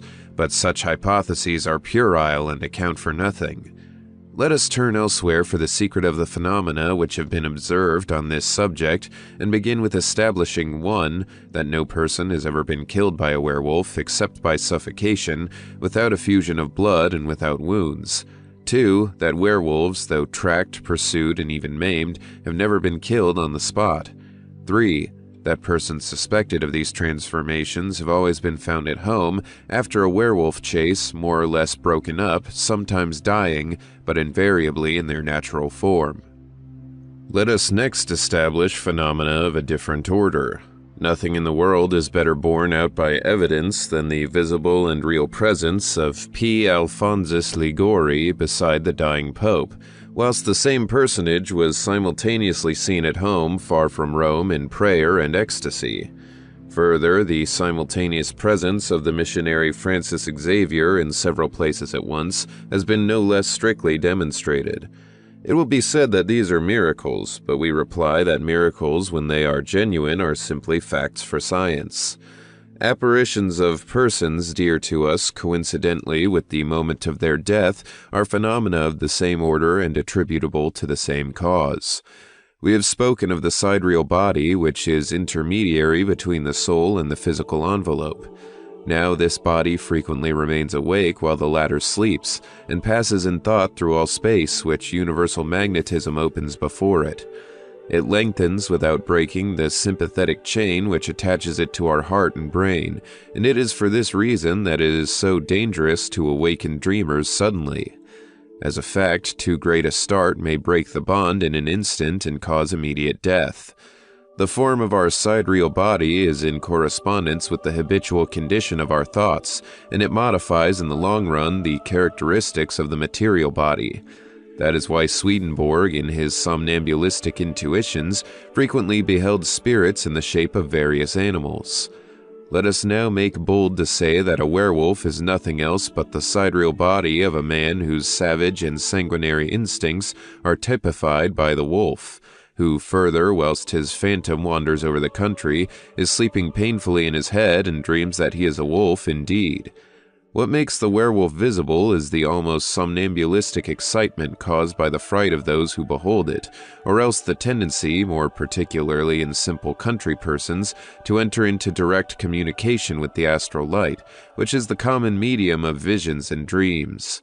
The hurts inflicted on the werewolf do actually wound the sleeping person by an odic and sympathetic congestion of the astral light, and by correspondence between the immaterial and material body. Many persons will believe that they are dreaming when they read such things as these, and may ask whether we are really awake ourselves, but we need only request men of science to reflect upon the phenomena of gestation and upon the influence of the imagination of women on the form of their offspring. A woman who had been present at the execution of a man who was broken on the wheel gave birth to a child with all its limbs shattered. Let anyone tell us how the impression produced upon the soul of the mother by a horrible spectacle could so have reacted on the child, and we will explain in turn why blows received in dreams can bruise and even wound grievously the body of him who receives them in imagination, above all when that body is suffering and subjected to nervous and magnetic influences. To such phenomena and to the occult laws which govern them must be referred the effects of bewitchment, of which we shall speak hereafter. Diabolical obsessions and the majority of nervous diseases which affect the brain are wounds inflicted on the nervous mechanism by perverted astral light, meaning that which is absorbed or projected in abnormal proportions. All extraordinary and extranatural tensions of will predispose to obsessions and nervous diseases. Enforced celibacy, asceticism, hatred, ambition, rejected love are so many generative principles of infernal forms and influences. Paracelsus says that the menstruations of women beget phantoms in the air, and from this standpoint convents would be seminaries for nightmares, while the devils might be compared to those heads of the Hydra of Lerna which were reproduced eternally and propagated in the very blood from their wounds. The phenomena of possession amongst the Ursulines of Loudun, so fatal to urban grandeur, have been misconstrued. The nuns in reality were possessed by hysteria and fanatical imitation of the secret thoughts of their exorcists, these being transmitted to their nervous system by the astral light. They experienced an impression of all the hatreds which this unfortunate priest had conjured up against him, and such holy interior communications seemed diabolical and miraculous to themselves. Hence, in this tragical affair, everyone acted sincerely, even to Laubardemont, who, in his blind execution of the prejudged verdicts of Cardinal Richelieu, believed that he was fulfilling the duties of a true judge, and as little suspected himself of being a follower of Pontius Pilate as he would have recognized in the skeptical and libertine curé of Saint Pierre du Marche, a disciple and martyr of Christ. The possession of the nuns of Louvière is scarcely more than a copy of those of Loudun. Devils invent little and plagiarize one another. The process of Gaufridi and Magdalene de la Palude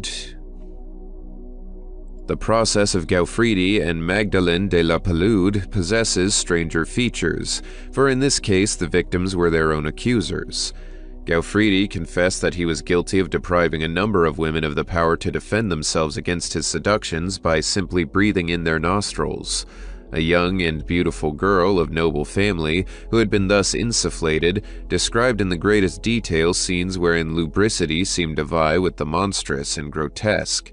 Such are the ordinary hallucinations of false mysticism and infringed celibacy. Gaufridi and his mistress were obsessed by their mutual chimeras, and the brain of the one reflected the nightmares of the other. Was not the Marquis de Sade himself infectious for certain depleted and diseased natures? The scandalous trial of Father Gerard is a fresh proof of the deliriums of mysticism and singular nervous affections which it may entail. The trances of La Cadière, her ecstasies, her stigmata, were all as real as the insensate and perhaps involuntary debauchery of her director. She accused him when he wished to withdraw from her, and the conversion of this young woman was a revenge, for there is nothing more cruel than depraved passions. An influential society which intervened in the trial of grandeur for the destruction of the possible heretic, in this case rescued Father Gerard for the honor of the order. Moreover, Grandier and Gerard attained the same results by very different means, with which we shall be concerned specially in the 16th chapter. We act by our imagination on the imagination of others, by our sidereal body on theirs, by our organs on their organs, in such a way that through sympathy, whether of inclination or obsession, we possess one another reciprocally and identify ourselves with those whom we wish to affect. Reactions against such dominations may cause the most pronounced antipathy to succeed the liveliest sympathy. Love has a tendency to unify beings. In thus identifying, it renders them rivals frequently, and hence enemies if in the depth of the two natures there is some unsociable disposition like pride. To fill two united souls with pride in an equal degree is to disjoin them by making them rivals. Antagonism is the necessary consequence of a plurality of gods. When we dream of any living person, either his sidereal body presents itself to ours in the astral light, or at least a reflection thereof, and our impressions at the meeting may often make known his secret dispositions in our regard. For example, love fashions the sidereal body of the one in the image and the likeness of the other, so that the psychic medium of the woman is like a man and that of the man like a woman. It was this transfer which the Kabbalists sought to express in an occult manner when they said, in explanation of an obscure passage in Genesis, God created love by placing a rib of Adam in the breast of the woman and a portion of the flesh of Eve in the breast of the man, so that at the bottom of woman's heart there is the bone of man, while at the bottom of man's heart there is the flesh of woman. An allegory which is certainly not devoid of depth and beauty. We have referred in the previous chapter to what the masters in Kabbalah call the embryonic condition of souls. This state, completed after the death of the person who thereby possesses another, is commenced often in life, whether by obsession or by love. I knew a young woman whose parents inspired her with a great terror and who began suddenly to inflict upon an inoffensive person the very acts she dreaded in them. I knew another who, after participating in an evocation concerned with a guilty woman suffering in the next world for certain eccentric acts, began to imitate without any reason the peculiarities of the dead person. To this occult influence must be attributed the terrible power of a parent's curse, which is feared by all nations on earth, as also the imminent danger of magical operations when anyone has not reached the isolation of true adepts.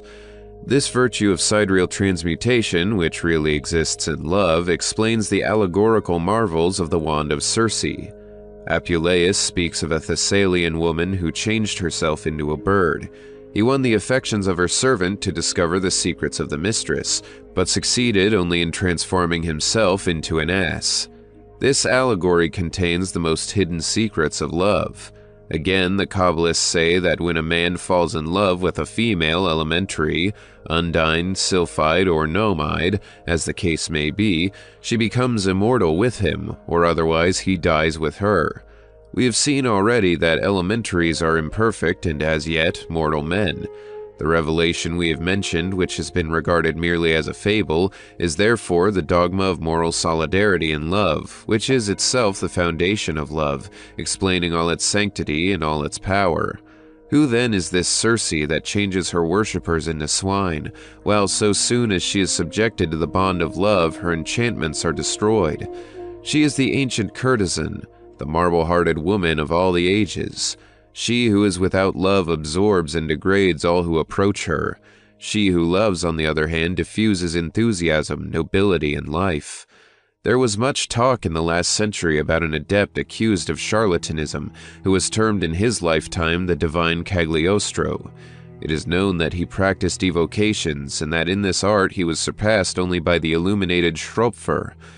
It is said also that he boasted of his power in binding sympathies, and that he claimed to be in possession of the secret of the great work, but that which rendered him still more famous was a certain elixir of life, which immediately restored to the aged the strength and vitality of youth. The basis of this composition was Malvoisie wine, and it was obtained by distilling the sperm of certain animals with the sap of certain plants. We are in possession of the recipe, but our reasons for withholding it will be understood readily. Black Magic. Samael Auxiliator. We approach the mystery of black magic. We are about to confront, even in his own sanctuary, the black god of the Sabbath, the formidable goat of Mendes. At this point, those who are liable to fear should close the book. Even persons who are a prey to nervous impressions will do well to divert their attention or to abstain. We have undertaken a task and we must complete it. let us first of all address ourselves frankly and boldly to the questions, is there a devil? What is the devil? As to the first point, science is silent. Philosophy denies it at hazard. Religion only answers in the affirmative. As to the second point, religion states that the devil is the fallen angel. Occult philosophy accepts and explains this definition. It will be unnecessary to repeat what we have said previously on the subject, but we may add a further revelation. In black magic, the devil is the great magical agent employed for evil purposes by a perverse will.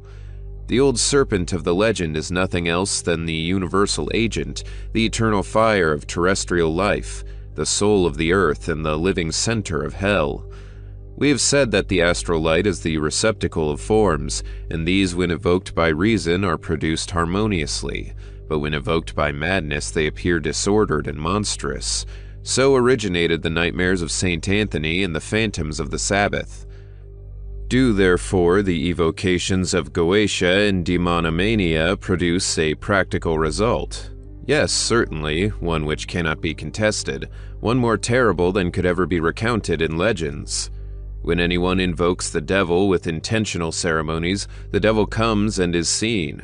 To escape dying from horror at that sight, to escape catalepsy or idiocy, one must already be mad. Grandier was a libertine through indevotion and perhaps also through skepticism. Excessive zeal following on the aberrations of asceticism and blindness of faith depraved Gerard and made him deprave in his turn. In the 15th chapter of our ritual, we shall give all the diabolical evocations and practices of black magic, not that they may be used, but that they may be known and judged, and that such insanities may be put aside forever. M. Eudes de Milleville, whose book upon table-turning made a certain sensation recently, will be contented possibly and discontented at the same time with the solution here given of black magic and its problems. As a fact, we maintain, like himself, the reality and prodigious nature of the facts, but with him also we assign them to the old serpent, the occult prince of this world. But we are not agreed as to the nature of this blind agent, which under different leadership is the instrument of all good or of all evil, the minister of prophets or the inspirer of pythonesses. In a word, the devil, for us, is force placed temporarily at the disposal of evil, even as mortal sin is, to our thinking, the persistence of the will in what is absurd.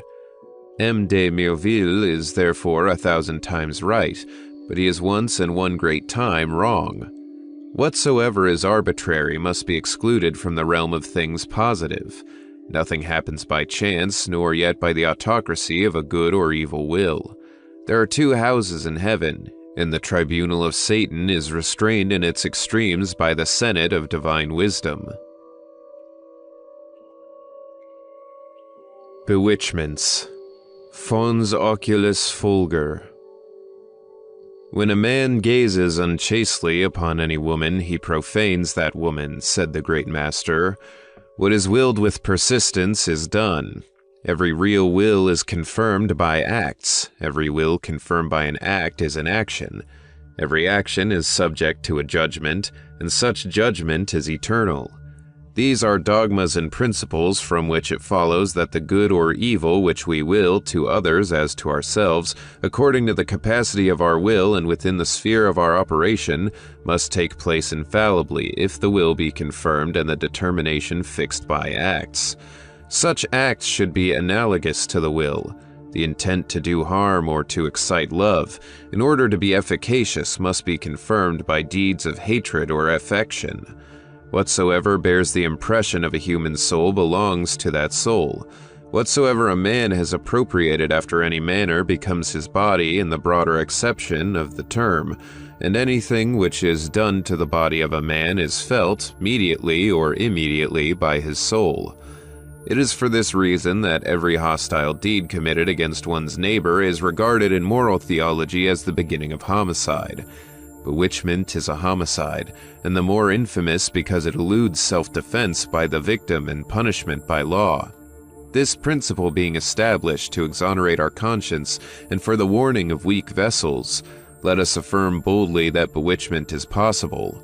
Let us even go further and lay down that it is not only possible, but in some sense necessary and fatal. It is going on continually in the social world, unconsciously both to agents and patients. Involuntary bewitchment is one of the most terrible dangers of human life. Passional sympathy inevitably subjects the most ardent desire to the strongest will. Moral maladies are more contagious than physical, and there are some triumphs of infatuation and fashion which are comparable to leprosy or cholera. We may die of an evil acquaintance as well as of a contagious touch, and the frightful plague which, during recent centuries only, has avenged in Europe the profanation of the mysteries of love, is a revelation of the analogical laws of nature, and at the same time offers only a feeble image of the moral corruptions which follow daily on unequivocal sympathy. There is a story of a jealous and infamous man who, to avenge himself on a rival, contracted an incurable disorder, and made it the common scourge and anathema of a divided bed. This atrocious history is that of every magician, or rather of every sorcerer who practices bewitchments. He poisons himself in order that he may poison others. He damns himself that he may torture others. He draws in hell with his breath in order that he may expel it by his lungs. He wounds himself mortally that he may inflict death on others, but possessed of this unhappy courage, it is positive and certain that he will poison and slay by the mere projection of his perverse will. There are some forms of love which are as deadly as hatred, and the bewitchments of goodwill are the torment of the wicked. The prayers offered to God for the conversion of a man bring misfortune to that man if he will not repent. As we have said, it is weariness and danger to strive against the fluidic currents stirred up by chains of wills in union. Hence there are two kinds of bewitchment, voluntary and involuntary. Physical and moral bewitchment may be distinguished in like manner. Power attracts power, life attracts life, health attracts health. This is a law of nature. If two children live, above all if they sleep together, and if one be weak while the other is strong, the strong will absorb the weak, and the latter will waste away. For this reason, it is important that children should always sleep alone. In conventual seminaries, certain pupils absorb the intelligence of the others, and in every given circle of men, one individual emerges who avails himself of the wills of the rest. Bewitchment by means of currents is exceedingly common, as we have observed already. Morally, as well as physically, most of us are carried away by the crowd. What, however, we have proposed to exhibit, more especially in this chapter, is the almost absolute power of the human will upon the determination of its acts and the influence of every outward demonstration of will upon outward things.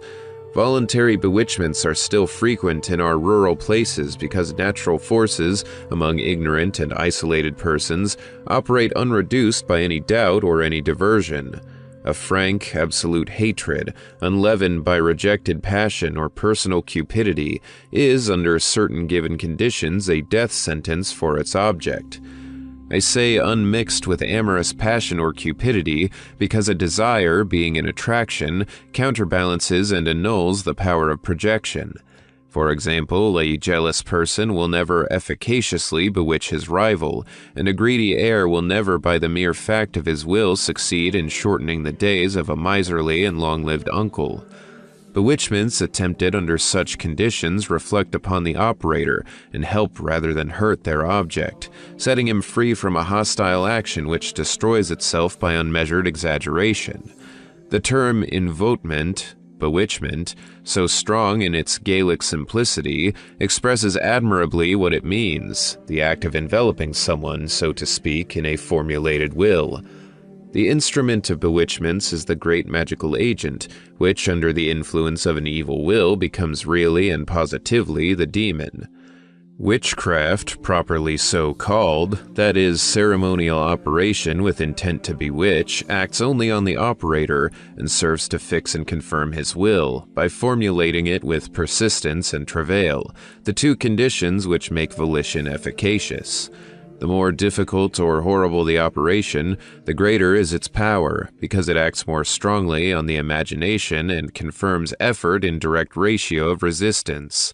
This explains the bizarre nature and even atrocious character of the operations in black magic, as practiced by the ancients and in the Middle Ages, the diabolical masses, administration of sacraments to reptiles, effusions of blood, human sacrifices and other monstrosities, which are the very essence and reality of Goetia or nigromancy.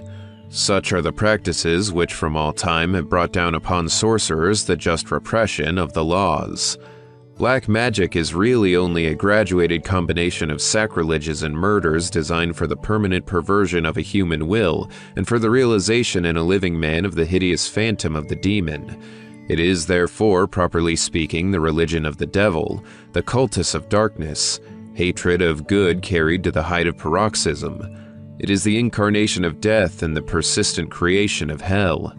The Kabbalist Bodin, who has been considered erroneously of a feeble and superstitious mind, had no other motive in writing his Demonomania than that of warning people against dangerous incredulity.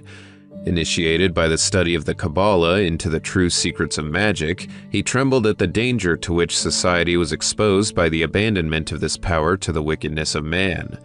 Hence he attempted what at the present time M. Eudes de Mirville is attempting amongst ourselves. He gathered facts without interpreting them and affirmed in the face of inattentive or preoccupied science the existence of the occult influences and criminal operations of evil magic. In his own day, Bodin attracted no more attention than will be given to M. Eudes de Mirville, because it is not enough to enumerate phenomena and to prejudge their cause if we would influence serious people. We must study, explain, and demonstrate such cause, and this is precisely what we are ourselves attempting. Will better success crown our own efforts? It is possible to die through the love of certain people, even as by their hate. There are absorbing passions, under the breath of which we feel ourselves depleted like the spouses of vampires. Not only do the wicked torment the good, but unconsciously the good torture the wicked. The gentleness of Abel was a long and painful bewitchment for the ferocity of Cain. Among evil men, the hatred of good originates in the very instinct of self-preservation. Moreover, they deny that what torments them is good, and are driven to deify and justify evil for their own peace. In the sight of Cain, Abel was a hypocrite and coward, who abused the pride of humanity by his scandalous submissions to divinity. How much must this first murderer have endured before making such a frightful attack upon his brother? Had Abel understood, he would have been afraid. Antipathy is the presentiment of a possible bewitchment, either of love or hatred, for we find love frequently succeeding repulsion. The astral light warns us of coming influences by its action on the more or less sensible, more or less active nervous system. Instantaneous sympathies, electric loves, are explosions of the astral light, which are as exactly and mathematically demonstrable as the discharge of strong magnetic batteries. Thereby we may see what unexpected dangers threaten an uninitiated person who is perpetually fooling with fire in the neighborhood of unseen powder magazines. We are saturated with the astral light, and we project it unceasingly to make room for and to attract fresh supplies. The nervous instruments which are specially designed either for attraction or projection are the eyes and hands. The polarity of the hand is resident in the thumb, and hence, according to the magical tradition which still lingers in rural places, whenever anyone is in suspicious company, he should keep the thumb doubled up and hidden in the hand, and while in the main avoiding a fixed glance at anyone, still being the first to look at those whom we have reason to fear, so as to escape unexpected fluidic projections and fascinating regards.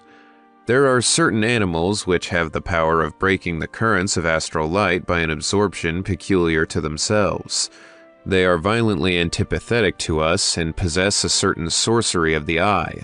The toad, the basilisk, and the tard are instances.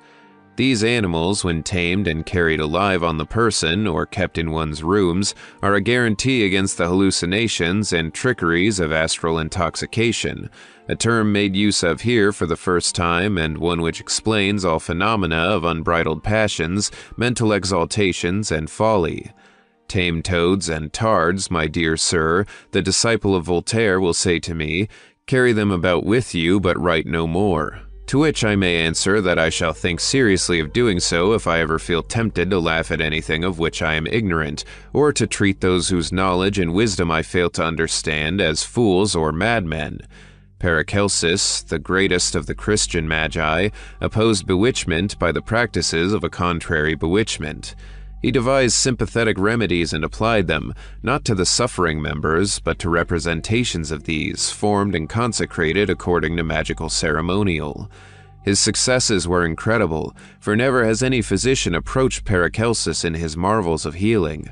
But Paracelsus arrived at magnetism long before Mesmer, and had carried to its final consequences this luminous discovery, or rather this initiation into the magic of the ancients, who better than us understood the great magical agent and did not regard the astral light, azoth, the universal magnesia of the pages, as a special animal fluid emanating only from a few secular creatures.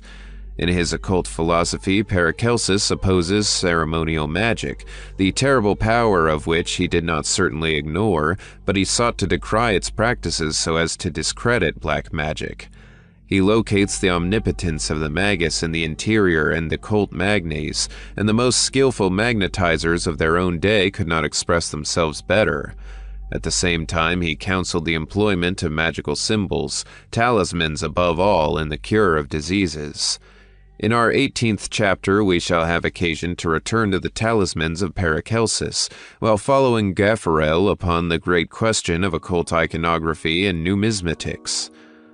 Bewitchment may be cured also by substitution, when that is possible, and by the rupture or deflection of the astral current.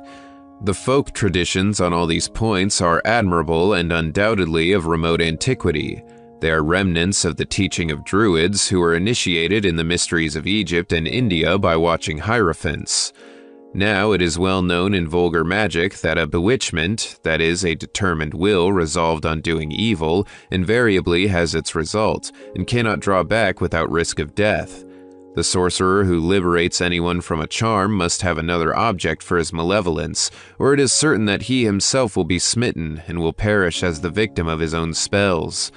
The astral movement being circular, every azotic or magnetic emission which does not encounter its medium returns with force to its point of departure, thus explaining one of the strangest histories in a sacred book, that of the demons sent into the swine, which thereupon cast themselves into the sea. This act of high initiation was nothing else but the rupture of a magnetic current infected by evil wills. "Our name is Legion, for we are many," said the instinctive voice of the possessed sufferer. Possessions by the demon are bewitchments, and such cases are innumerable at the present day. A saintly monk who has devoted himself to the service of the insane, Brother Hilarion Tissot, has succeeded, after long experience and incessant practice, in curing a number of patients by unconsciously using the magnetism of Paracelsus. He attributes most of his cases either to disorder of the subject's will or to the perverse influence of external wills. He regards all crimes as acts of madness and would treat the wicked as diseased, instead of exasperating and making them incurable under the pretense of punishing them. What space of time must still elapse ere poor Brother Hilarion Tissot will be hailed as a man of genius? And how many serious men, when they read this chapter, will say that Tissot and myself should treat one another according to our common ideas, but should refrain from publishing our theories if we do not wish to be reckoned as physicians deserving the madhouse? "It revolves notwithstanding," said Galileo, stamping his foot upon the earth. "Ye shall know the truth, and the truth shall make you free," said the Savior of men. It might be added, "Ye shall love justice, and justice shall make you whole men." A vice is a poison even for the body. True virtue is a pledge of longevity. The method of ceremonial bewitchments varies with times and persons. All subtle and domineering people find its secrets and its practice within themselves, without even actually calculating about them or reasoning on their sequence. Herein they follow instinctive inspirations of the great agent, which, as we have said, accommodates itself marvelously to our vices and our virtues. It may be generally laid down, however, that we are subjected to the wills of others according to the analogies of our tendencies and above all of our faults. To pamper the weakness of an individuality is to possess ourselves of that individuality and convert it into an instrument in the order of the same errors or depravities. Now, when two natures whose defects are analogous become subordinated one to another, the result is a sort of substitution of the stronger for the weaker, an actual obsession of one mind by the other. Very often the weaker may struggle and seek to revolt, but it falls only deeper in servitude. So did Louis XIII conspire against Richelieu and subsequently, so to speak, sought his pardon by abandoning his accomplices. We all have a ruling defect, which is for our soul as the umbilical cord of its birth in sin, and it is by this that the enemy can always lay hold upon us. For some it is vanity, for others idleness, for the majority egotism. Let a wicked and crafty mind avail itself of this means and we are lost. We may not go mad or turn idiots, but we become positively alienated in all the force of the expression. That is, we are subjected to a foreign suggestion. In such a state, one dreads instinctively everything that might bring us back to reason, and will not even listen to representations that are opposed to our obsession. Here is one of the most dangerous disorders which can affect the moral nature. The sole remedy for such a bewitchment is to make use of folly itself in order to cure folly, to provide the sufferer with imaginary satisfactions in the opposite order to that wherein he is now lost. Endeavor, for example, to cure an ambitious person by making him desire the glories of heaven. Mystic remedy: cure one who is dissolute by true love. Natural remedy: obtain honorable successes for a vain person. Exhibit unselfishness to the avaricious and procure for them legitimate profit by honorable participation in generous enterprises, etc. Acting in this way upon the moral nature, we may succeed in curing a number of physical maladies, for the moral affects the physical in virtue of the magical axiom, "That which is above is like unto that which is below." This is why the Master said, when speaking of the paralyzed woman, "Satan has bound her." A disease invariably originates in a deficiency or an excess, and never at the root of a physical evil we shall find a moral disorder. This is an unchanging law of nature. Astrology. Stella os inflexus. Of all the arts which have originated in ancient Magian wisdom, astrology is now the most misunderstood. No one believes any longer in the universal harmonies of nature and in the necessary interconnection of all effects with all causes. Moreover, true astrology, that which derives from the unique and universal dogma of the Kabbalah, became profane among the Greeks and Romans of the decline. The doctrine of the 7 spheres and the 3 mobiles, drawn primitively from the Sephirotic decade, the character of the planets governed by angels whose names have been changed into those of pagan divinities, the influence of the spheres on one another, the destiny attached to numbers, the scale of proportion between the celestial hierarchies corresponding to the human hierarchies. All this has been materialized and degraded into superstition by genethliacal soothsayers and directors of horoscopes during the decline in the Middle Ages. The restoration of astrology to its primitive purity would be, in a sense, the creation of an entirely new science. Our present concern is only to indicate its first principles with their more immediate and approximate consequences. We have said that the astral light receives and preserves the impressions of all visible things. It follows herefrom that the daily position of the heaven is reflected in this light, which, being the chief agent of life, operates the conception, gestation, and birth of children by a sequence of apparatuses designed naturally to this end.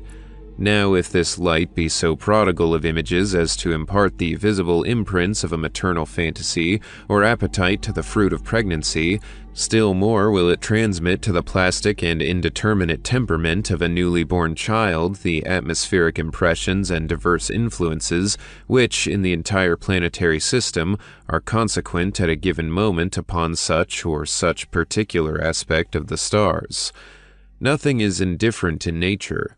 A stone more or a stone less upon a road may break or modify profoundly the destinies of the greatest men or even the largest empires.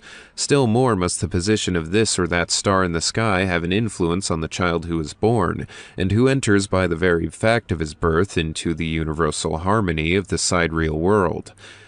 The stars are bound to one another by the attractions which hold them in equilibrium, and cause them to move with uniformity through space. From all spheres unto all spheres there stretch these indestructible networks of light, and there is no point upon any planet to which one of them is not attached. The true adept in astrology must give heed, therefore, to the precise time and place of the birth which is in question. Then, after an exact calculation of the astral influences, it remains for him to compute the chances of a state. That is to say, the advantages or hindrances which the child must one day meet with by reason of position, relatives, inherited tendencies, and hence natural proclivities, in the fulfillment of his destinies. Finally, he will have also to take into consideration human liberty and its initiative, should the child eventually come to be a true man and to isolate himself by strength of will from fatal influences and from the chain of destiny. It will be seen that we do not allow too much to astrology, but so much as we leave it is indubitable. It is the scientific and magical calculus of probabilities. Astrology is as ancient as astronomy, and indeed it is more ancient. All seers of lucid antiquity have accorded it their fullest confidence, and it is not for us to condemn and reject lightly anything which comes before us encompassed and supported by such imposing authorities. Long and patient observations, conclusive comparisons, frequently repeated experiments must have led the old sages to their decisions, and to refute them the same labor must be undertaken from an opposite standpoint. Paracelsus was perhaps the last of the great practical astrologers. He cured diseases by talismans formed under astral influences. He distinguished upon all bodies the mark of their dominant star. There, according to him, was the true universal medicine, the absolute science of nature, lost by man's own fault and recovered only by a small number of initiates. To recognize the sign of each star upon men, animals, and plants is the true natural science of Solomon, that science which is said to be lost, but the principles of which are preserved notwithstanding, as are all other secrets in the symbolism of the Kabbalah. It will be understood readily that in order to read the stars one must know the stars themselves. Now this knowledge is obtained by the Kabbalistic domification of the sky, and by mastering the celestial planisphere, as rediscovered and explained by Gaffarel.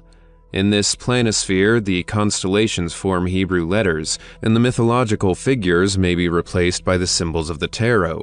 To this same planisphere Gaffarel refers the origin of patriarchal writing, and the first lineaments of primitive characters may very well have been found in the chains of starry attraction, in which case the celestial book would have served as the model of Enoch's, and the Kabbalistic alphabet would have been a synopsis of the entire sky. This is not wanting in poetry, nor above all in probability, and the study of the tarot, which is evidently the primitive and hieroglyphic work of Enoch, as was divined by the erudite William Postel, is sufficient to convince us hereof. The signs imprinted in the astral light by the reflection and attraction of the stars are reproduced, therefore, as the sages have discovered, on all bodies which are formed by the cooperation of that light. Men bear the signs of their star on their forehead chiefly and in their hands, animals in their whole form and in their individual signs, plants in their leaves and seed, minerals in their veins and in the peculiarities of their fracture.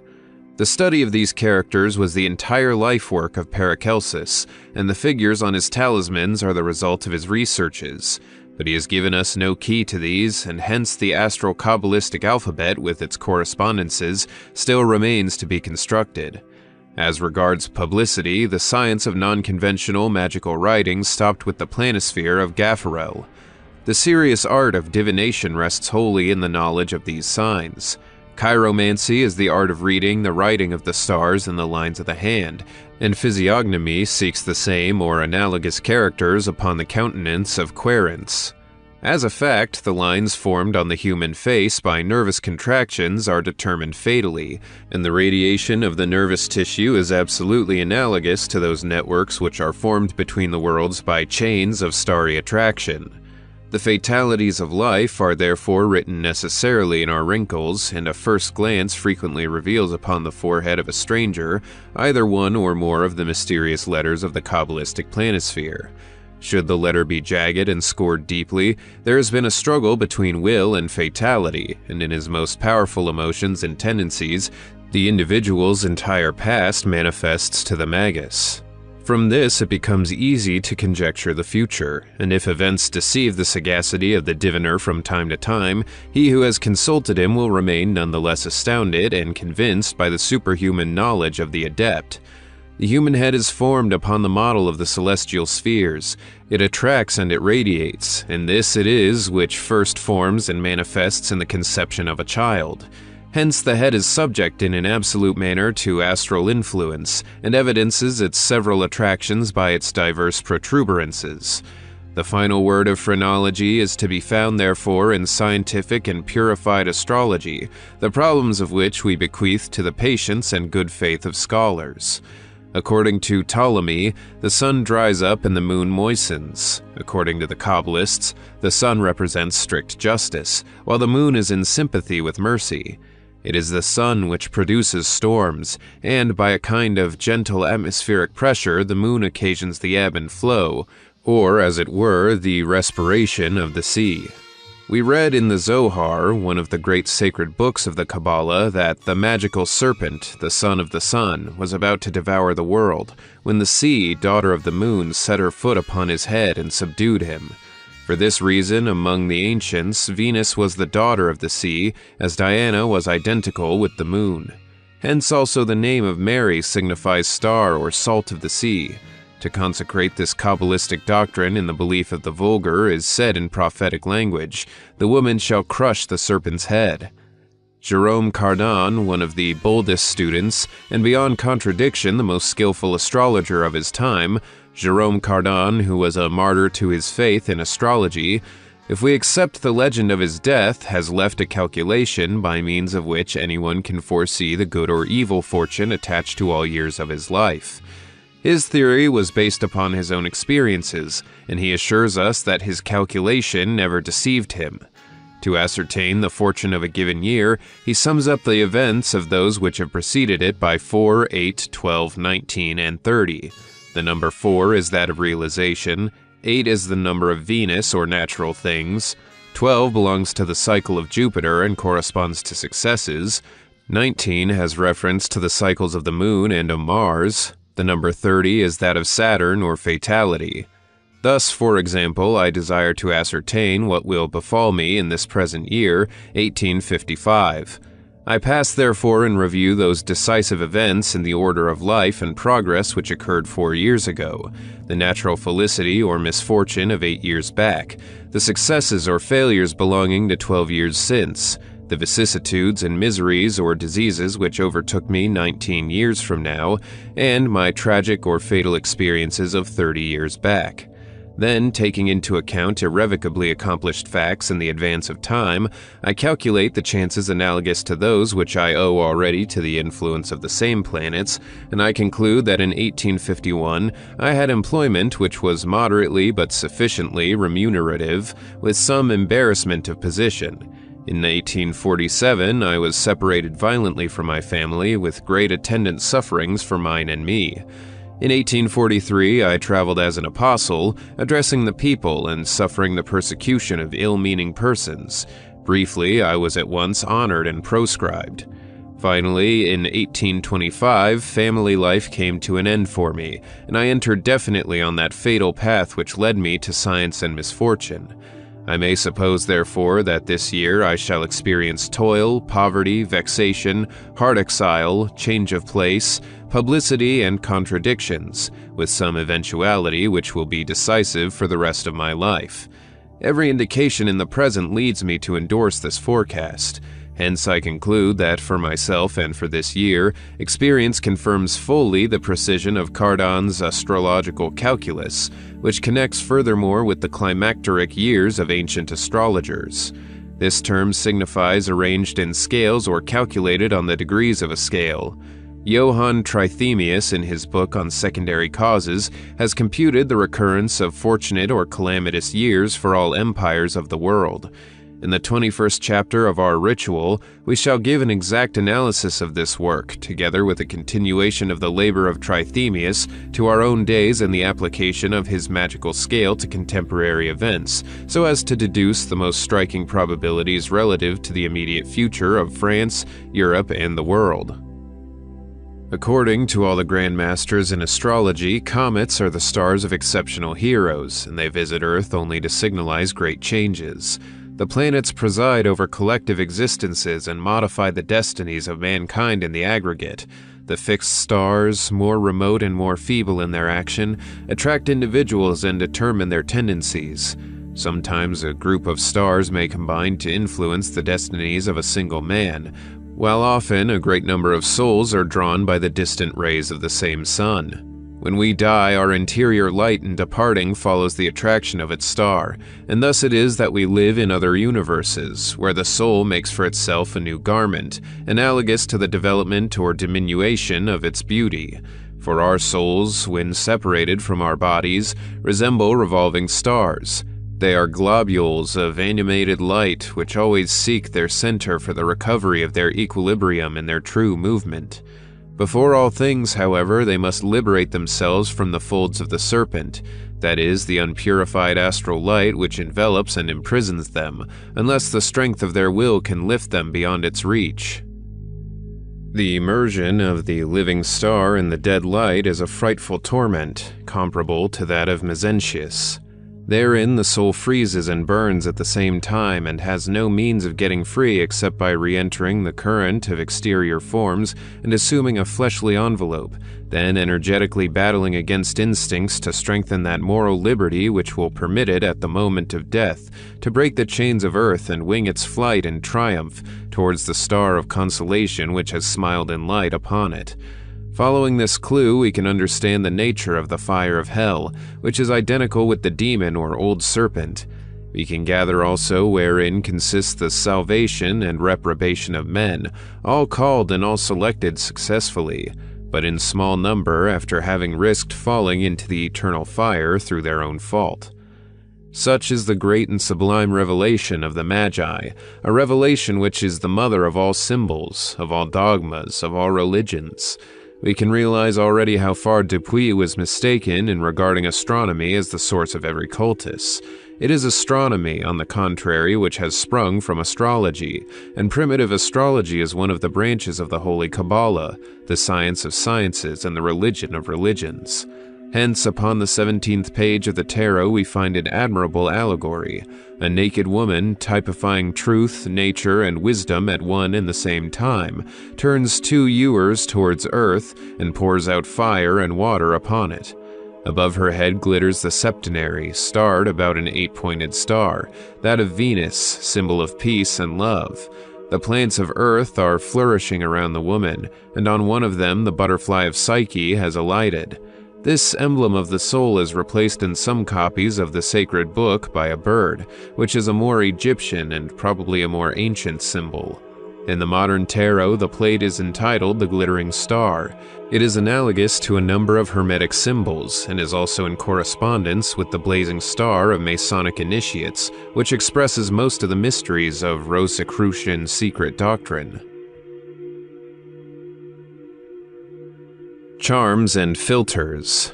Justitia Mysterium Canes. We have now to approach the most criminal abuse to which magical sciences can be put, namely venomous magic, or rather sorcery. Let it be understood here that we write not to instruct but to warn. If human justice, instead of punishing the adepts, had proscribed only the necromancers and poisoning sorcerers, it is certain, as we have observed previously, that its severity could have been well placed, since the most severe penalties could never be excessive in the case of such criminals. At the same time, it must not be supposed that the right of life and death, which belongs secretly to the magus, has been exercised always to satisfy some infamous vengeance, or some cupidity more infamous still. In the Middle Ages, as in the ancient world, magical associations have frequently struck down or destroyed slowly the revealers or profaners of mysteries, and when the magic sword has refrained from striking, when the spilling of blood was dangerous, then aqua tofana, poison nosegays, the shirt of Nasus, and other deadly instruments still stranger and still less known, were used to carry out sooner or later the terrible sentence of the free judges. We have said that there is in magic a great and indicable arcanum, which is never mentioned among adepts, which the profane above all must be prevented from divining.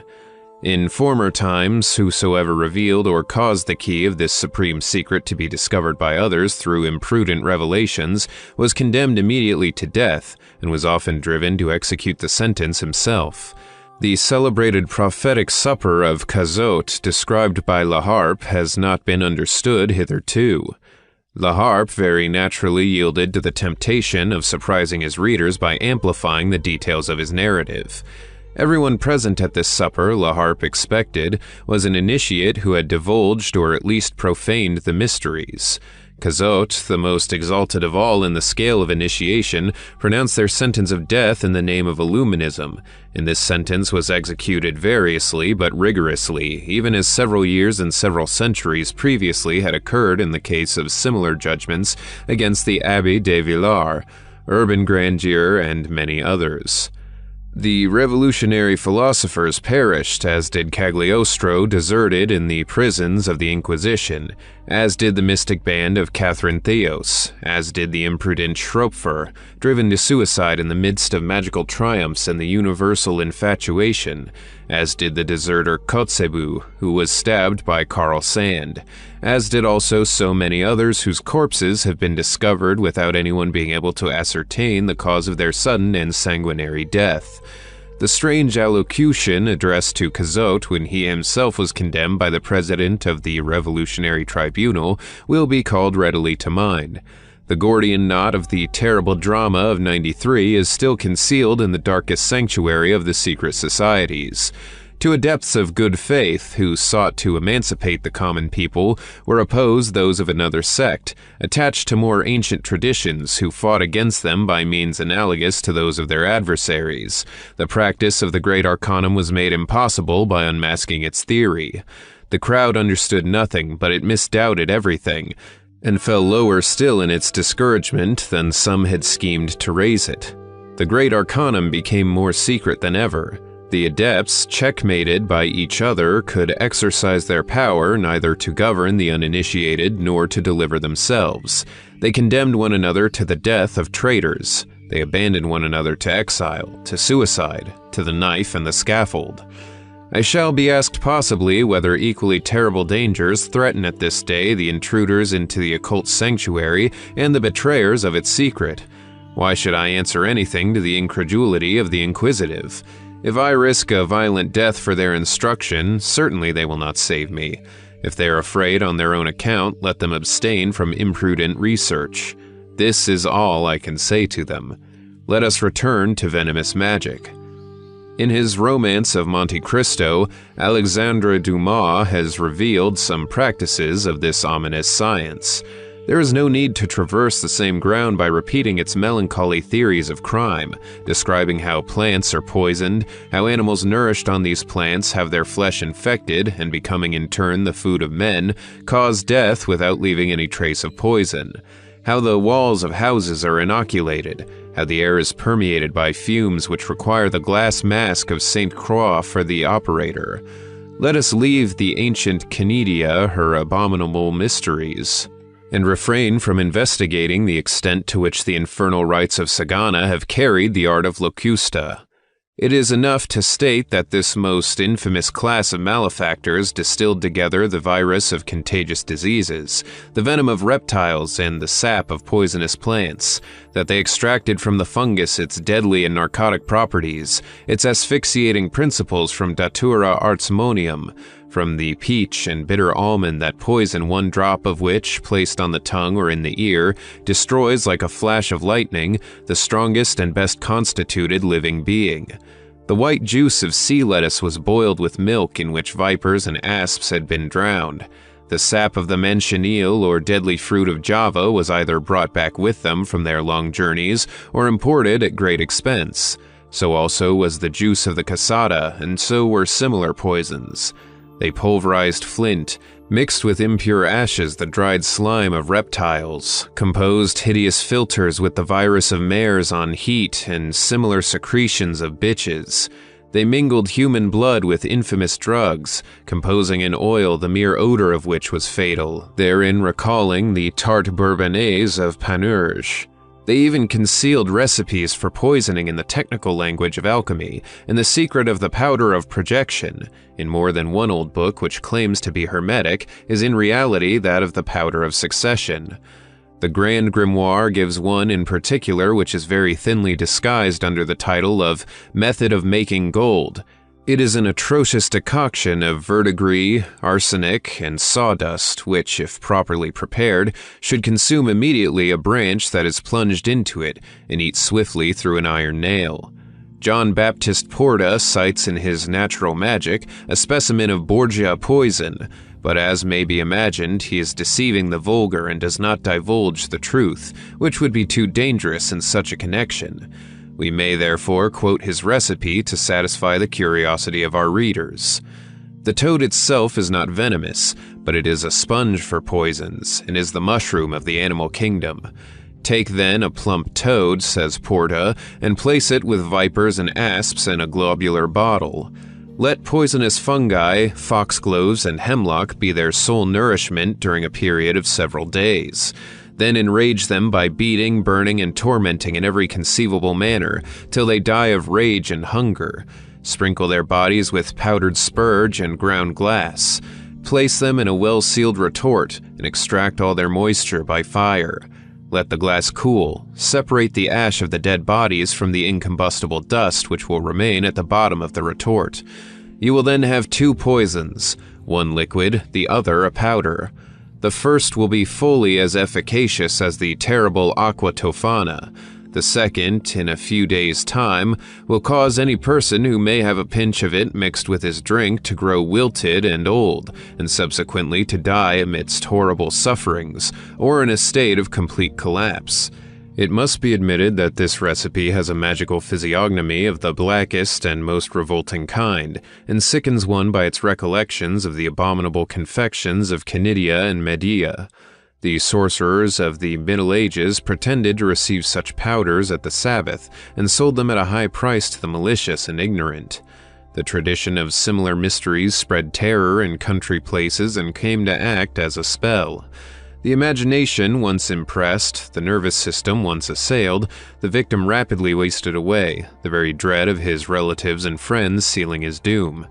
The sorcerer and sorceress were almost invariably a species of human toad, swollen with long-enduring rancors.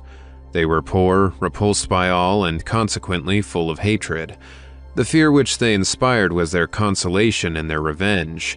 Poisoned themselves by a society of which they had experienced nothing but the rebuffs and the vices, they poisoned in their turn all those who were weak enough to fear them, and avenged upon beauty and youth their accursed old age and their atrocious ugliness. The perpetration of these evil works and the fulfillment of these loathsome mysteries constituted and confirmed what was then called a pact with the devil. It is certain that the operator must have been given over body and soul to evil and justly deserved the universal and irrevocable reprobation expressed by the allegory of hell.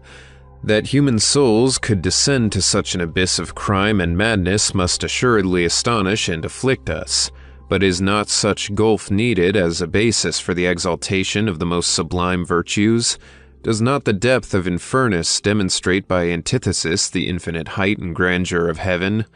In the north, where the instincts are more repressed and deep-rooted, in Italy, where the passions are more unreserved and fiery, charms and the evil eye are still dreaded.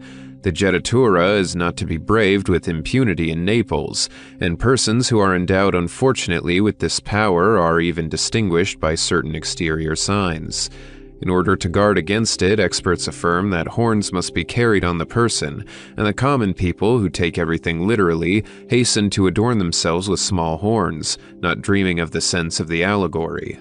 These attributes of Jupiter Ammon, Bacchus, and Moses are a symbol of moral power or enthusiasm, so that the magicians mean to say that, in order to withstand the jettatura, the fatal current of instincts must be governed by great intrepidity, great enthusiasm, or a great thought. In like manner, almost all popular superstitions are vulgar interpretations of some grand maxim or marvelous secret of occult wisdom. Did not Pythagoras, in his admirable symbols, bequeath a perfect philosophy to sages, but a new series of vain observances and ridiculous practices to the vulgar? Thus, when he said, "Do not pick up what falls from the table, do not cut down trees on the great highway, kill not the serpent when it slips into your garden," was he not inculcating the precepts of charity, either social or personal, under transparent allegories? When he said, "Do not look at yourself by torchlight in a mirror," was he not teaching ingeniously that true self-knowledge which is incompatible with factitious lights and the prejudgments of systems? It is the same with the other precepts of Pythagoras, who is well known to have been followed literally by a swarm of unintelligent disciples, and indeed amongst our provincial superstitious observances there are many which belong indubitably to the primitive misconception of Pythagorean symbols. Superstition is derived from a Latin word which signifies survival. It is the sign surviving the thought. It is the dead body of a religious rite. Superstition is to initiation what the notion of the devil is to that of God. This is the sense in which the worship of images is forbidden, and in this sense also a doctrine most holy in its original conception may become superstitious and impious when it has lost its spirit and its inspiration. Then does religion, ever one like the supreme reason, exchange its vestures and abandon old rites to the cupidity and roguery of fallen priests, transformed by their wickedness and ignorance into jugglers and charlatans. We may include among superstitions those magical emblems and characters, of which the meaning is understood no longer, which are engraved by chance on amulets and talismans. The magical images of the ancients were panticles, i.e. Kabbalistic syntheses. Thus, the wheel of Pythagoras is a panticle analogous to the wheels of Ezekiel. The two emblems contain the same secrets and belong to the same philosophy. They constitute the key of all panticles, and we have made mention previously of both. The four living creatures, or rather the four-headed sphinx, of the same prophet are identical with the admirable Indian symbol of Adonari, given on the next page, as having reference to the Great Arcanum. In his Apocalypse, St. John followed and elaborated Ezekiel. Indeed, the monstrous figures of his wonderful book are so many magical panticles, the key of which is easily discoverable by Kabbalists. On the other hand, Christians, rejecting science in their anxiety to extend faith, sought later on to conceal the origin of their dogmas and condemned all Kabbalistic and magical books to the flames.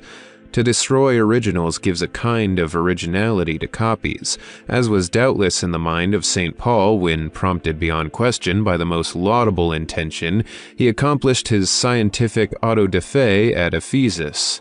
In the same way, 6 centuries later, the true believer Omar sacrificed the library of Alexandria to the originality of the Quran, and who knows whether in the time to come a future apostle will not set fire to our literary museums and confiscate the printing press in the interest of some fresh religious infatuation, some newly accredited legend. The study of talismans and panticles is one of the most curious branches of magic and connects with historical numismatics. There are Indian, Egyptian, and Greek talismans, Kabbalistic metals coming from ancient and modern Jews, Gnostic abraxas, occult tokens in use among members of secret societies, and sometimes called counters of the Sabbath. So also there are Templar metals and jewels of Freemasonry. In his treatise on the wonders of nature, Coglanius describes the talismans of Solomon and those of Rabbi Kale. Designs of many others that are most ancient will be found in the magical calendars of Tycho Brahe and Duquesnoy, and should have a place in M. Ragon's archives on initiation, a vast and scholarly undertaking to which we refer our readers. The Stone of the Philosophers, Elagabalus, Vocatio Sol Aurum. The ancients adored the sun under the figure of a black stone, which they named Elagabalus or Heliogabalus. What did this stone signify, and how came it to be the image of the most brilliant of luminaries? The disciples of Hermes, before promising their adepts the elixir of long life or the powder of projection, counseled them to seek for the philosophical stone. What is this stone, and why is it so called? The great initiator of the Christians invites his believers to build on the stone or rock if they do not wish their structures to be demolished.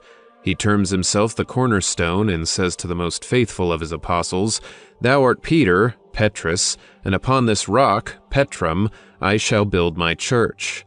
This stone, say the masters in alchemy, is the true salt of the philosophers, which is the third ingredient in the composition of azoth. Now, we know already that azoth is the name of the great hermetic and true philosophical agent. Furthermore, their salt is represented under the figure of a cubic stone, as may be seen in the 12 Keys of Basil Valentine or in the allegories of Trevisan. Once more, what is this stone actually? It is the foundation of absolute philosophy. It is supreme and immovable reason. Before even dreaming of the metallic work, we must be fixed forever upon the absolute principle of wisdom. We must possess that reason which is the touchstone of truth. Never will a man of prejudices become the king of nature and the master of transmutations. The philosophical stone is hence before all things necessary, but how is it to be found? Hermes informs us in his Emerald Table.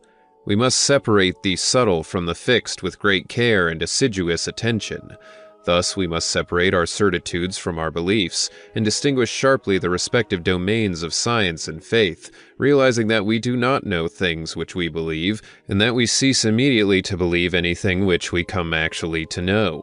It follows that the essence of the things of faith is the unknown and the indefinite, while it is quite the reverse with the things of science. It must be inferred from this that science rests on reason and experience, whilst the basis of faith is sentiment and reason. In other words, the philosophical stone is the true certitude which human prudence assures to conscientious researches and modest doubt, whilst religious enthusiasm ascribes it exclusively to faith.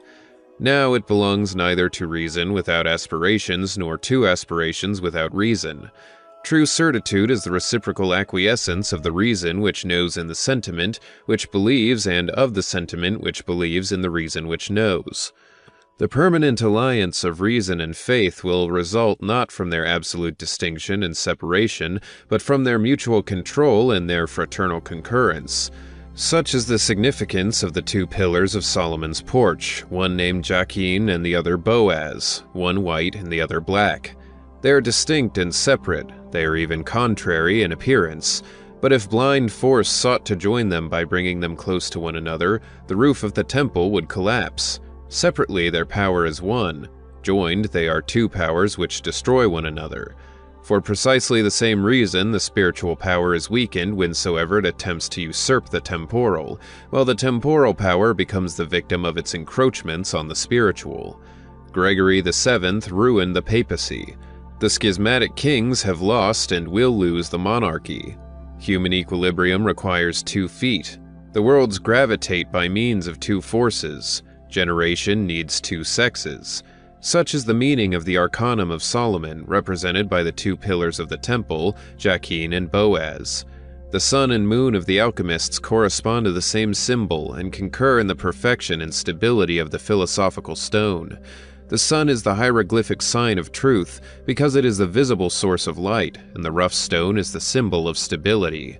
This is why the ancient magi regarded the stone Elagabalus as the actual type of the sun, and for this reason the medieval alchemists pointed to the philosophical stone as the first means of making philosophical gold, that is to say, of transforming the vital forces represented by the 6 metals into soul, otherwise into truth and light, the first and indispensable operation of the great work, leading to the secondary adaptations and discovering, by the analogies of nature, the natural and grosser gold to the possessors of the spiritual and living gold, of the true salt, the true mercury, and the true sulfur of the philosophers.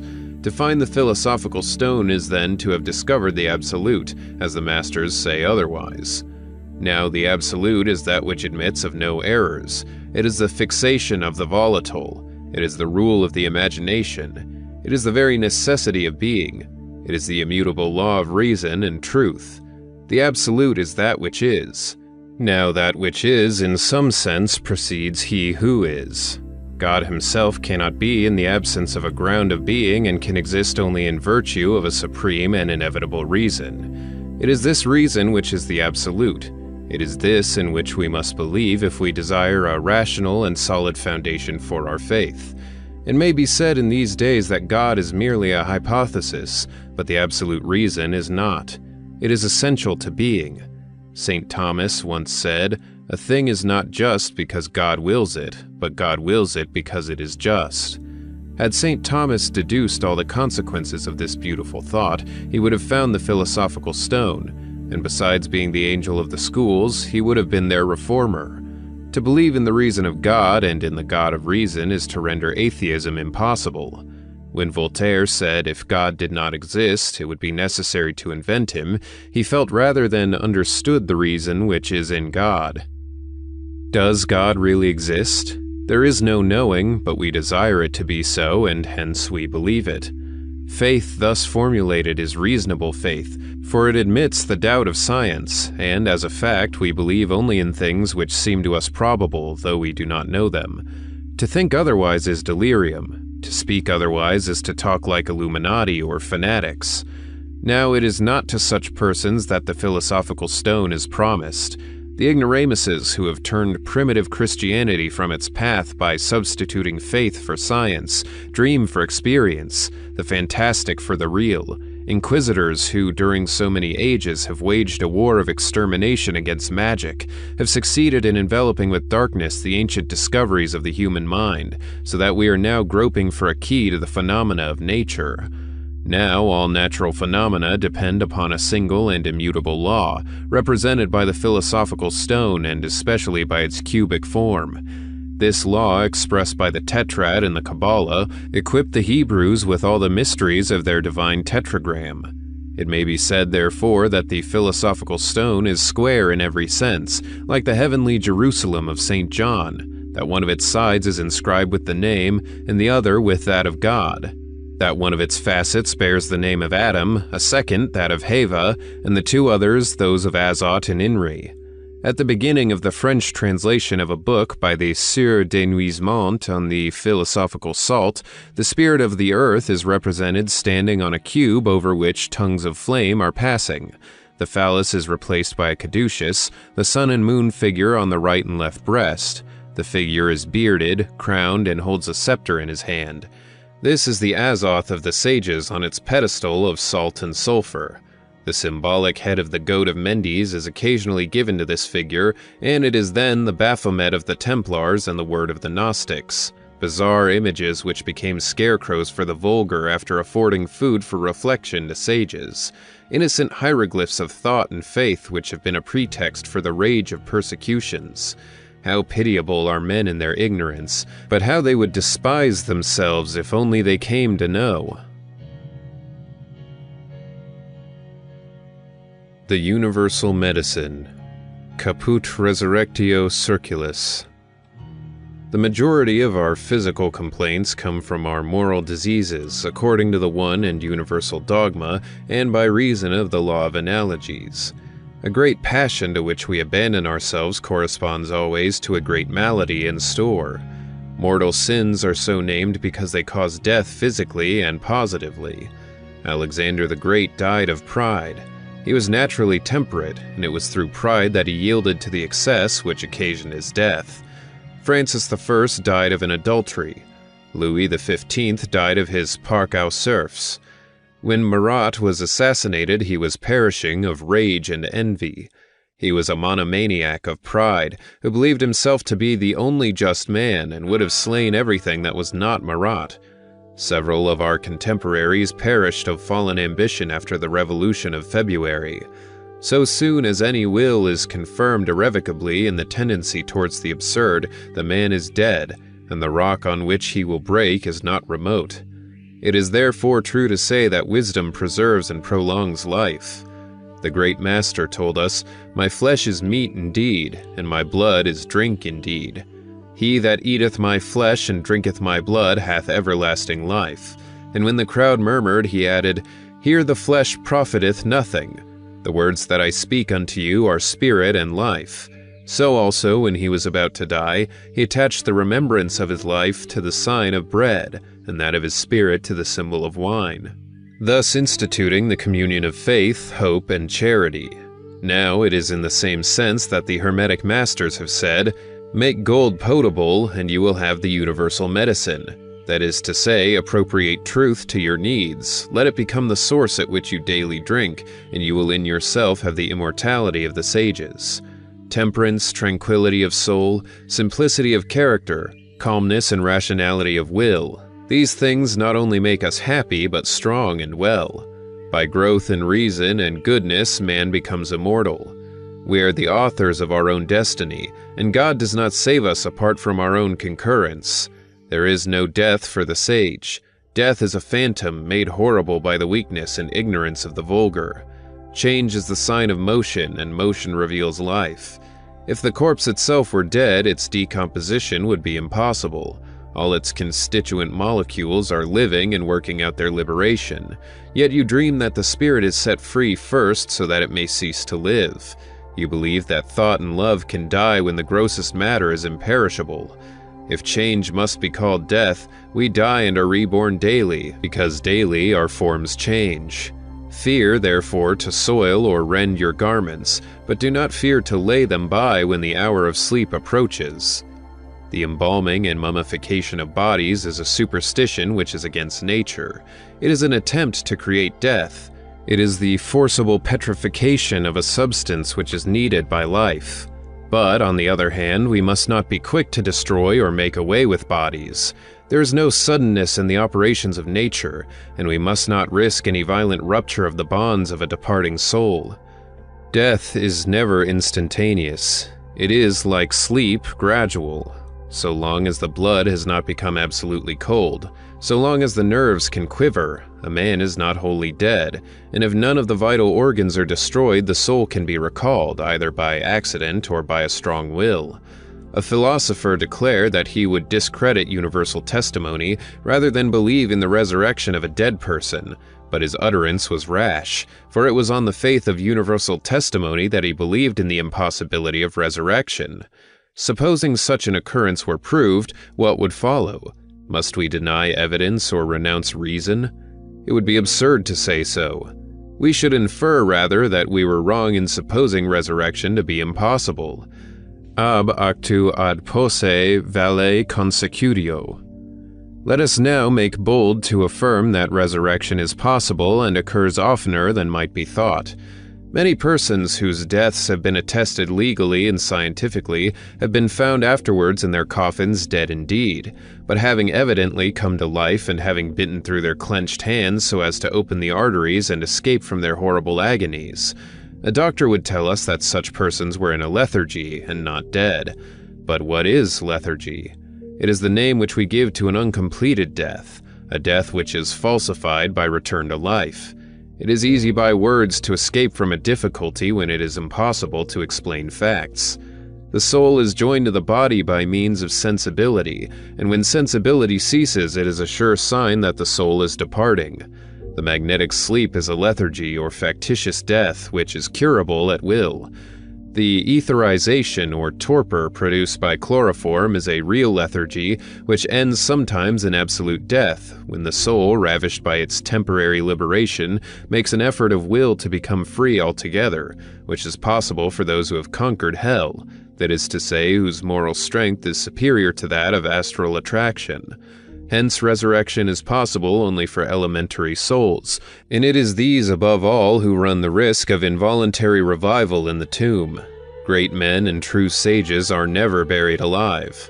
The theory and practice of resurrection will be given in our ritual. To those meanwhile who may ask whether I have raised the dead, I would say that if I replied in the affirmative, they would not believe me.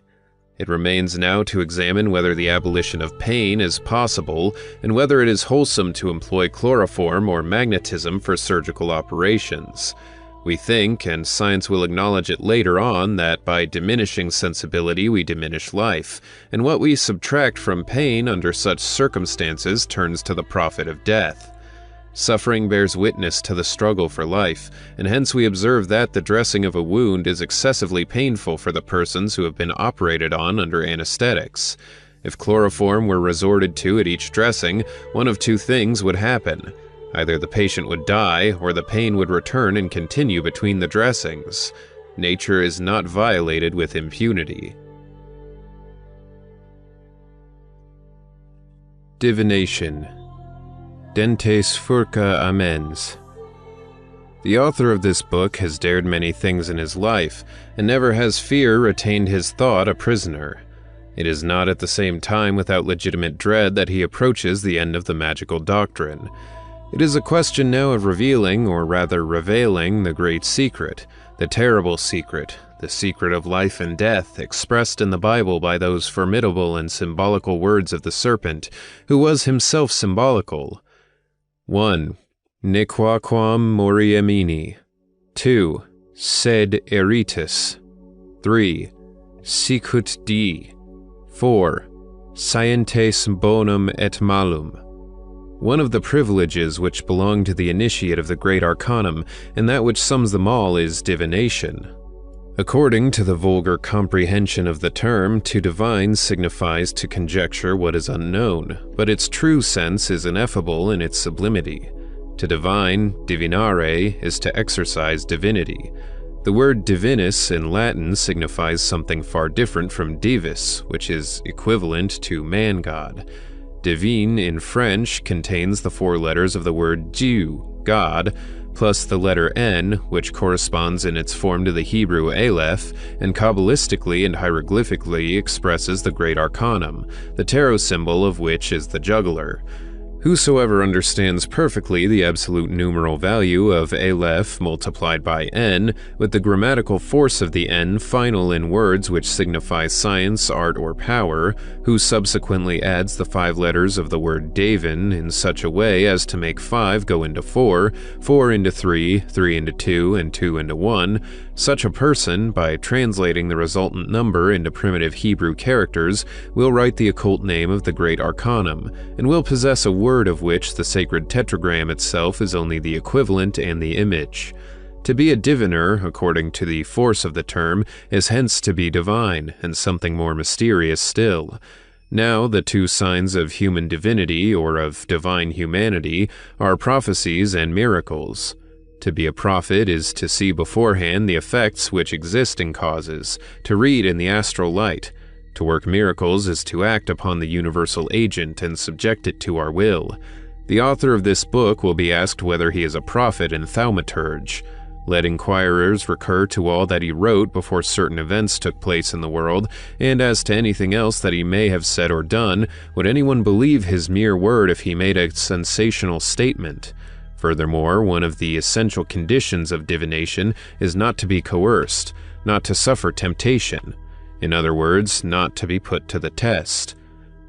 Never have the masters of science yielded to the curiosity of anyone. The Sibyls burned their books when Tarquin refused to appraise them at their proper value. The great master was silent when he was asked for a sign of his divine mission. Agrippa perished of want rather than obey those who demanded a horoscope. To furnish proofs of science to those who suspect the very existence of science is to initiate the unworthy, to profane the gold of the sanctuary, to deserve the excommunication of sages and the fate of betrayers. The essence of divination, that is to say, the great magical arcanum, is represented by all the symbols of science and is connected intimately with the one and primeval doctrine of Hermes. In philosophy, it gives absolute certitude. In religion, the universal secret of faith. In physics, the composition, decomposition, recomposition, realization, and adaptation of philosophical mercury, called azoth by the alchemists. In dynamics, it multiplies our forces by those of perpetual motion. It is at once mystical, metaphysical, and material, with correspondent effects in the 3 worlds. It procures charity in God, truth in science, and gold in riches, for metallic transmutation is at once an allegory and reality, as all the adepts of true science are perfectly well aware. Yes, gold can be made really and materially by means of the stone of the sages, which is an amalgam of salt, sulfur, and mercury, thrice combined in azoth by a triple sublimation and a triple fixation. Yes, the operation is often easy and may be accomplished in a day, an instant. At other times it requires months and years. But to succeed in the great work, one must be divinus, a diviner in the Kabbalistic sense of the term, and it is indispensable to have renounced, in respect of personal interest, the advantage of wealth so as to become its dispenser. Raymond Lully and rich sovereigns planted Europe with institutions and remained poor. Nicholas Flamel, who in spite of his legend is really dead, only attained the great work when asceticism had detached him completely from riches. He was initiated by a suddenly imparted understanding of the book Eish Mezaref, written in Hebrew by the Kabbalist Abraham, possibly the compiler of the Sefer Yetzirah.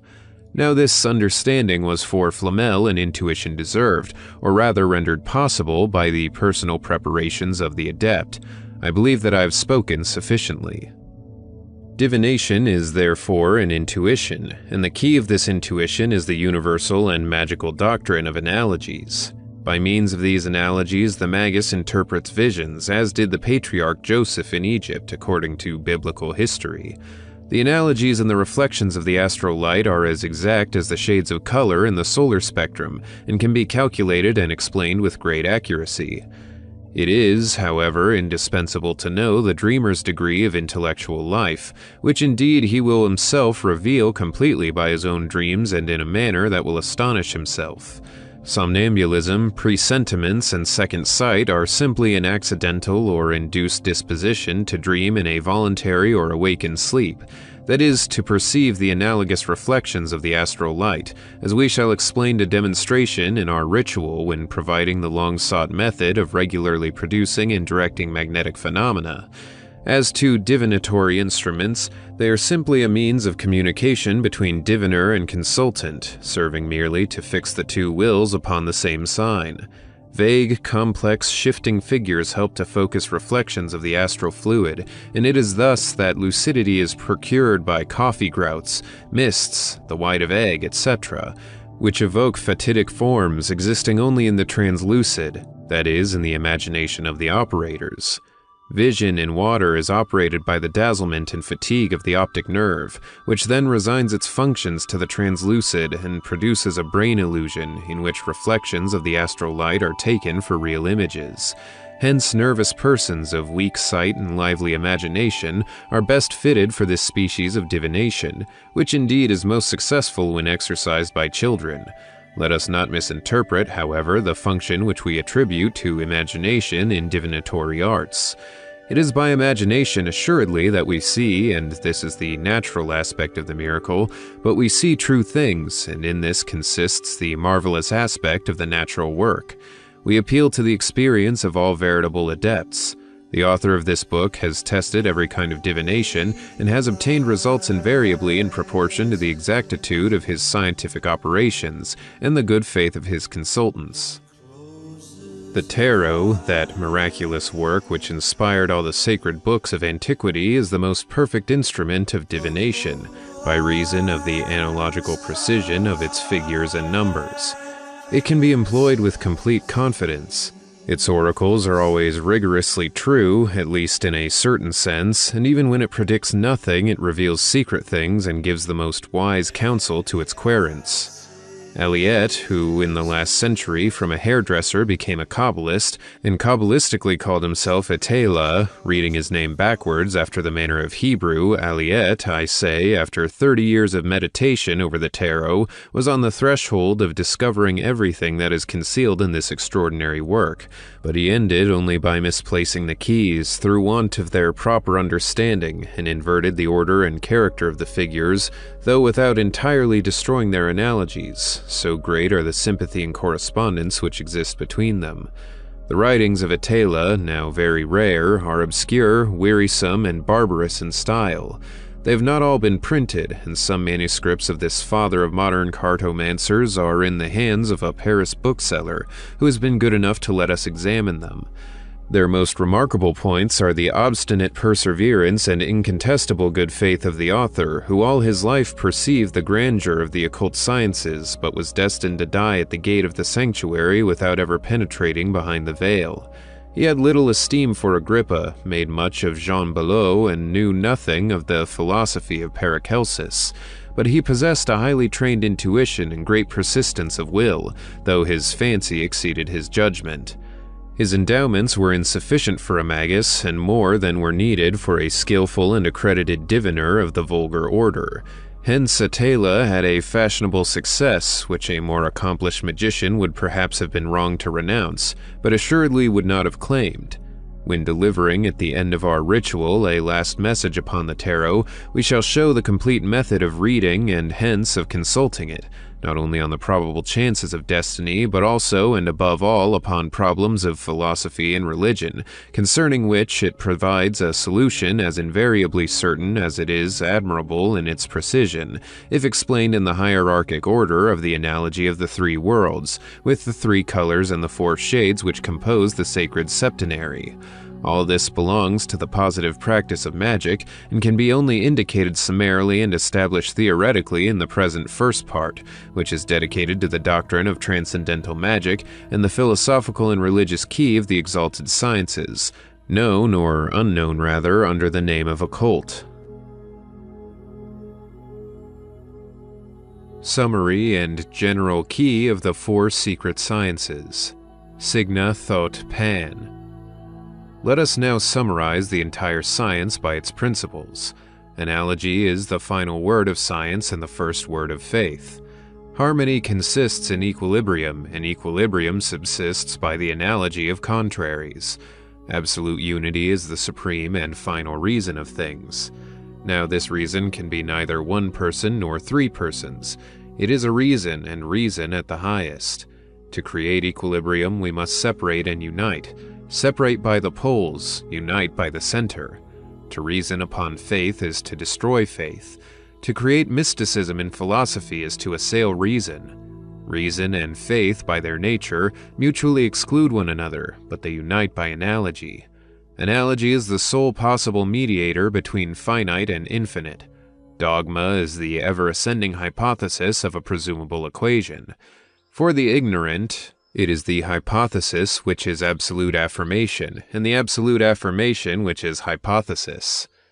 Hypotheses are necessary in science, and he who seeks to verify them enlarges science without decreasing faith, for on the farther side of faith is the infinite.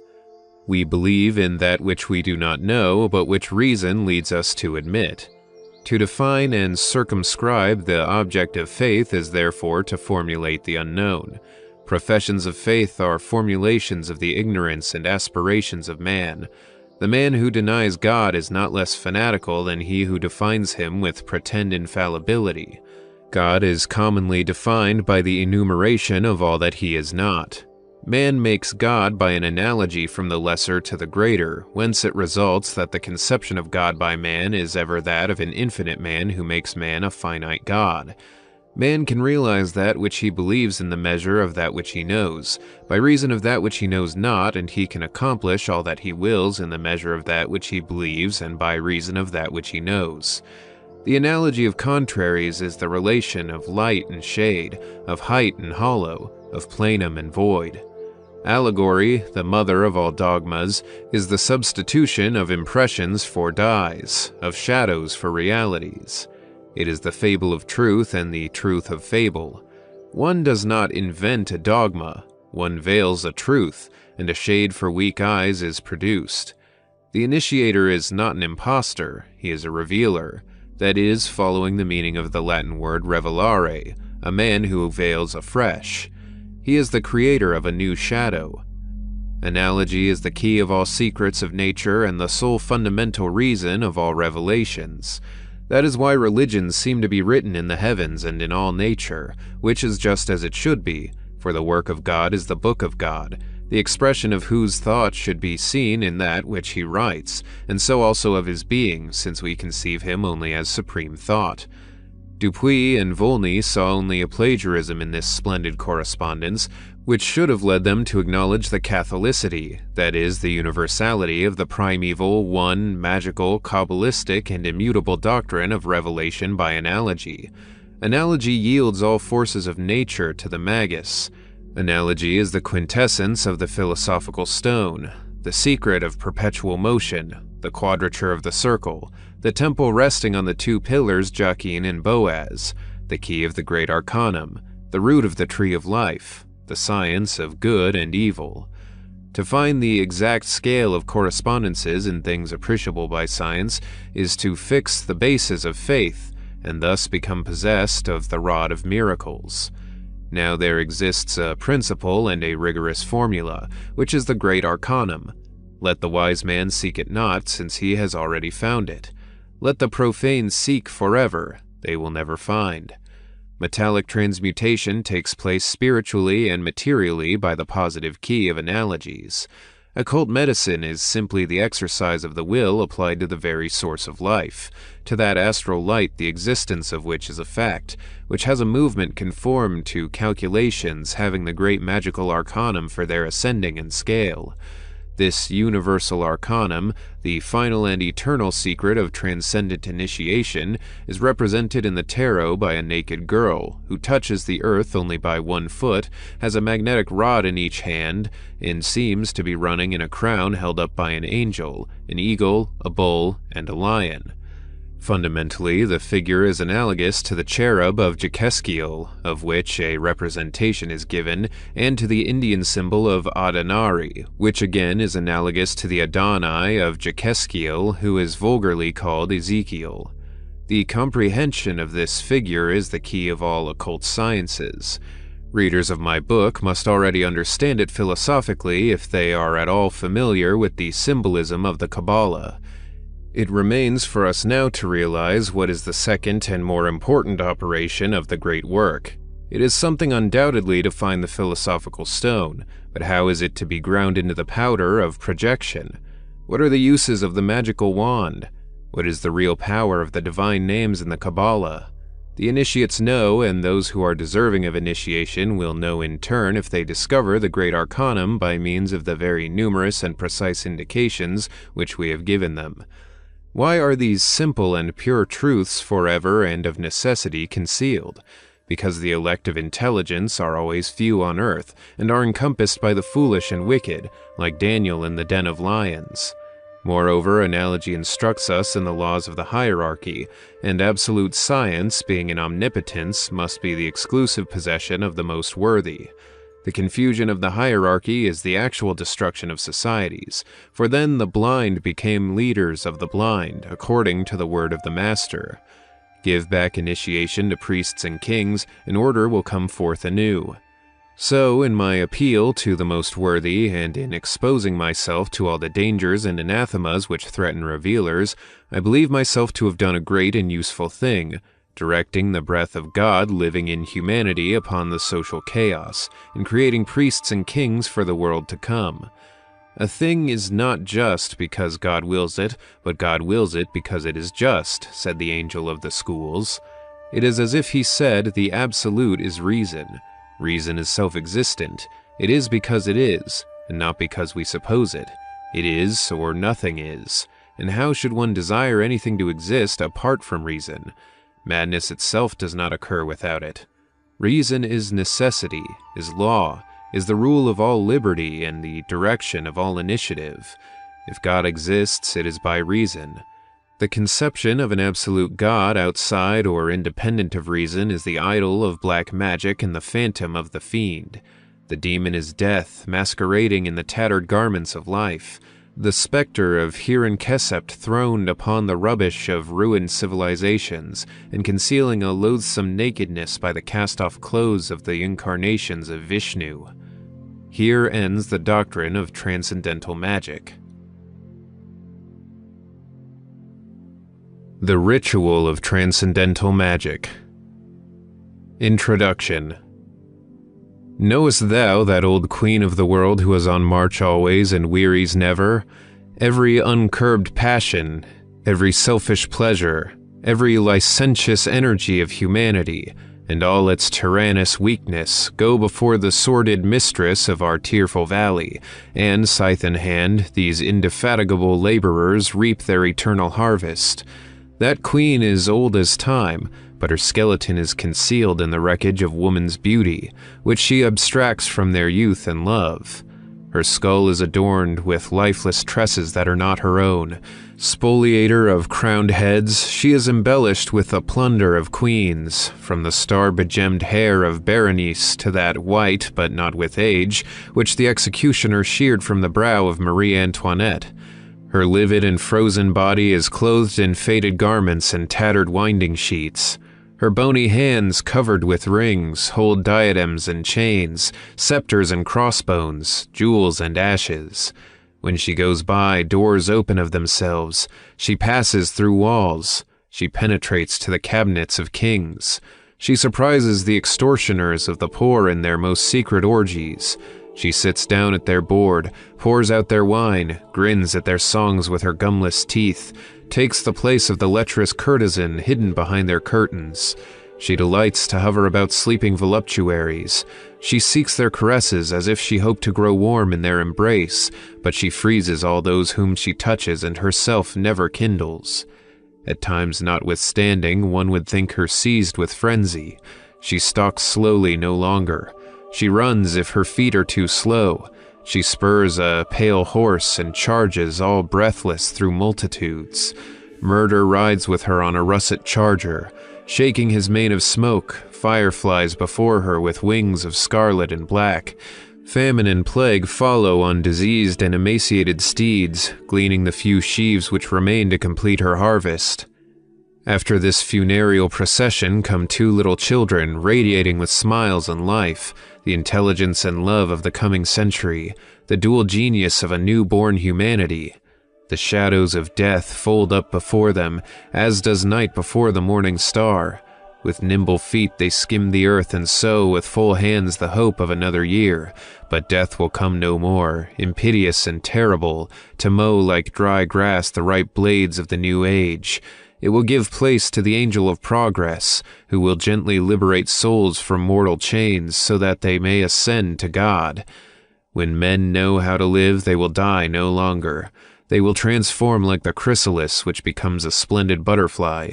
The terrors of death are daughters of ignorance, and death herself is only hideous by reason of the rubbish which covers her, and the somber hues with which her images are surrounded. Death truly is the birth-pang of life. There is a force in nature which dieth not, and this force perpetually transforms beings to preserve them. It is the reason or word of nature. In man also there is a force analogous to that of nature, and it is the reason or word of man. The word of man is the expression of his will directed by reason, and it is omnipotent under this leading, for it is analogous to the word of God himself. By the word of his reason, man becomes conqueror of life, and can triumph over death. The entire life of man is either the parturition or miscarriage of his word. Human beings who die without having understood or formulated the word of reason die devoid of eternal hope.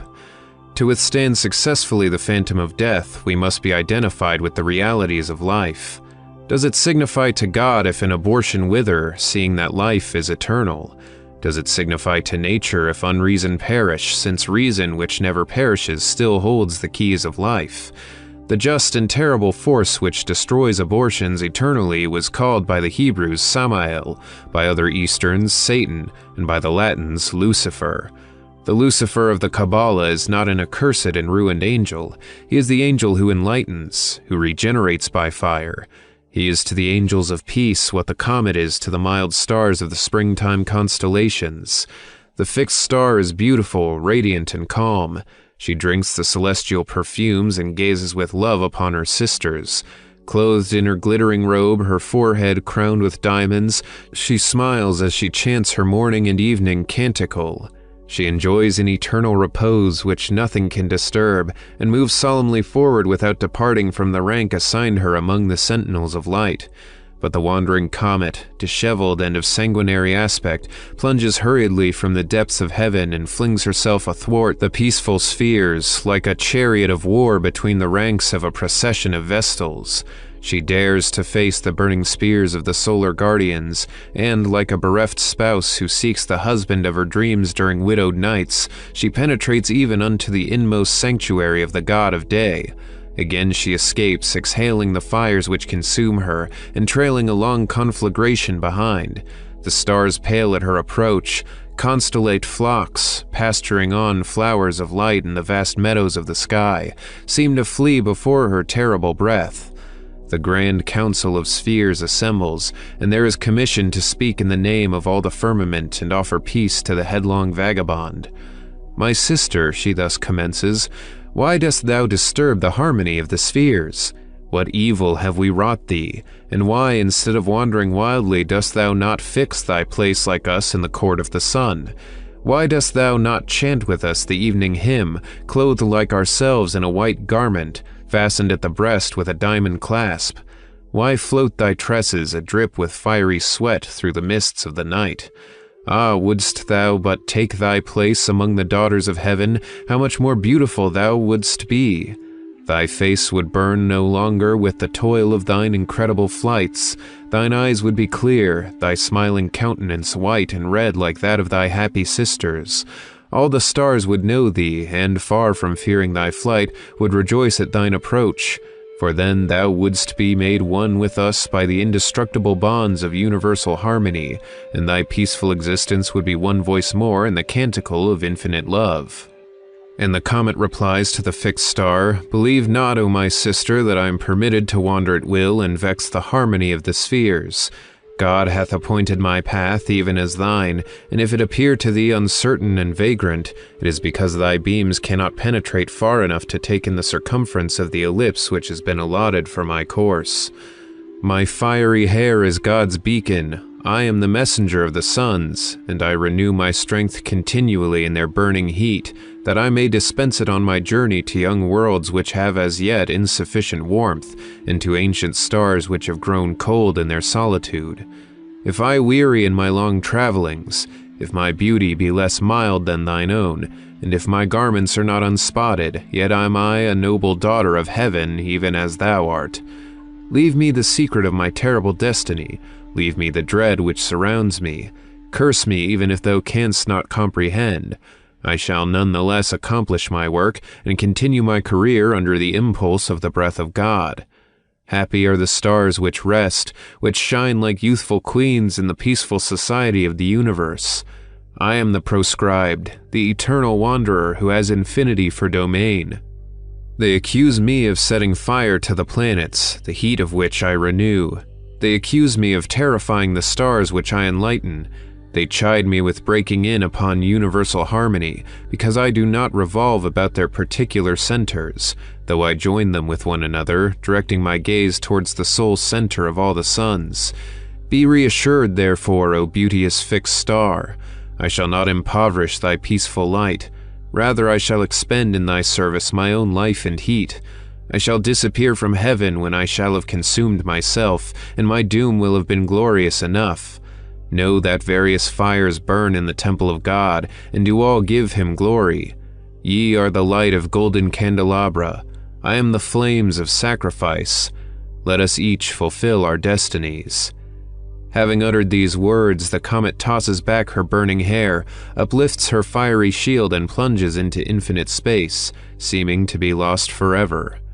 Thus Satan appeared and disappeared in the allegorical narratives of the Bible. Now there was a day, says the book of Job, when the sons of God came to present themselves before the Lord, and Satan came also among them. And the Lord said unto Satan, Whence comest thou? Then Satan answered the Lord and said, From going to and fro in the earth, and from walking up and down in it. A Gnostic gospel discovered in the East by a learned traveler of our acquaintance explains the genesis of light to the prophet of Lucifer as follows. Self-conscious truth is living thought. Truth is thought as it is in itself, and formulated thought is speech. When eternal thought desired a form, it said, Let there be light.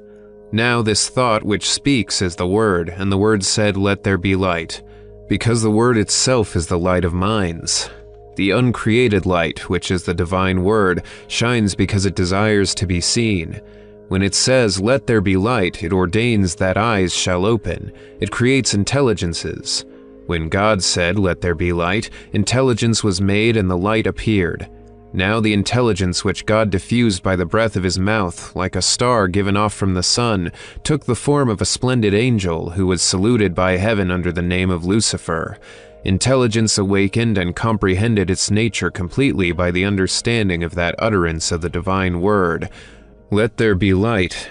It felt itself to be free because God had called it into being, and raising up its head with both wings extended, it replied, "'T will not be slavery. Then shalt thou be suffering," said the uncreated voice. "I will be liberty," replied the light. "Pride will seduce thee," said the supreme voice, "and thou wilt bring forth death." "I needs must strive with death to conquer life," again responded the created light. Thereupon God loosed from his bosom the shining cord which restrained the superb angel, and beholding him plunge through the night, which he furrowed with glory, he loved the offspring of his thought, and said with an ineffable smile, "How beautiful was the light!" God has not created suffering. Intelligence has accepted it to be free, and suffering has been the condition imposed upon freedom of being by him who alone cannot err, because he is infinite. For the essence of intelligence is judgment, and the essence of judgment is liberty. The eye does not really possess light except by the faculty of closing or opening. Were it forced to be always open, it would be the slave and victim of the light, and would cease to see in order to escape the torment. Thus, created intelligence is not happy in affirming God, except by its liberty to deny him. Now, the intelligence which denies invariably affirms something, since it is asserting its liberty. It is for this reason that blasphemy glorifies God, and that hell was indispensable to the happiness of heaven. Were the light unrepelled by shadow, there would be no visible forms. If the first angels had not encountered the depths of the darkness, the childbirth of God would have been incomplete, and there could have been no separation between the created and essential light. Never would intelligence have known the goodness of God if it had never lost him. Never would God's infinite love have shone forth in the joys of his mercy had the prodigal son of heaven remained in the house of his father. When all was light, there was light nowhere. It filled the breast of God who was laboring to bring it forth. And when he said, "Let there be light," he permitted the darkness to repel the light, and the universe issued from chaos. The negation of the angel who at birth refused slavery constituted the equilibrium of the world, and the motion of the spheres commenced. The infinite distances admired this love of liberty, which was vast enough to fill the void of eternal night and strong enough to bear the hatred of God. But God could hate not the noblest of his children, and he proved him by his wrath only to confirm him in his power. So also the word of God himself, as if jealous of Lucifer, willed to come down from heaven and pass triumphantly through the shadows of hell. He willed to be proscribed and condemned. He premeditated that terrible hour when he should cry in the throes of his agony, my God, why hast thou forsaken me?" As the star of the morning goes before the sun, the rebellion of Lucifer announced to newborn nature the coming incarnation of God. Possibly Lucifer, in his fall through night, carried with him a rain of suns and stars by the attraction of his glory. Possibly our sun is a demon among the stars, as Lucifer is a star among the angels. Doubtless it is for this reason that it lights so calmly the horrible anguish of humanity and the long agony of earth, because it is free in its solitude and possesses its light. Such were the tendencies of the heresiarchs in the early centuries. Some, like the Ophites, adored the demon under the figure of a serpent. Others, like the Cainites, justified the rebellion of the first angel and that of the first murderer. All those errors, all those shadows, all those monstrous idols of anarchy which India opposes in its symbols to the magical Trimurti, have found priests and worshippers in Christianity. The demon is mentioned nowhere in Genesis. An allegorical serpent deceives our first parents. Here is the common translation of the sacred text. Now the serpent was more subtle than any beast of the field which the Lord God had made. This signifies, according to the version of Fabre d'Olivet, now original attraction, cupidity, was the entraining passion of all elementary life, the interior activity of nature, the work of Joah, the being of beings. But herein Fabre d'Olivet is beside the true interpretation, because he was unacquainted with the grand keys of the Kabbalah. The word Nahash, explained by the symbolical letters of the tarot, signifies rigorously 14. Nun, the power which produces combinations. 5. He, the recipient and passive producer of forms. 21. Shin, the natural and central fire equilibrated by double polarization. Thus, the word employed by Moses, read Kabbalistically, gives the description and definition of that magical universal agent, represented in all theogonies by the serpent. To this agent, the Hebrews applied the name of Od when it manifested its active force, of Ob when it exhibited its passive force, and of Aur when it revealed itself wholly in its equilibrated power, as producer of light in heaven and gold among metals. It is therefore that old serpent which encircles the world and places its devouring head beneath the foot of a virgin, the type of initiation, that virgin who presents a little newborn child to the adoration of 3 magi and receives from them, in exchange for this favor, gold, myrrh, and frankincense. So does doctrine serve in all hieratic religions to veil the secret of natural forces which the initiate has at his disposal. Religious formula are the summaries of those words full of mystery and power which make the gods descend from heaven and become subject to the will of men. Judea borrowed its secrets from Egypt. Greece sent her hierophants and later her theosophists to the school of the great prophets. The Rome of the Caesars, mined by the initiation of the catacombs, collapsed one day into the church, and a symbolism was reconstructed with the remnants of all worships which had been absorbed by the Queen of the world. According to the Gospel narrative, the inscription which set forth the spiritual royalty of Christ was written in Hebrew, in Greek, and in Latin. It was the expression of a universal synthesis. Hellenism, in fact, that grand and beauteous religion of form, announced the coming of the Savior no less than the prophets of Judaism. The fable of Psyche is an ultra-Christian abstraction, and the cultus of the pantheons, by rehabilitating Socrates, prepared altars for that unity of God, of which Israel had been the mysterious preserver. But the synagogue denied its Messiah, and the Hebrew letters were effaced, at least for the blinded eyes of the Jews. The Roman persecutors dishonored Hellenism, and it could not be restored by the false moderation of the philosopher Julian, surnamed perhaps unjustly the apostate, since his Christianity was never sincere. The ignorance of the Middle Ages followed, opposing saints and virgins to gods, goddesses, and nymphs. The deep sense of the Hellenic mysteries was less understood than ever. Greece herself did not only lose the traditions of her ancient cultus, but separated from the Latin Church, and thus for Latin eyes the Greek letters were blotted out, as the Latin letters disappeared for Greek eyes. So the inscription on the cross of the Savior vanished entirely, and nothing except mysterious initials remained. But when science and philosophy, reconciled with faith, shall unite all the various symbols, then shall the magnificences of the antique worships be restored to the memory of men, proclaiming the progress of all human mind in the intuition of the light of God. But of all forms of progress, the greatest will be that which, restoring the keys of nature to the hands of science, shall enchain forever the hideous spectre of Satan, and, explaining all abnormal phenomena, shall destroy the empire of superstition and imbecile credulity. To the accomplishment of this work we have consecrated our life, and do still devote it in the most toilsome and difficult researches. We would emancipate altars by overthrowing idols. We desire the man of intelligence to become once more the priest and king of nature, and we would preserve by explanation all images of the universal sanctuary. The prophets spoke in parables and images, because abstract language was wanting to them, and because prophetic perception, being the sentiment of harmony or of universal analogies, translates naturally into images. Taken literally by the vulgar, these images become idols or impenetrable mysteries.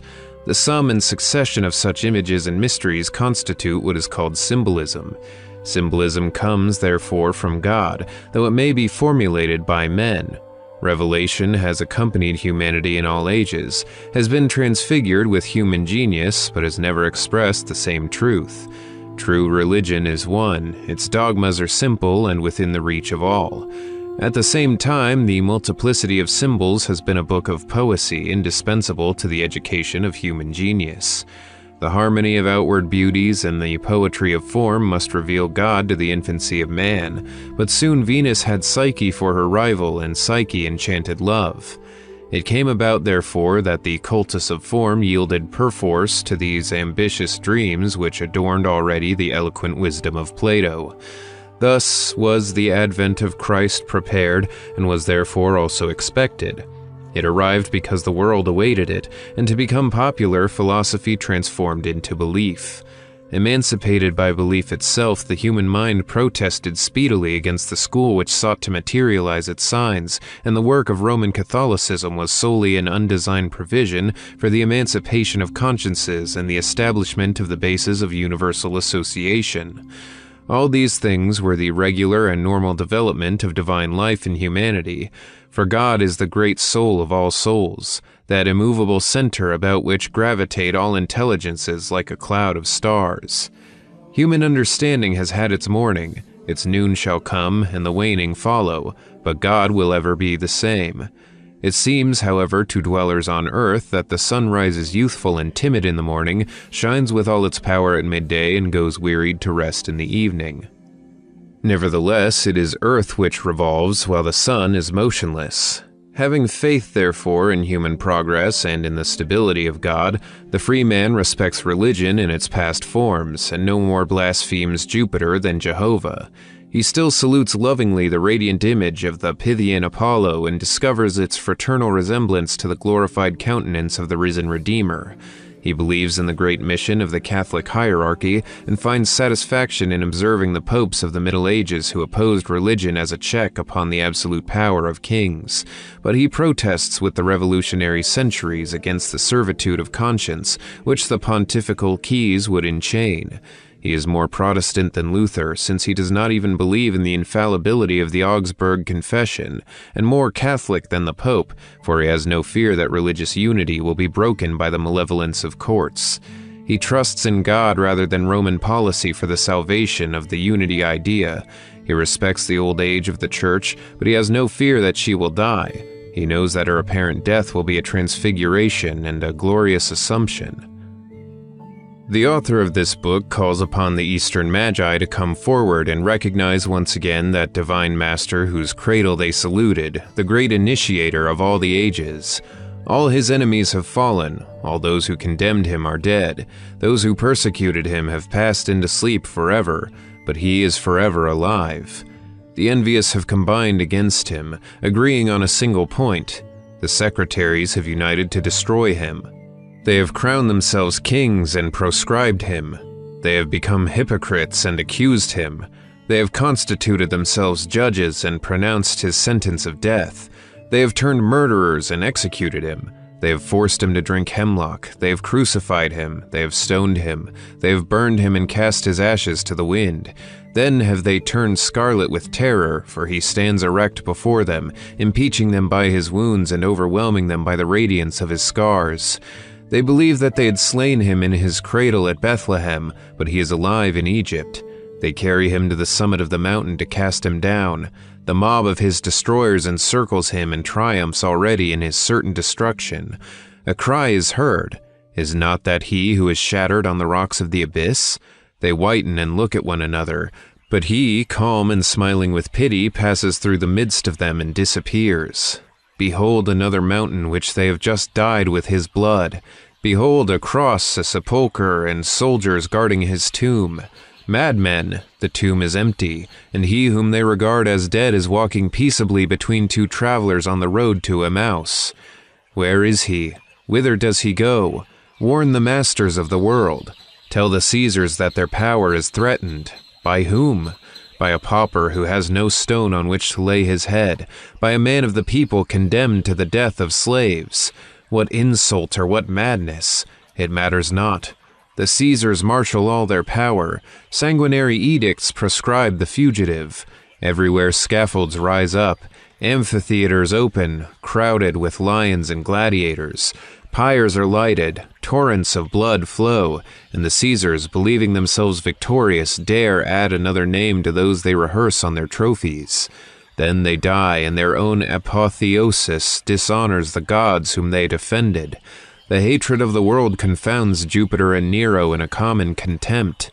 Temples transformed into tombs are cast down over proscribed ashes, and above the debris of idols, above ruins of empires, he only, he whom the Caesars indicted, whom so many satellites pursued, whom so many executioners tortured, he only lives, alone reigns, alone triumphs.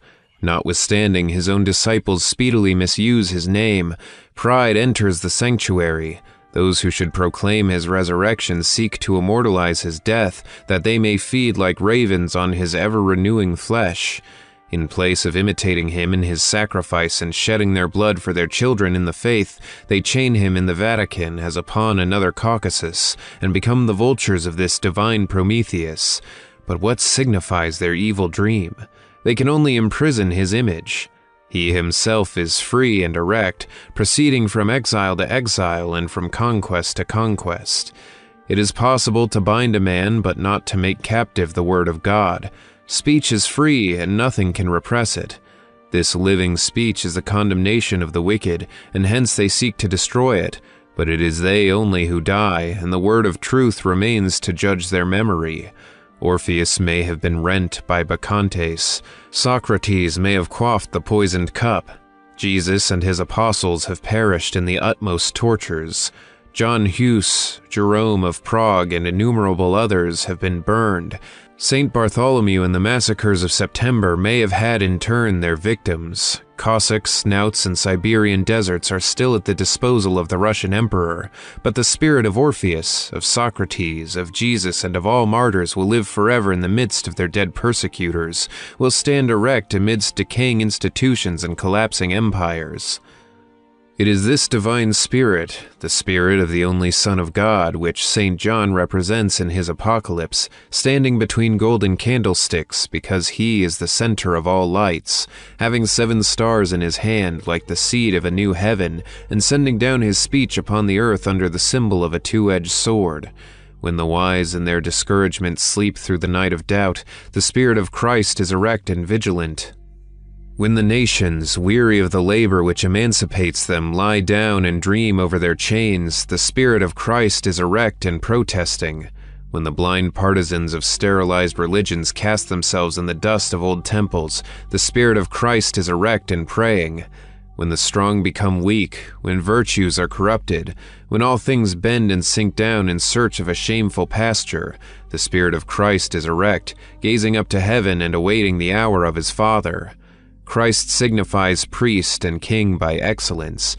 The Christ initiator of modern times came to form new priests and new kings by science and above all by charity. The ancient Magi were priests and kings, and the Savior's advent was proclaimed to them by a star. This star was the magical pentagram, having a sacred letter at each point. It is the symbol of intelligence which rules by unity of force over the 4 elementary potencies. It is the pentagram of the Magi, the blazing star of the children of Hiram, the prototype of equilibrated light. Towards each of its points a beam of light ascends, and from each a beam goes forth. It represents the grand and supreme Athanor of nature, which is the body of man. The magnetic influence issues in 2 rays from the head, from either hand and either foot. The positive ray is balanced by the negative. The head corresponds with the 2 feet, each hand with a hand and foot, each of the 2 feet with the head and 1 hand. This ruling sign of equilibrated light represents the spirit of order and harmony. It is the sign of the omnipotence of the Magus, and hence when broken or incorrectly drawn it represents astral intoxication, abnormal and ill-regulated projections of astral light and therefore bewitchments, perversity, madness, all that in a word which the Magi term the signature of Lucifer. There is another signature which also symbolizes the mysteries of light, namely the sign of Solomon, whose talismans bear on one side the impression of his seal which we have given in our doctrine, and on the other the following signature which is the hieroglyphic theory of the composition of magnets, and represents the circulatory law of the lightning. Rebellious spirits are enchained by the exhibition of the five-pointed blazing star or the seal of Solomon, because each gives them proof of their folly and threatens them with a sovereign power, capable of tormenting them by their recall to order. Nothing tortures the wicked so much as goodness. Nothing is more odious to madness than reason. But if an ignorant operator should make use of these signs without knowing them, he is like a blind man who discourses of light to the blind, an ass who would teach children to read. If the blind lead the blind, said the great and divine Hierophant, both fall into the pot. And now a final word to recapitulate this entire introduction. If you be blind like Samson when you cast down the pillars of the temple, its ruins will crush you. To command nature, we must be above nature, by resistance of her attractions. If your mind be perfectly free from all prejudice, superstition, and incredulity, you will rule spirits. If you do not obey blind forces, they will obey you. If you be wise like Solomon, you will perform the works of Solomon. If you be holy like Christ, you will accomplish the works of Christ.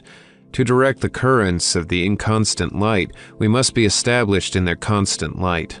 To command the elements, we must have overcome their hurricanes, their lightnings, their abysses, their tempests. In order to dare, we must know. In order to will, we must dare. We must will to possess empire, and to reign we must be silent. Preparations.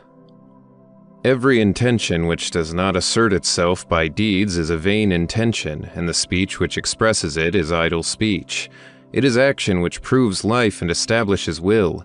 Hence it is said in the sacred and symbolical books that men will be judged not according to their thoughts and their ideas, but according to their works. We must do in order to be. We have therefore to treat in this place of the grand and terrific question of magical works. We are concerned no longer with theories and abstractions.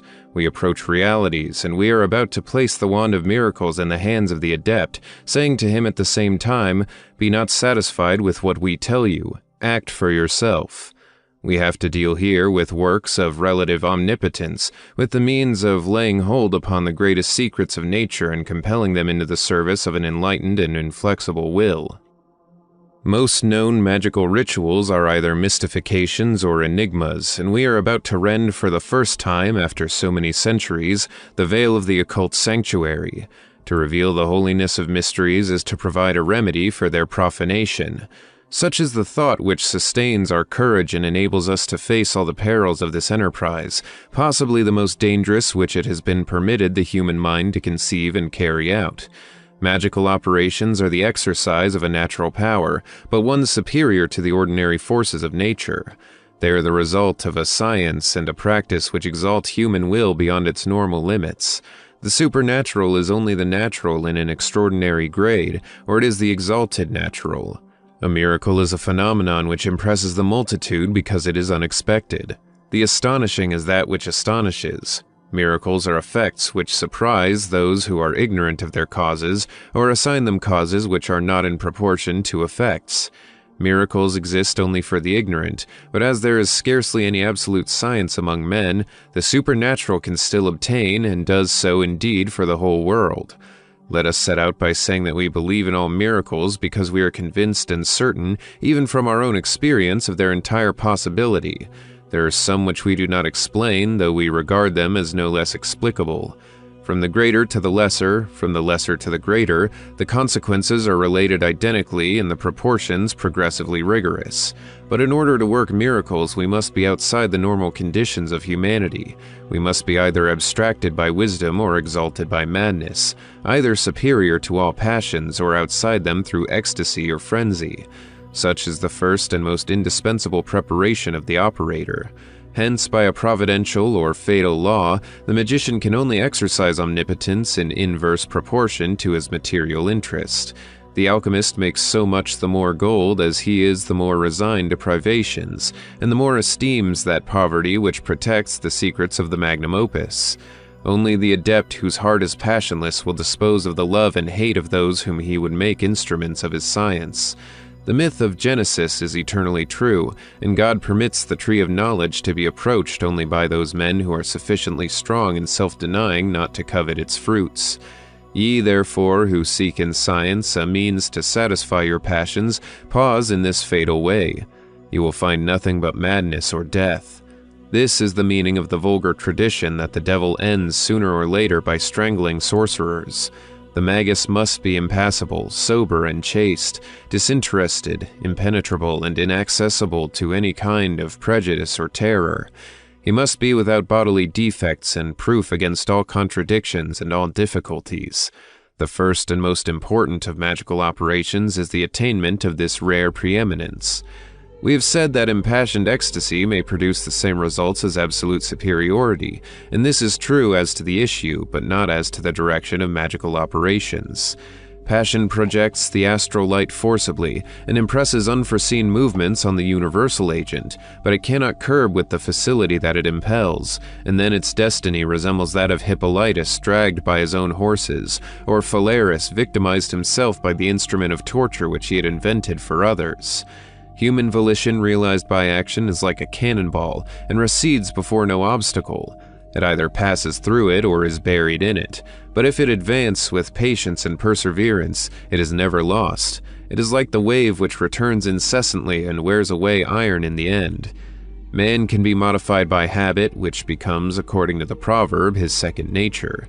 By means of persevering and graduated athletics, the powers and activity of the body can be developed to an astonishing extent. It is the same with the powers of the soul.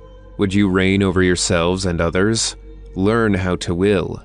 How can one learn to will? This is the first arcanum of magical initiation, and that it might be realized fundamentally, the ancient custodians of sacerdotal art surrounded the approaches of the sanctuary with so many terrors and illusions. They recognized no will until it had produced its proofs, and they were right. Power is justified by attainment.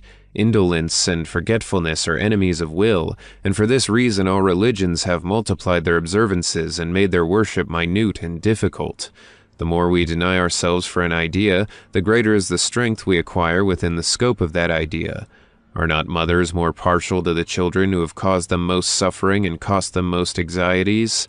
So does the power of religions reside exclusively in the inflexible will of those who practice them. So long as there is one faithful person to believe in the holy sacrifice of the Mass, there will be a priest to celebrate it for him. And so long as there is a priest who daily recites his breviary, there will be a pope in the world. Observances, apparently most insignificant and most foreign in themselves to the proposed end, lead notwithstanding to that end by education and exercise of will. If a peasant rose up every morning at 2 or 3 o'clock and went a long distance from home to gather a sprig of the same herb before the rising of the sun, he would be able to perform a great number of prodigies by merely carrying this herb upon his person, for it would be the sign of his will, and in virtue thereof would be all that he required it to become in the interest of his desires. In order to accomplish a thing, we must believe in our possibility of doing it, and this faith must be translated at once into acts. When a child says, "I cannot," his mother answers, "Try." Faith does not even try. It begins with the certitude of finishing, and it proceeds calmly, as if omnipotence were at its disposal, and eternity before it. What seek you, therefore, from the science of the Magi? Dare to formulate your desire, and then set to work at once, and do not cease acting after the same manner and for the same end. That you will shall come to pass, and for you and by you it has indeed already begun. Sixtus V said while watching his flocks, "I desire to be pope." You are a beggar and you desire to make gold. Set to work and never leave off. I promise you in the name of science all the treasures of Flamel and Raymond Lully. What is the first thing to be done? Believe in your power and then act. But how act? Rise daily at the same hour and that early. Bathe at a spring before daybreak and in all seasons. Never wear soiled clothes. Wash them yourself at need. Practice voluntary privations, that you may be better able to bear those which come without seeking. Then silence every desire which is foreign to the fulfillment of the great work. What? By bathing daily in a spring I shall make gold? You will work in order to make it. It is a mockery. No, it is an arcanum. How can I make use of an arcanum which I fail to understand? Believe and act. You will understand later. One day a person said to me, I would that I might be a fervent Catholic, but I am a Voltairean. What would I not give to have faith? I replied, say I would no longer. Say I will, and I promise you that you will believe. You tell me that you are a Voltairean, and of all the various presentations of faith, that of the Jesuits is most repugnant to you, but at the same time seems the strongest and most desirable. Perform the exercises of St. Ignatius again and again, without allowing yourself to be discouraged, and you will attain the faith of a Jesuit. The result is infallible, and should you then have the simplicity to ascribe it to a miracle, you deceive yourself now in thinking that you are a Voltairean. An idle man will never become a magician. Magic is an exercise of all hours and all moments. The operator of great works must be absolute master of himself. He must know how to repress the allurements of pleasure, appetite, and sleep. He must be insensible to success and to indignity. His life must be that of a will directed by one thought and served by entire nature, which he will have made subject to mind in his own organs, and by sympathy in all the universal forces which are their correspondents. All faculties and all senses should share in the work. Nothing in the priest of Hermes has the right to remain idle. Intelligence must be formulated by signs and summarized by characters or panticles.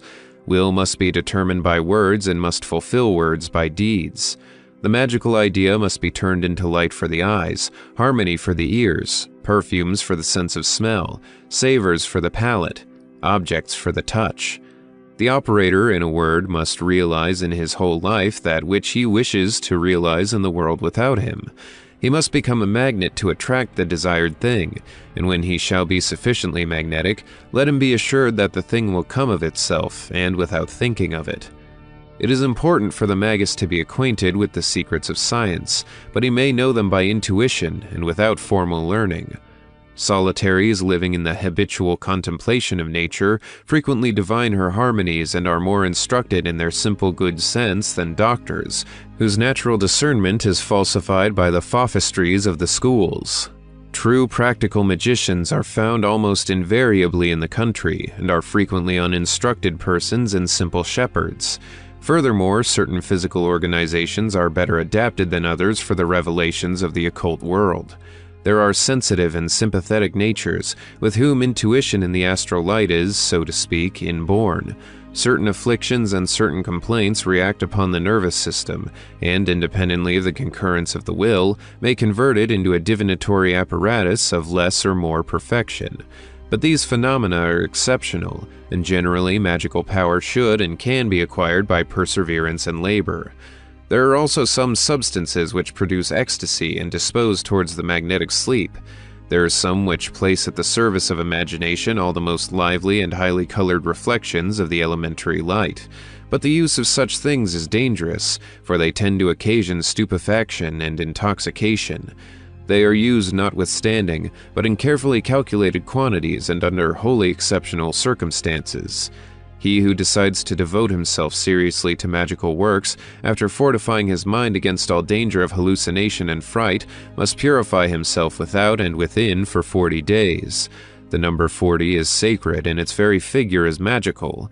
In Arabic numerals, it consists of the circle, which is a type of the infinite, and of the 4, which sums the triad by unity. In Roman numerals, arranged after the following manner, it represents the sign of the fundamental doctrine of Hermes and the character of the seal of Solomon. The purification of the magus consists in the renunciation of coarse enjoyments, in a temperate and vegetarian diet, in abstinence from intoxicating drink, and in regulating the hours of sleep. This preparation has been imposed and represented in all forms of worship by a period of penitence and trials preceding the symbolical feasts of life renewal. As already stated, the most scrupulous external cleanliness must be observed. The poorest person can find spring water. All clothes, furniture, and vessels made use of must be also washed carefully, whether by ourselves or others. All dirt is evidence of negligence, and negligence is deadly in magic. The atmosphere must be purified at rising and retiring with a perfume composed of the juice of laurels, salt, camphor, white resin, and sulfur, repeating at the same time the 4 sacred words, while turning successively towards the 4 cardinal points. We must divulge to no one the works that we accomplish, for, as specified in our doctrine, mystery is the exact and essential condition of all operations of science. The inquisitive must be misled by the pretense of other occupations and other researches, such as chemical experiments for industrial purposes, hygienic prescriptions, and the investigation of some natural secrets, and so on. But the forbidden name of magic must never be pronounced. The magus must be isolated at the beginning and difficult to approach, so that he may concentrate his power and select his points of contact. But in proportion as he is austere and inaccessible at first, so will he be popular and sought after when he shall have magnetized his chain and chosen his place in a current of ideas and of light. A laborious and poor existence is so favorable to practical initiation that the greatest masters have preferred it, even when the wealth of the world was at their disposal. Then it is that Satan, otherwise the spirit of ignorance, who scorns, suspects, and detests science because at heart he fears it, comes to tempt the future master of the world by saying to him, "If thou art the Son of God, command these stones to become bread." Then it is that mercenary men seek to humiliate the Prince of Knowledge by perplexing, depreciating, or sordidly exploiting his labor. The slice of bread that he deigns to knead is broken into 10 fragments, so that he may stretch forth his hand 10 times. But the magus does not even smile at the absurdity, and calmly pursues his work. So far as may be possible, we must avoid the sight of hideous objects and uncomely persons, must decline eating with those whom we do not esteem, and must live in the most uniform and studied manner. We should hold ourselves in the highest respect and consider that we are dethroned sovereigns who consent to existence in order to reconquer our crowns. We must be mild and considerate to all, but in social relations must never permit ourselves to be absorbed, and must withdraw from circles in which we cannot acquire some initiative. Finally, we may and should fulfill the duties and practice the rites of the cultists to which we belong. Now, of all forms of worship, the most magical is that which most realizes the miraculous, which bases the most inconceivable mysteries upon the highest reasons, which has lights equivalent to its shadows, which popularizes miracles and incarnates God in all mankind by faith. This religion has existed always in the world, and under many names has been ever the one and ruling religion. It has now, among the nations of the earth, 3 apparently hostile forms, which are destined, however, to unite before long for the constitution of a universal church. I refer to the Greek Orthodoxy, Roman Catholicism, and a final transfiguration of the religion of Buddha. Hereunto, therefore, we have made it plain, as we believe, that our magic is opposed to the goetic and necromantic kinds. It is at once an absolute science and religion, which should not indeed destroy and absorb all opinions and all forms of worship, but should regenerate and direct them by reconstituting the circle of initiates, and thus providing the blind masses with wise and clear-seeing leaders. We are living at a period when nothing remains to destroy and everything to remake. Remake what? The past? No one can remake the past. What then shall we reconstruct? Temples and thrones? To what purpose, since the former ones have been cast down? You might as well say, my house has collapsed from age. Of what use is it to build another? But will the house that you contemplate erecting be like that which is fallen? No, for the one was old and the other will be new. Notwithstanding, it will be always a house. What else can you expect?